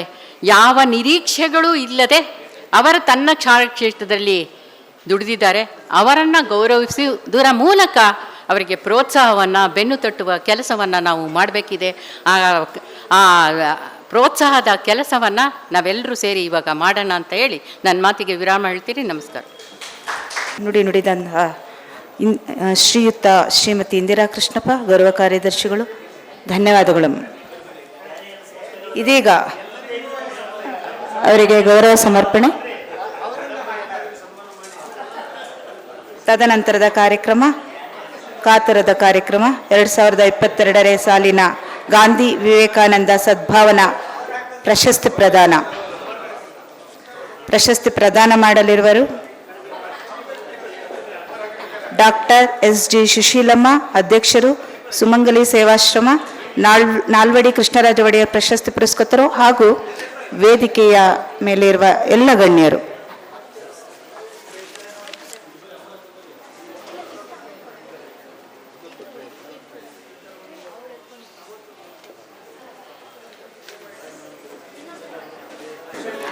ಡಾಕ್ಟರ್ ದೊರೇಶ್ ನಿರ್ಮಾಪಕರು, ವಿಮರ್ಶಕರು, ಕ್ಷಮೆ ಇರಲಿ. ಡಾಕ್ಟರ್ ದೊರೇಶ್ ವಿಮರ್ಶಕರು, ಡಾಕ್ಟರ್ ಸಂದೀಪ್ ಸಿ ಕಾನೂನು ಪ್ರಾಧ್ಯಾಪಕರು. ಎಲ್ಲ ವೇದಿಕೆಯ ಮುಂಭಾಗಕ್ಕೆ ಬಂದರೆ ಉಳಿತು.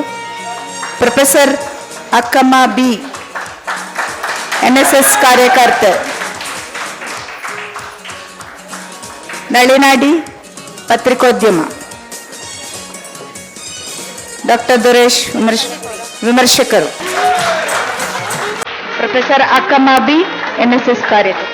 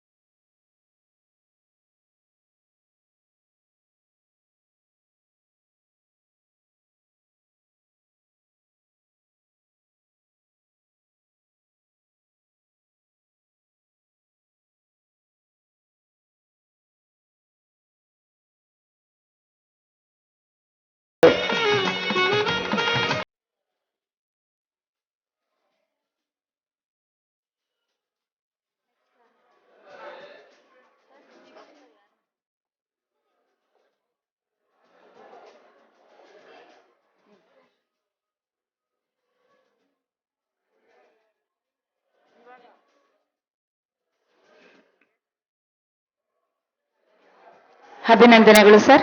ನಳಿನಾಡಿ ಪತ್ರಿಕೋದ್ಯಮ.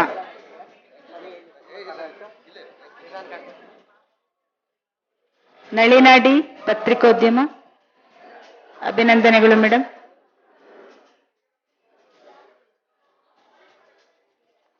KP ಶ್ರೀಧರ್, ಆರಕ್ಷಕರು.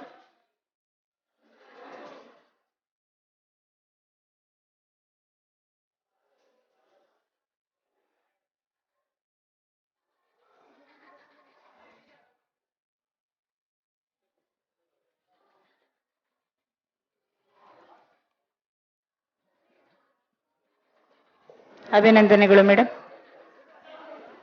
KP ಶ್ರೀಧರ್, ಆರಕ್ಷಕರು. KP Sridhar, Shri KP Sridhar.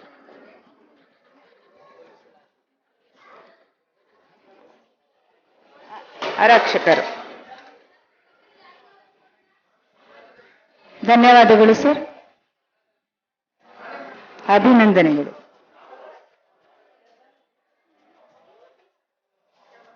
Professor Suresh M, ದೈಹಿಕ ಶಿಕ್ಷಣ ನಿರ್ದೇಶಕರು. ಪ್ರೊಫೆಸರ್ ಸುರೇಶ್ ಎಂ, ದೈಹಿಕ ಶಿಕ್ಷಣ ನಿರ್ದೇಶಕರು.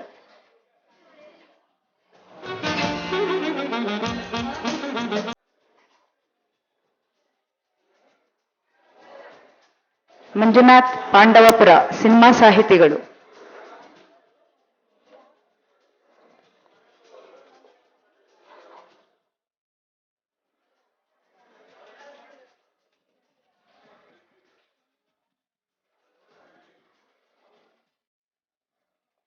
ಅಭಿನಂದನೆಗಳು ಸರ್. ಮಂಜುನಾಥ್ ಪಾಂಡವಪುರ, ಸಿನಿಮಾ ಸಾಹಿತಿಗಳು.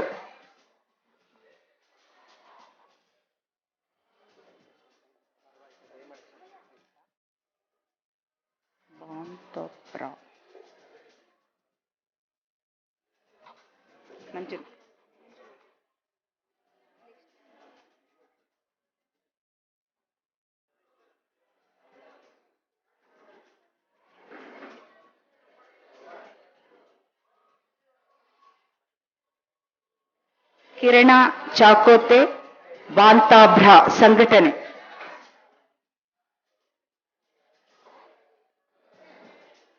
ಅಭಿನಂದನೆಗಳು ಸರ್. ಕಿರಣ ಚಾಕೋತೆ ಬಾಂತಾಭ್ರ ಸಂಘಟನೆ.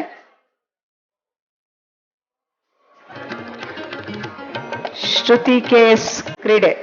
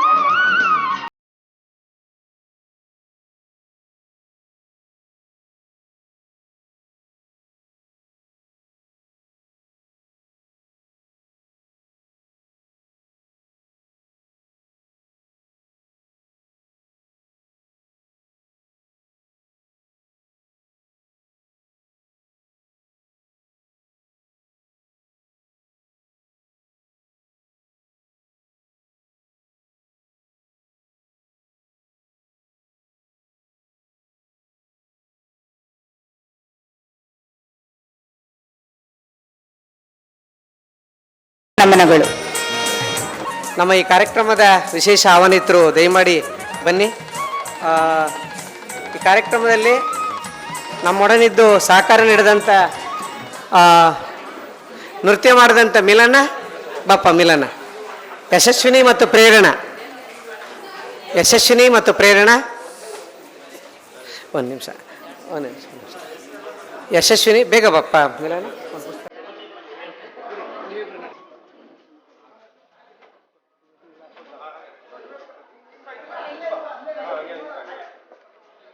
ಊಟ ಯಾರು ತಿಳಿಸ್ಕೊಳಕ್ಕಾಗಲ್ವಾ? ಹಾಂ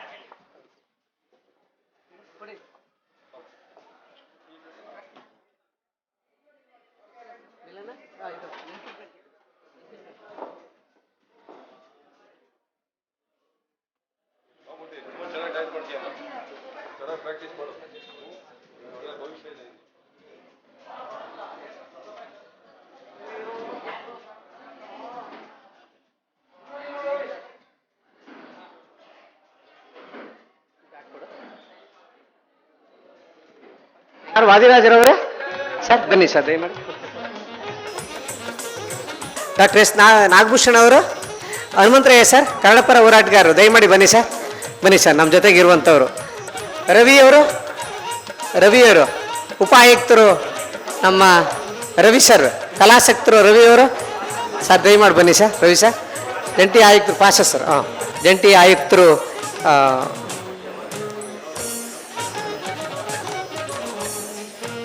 ವೇಣುಗೋಪಾಲ್ ಸರ್, ರಾಧಾಕೃಷ್ಣ ಅವರೇ, ರಮೇಶ್ ಕಮತಗಿ ಅವರೇ, ಹಾಗೆ ಡಾಕ್ಟರ್ ಬಲ ಸುರೇಶ್ ಬಂಧುಗಳೇ, ಈ ಸಮಾರಂಭದಲ್ಲಿ ಯಶಸ್ವಿನಿ ಆಯ್ತಲ್ಲ,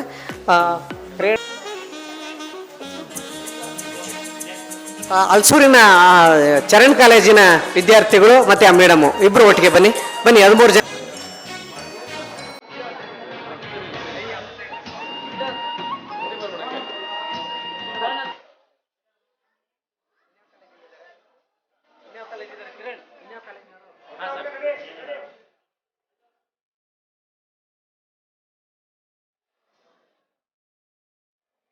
ಎಸ್ಎಲ್ಎನ್ ಕಾಲೇಜಿನ ವಿದ್ಯಾರ್ಥಿಗಳು ದಯಮಾಡಿ ಬನ್ನಿ ಬೇಗ. ಸುರೇಶ್ ಎಷ್ಟು ಜನ ಇದೆ?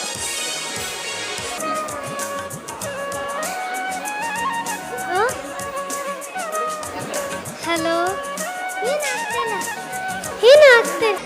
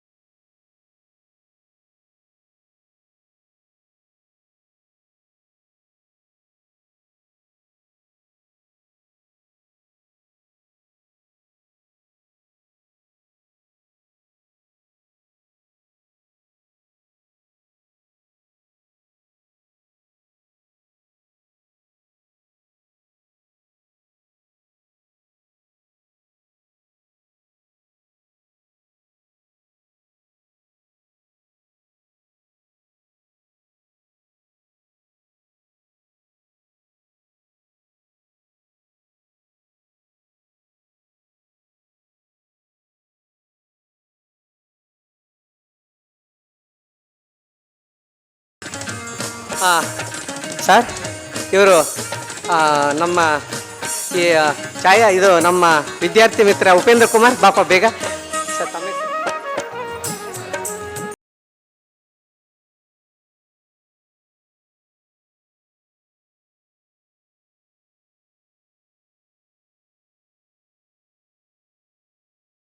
ಯಾರಿಗಾರ ಕೊಟ್ಟು ನೀವು ಬನ್ನಿ ಸರ್. ಸರ್ ವಿಭೂತಿ ಸರ್ ಬೇಗ ಬನ್ನಿ ಸರ್. ಹಾಂ ಹಾಂ ಹೌದಾ? ಹಾಂ ಇವರು ಹಾಂ ಶ್ರೀನಿವಾಸ್ ಸರ್ ಅವರು ಬನ್ನಿ ಸರ್.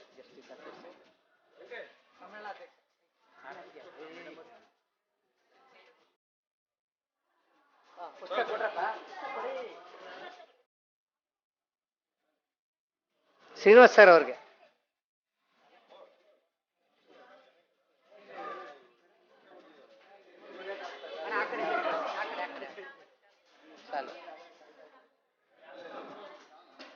ಶ್ರೀದೇವಿ ಮೇಡಮ್ ಅವ್ರಿಗೆ ಪ್ರಸನ್ನ ಅವರೇ ದಯಮಾಡಿ ವೇದಿಕೆ ಮೇಲೆ ಬನ್ನಿ. ಅವರು ಹಾಂ ತೋರಿಸ್ಕೊಟ್ಬಿಟ್ಟು ಬನ್ನಿ.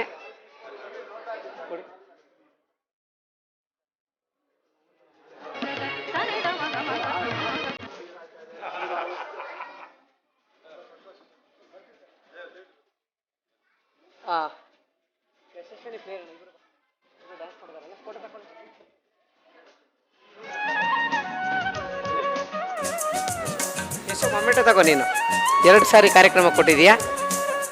ನೀನು ಮೊಮೆಂಟೋ ಇಸ್ಕೊಂಗಲ್ಲ. ಎಸ್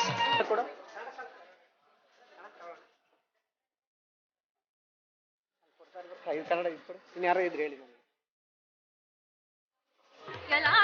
ಈಗ ಕೊನೆಯದಾಗಿ ನಮ್ಮ ತುಂಬ ಪರಮಾಪ್ತರು ನಮಗೆ ಫೋಟೋ ತೆಗೆಯುವುದು ನಮ್ಮ ಕಾಯಕ. ಅಣ್ಣವರು ನಮ್ಮ ವಿಭೂತಿ ಸರ್ ಅವರು ಫೋಟೋ ತೆಗೆಯುವುದು ನಮ್ಮ ಕಾಯಕ. ನಮ್ಮ ಡಾಕ್ಟರ್ ನಲ್ಲೂರು ಪ್ರಸಾದ್ ಅವರ ಇದು ವೇದವಾಕ್ಯ. ಸರ್ ಥ್ಯಾಂಕ್ ಯು, ಧನ್ಯವಾದ, ಥ್ಯಾಂಕ್ಸ್. ಇದು ಈಗ ಅವರ ಸರ್ ಮಾಸ್ಕ್ ತೆಗೀರಿ ಸರ್. ಎಸ್ ದಯಮಾಡಿ ಉಪಾಸಿ ಸರ್ ಅವರ ಕುಟುಂಬದವರು ಎಲ್ಲ ವೇದಿಕೆ ಮೇಲೆ ಬನ್ನಿ. ಉಪಾಸಿ ಸರ್ ಅವರ ಕುಟುಂಬದವರು ದಯಮಾಡಿ ವೇದಿಕೆ ಮೇಲೆ ಬನ್ನಿ. ವೇದಿಕೆ ಮೇಲೆ ಬನ್ನಿ.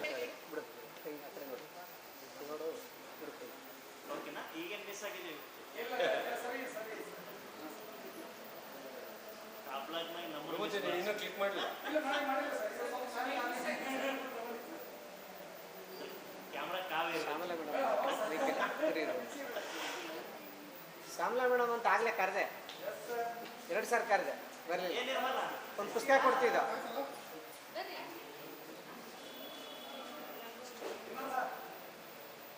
ಬುಕ್ ಕೊಡಿ, 1-2 ಬುಕ್ ಕೊಡಿ. ಬೇಗ ಹೋಗಿ, ಇಲ್ಲಿ ಕೆಳಗಡೆ ಹೋಗಿ, ಮುಂದಕ್ಕೆ ಹೋಗ್ರಿ. ಅಮ್ಮ ಹತ್ರ ಹೋಗಿ ಕೊಡಿ ಕೊಡಿ. ಕನ್ನಡ ಸಾಲ ಹಾಕಿ, ಕನ್ನಡ ಸಾಲ ಹಾಕಿ. ಬೇಡ, ನೆಕ್ಸ್ಟು. ಹಾಂ ಹಾಂ ನೆಕ್ಸ್ಟ್. ಕೊಟ್ಟಿಲ್ಲ ಇನ್ನೂ ಕೊಟ್ಟಿಲ್ಲ, ಇಲ್ಲಿದೆ.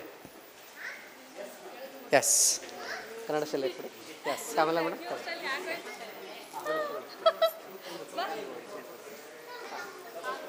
ಎಸ್ ಶ್ಯಾಮಲಾ ಮೇಡಮ್ ಅವ್ರಿಗೆ. Yes right. ಕಾರ್ಯಕ್ರಮ 1:21 ಗಂಟೆ ಅರ್ಧ ಗಂಟೆ ಅಷ್ಟೇ ತಡವಾಗಿದೆ.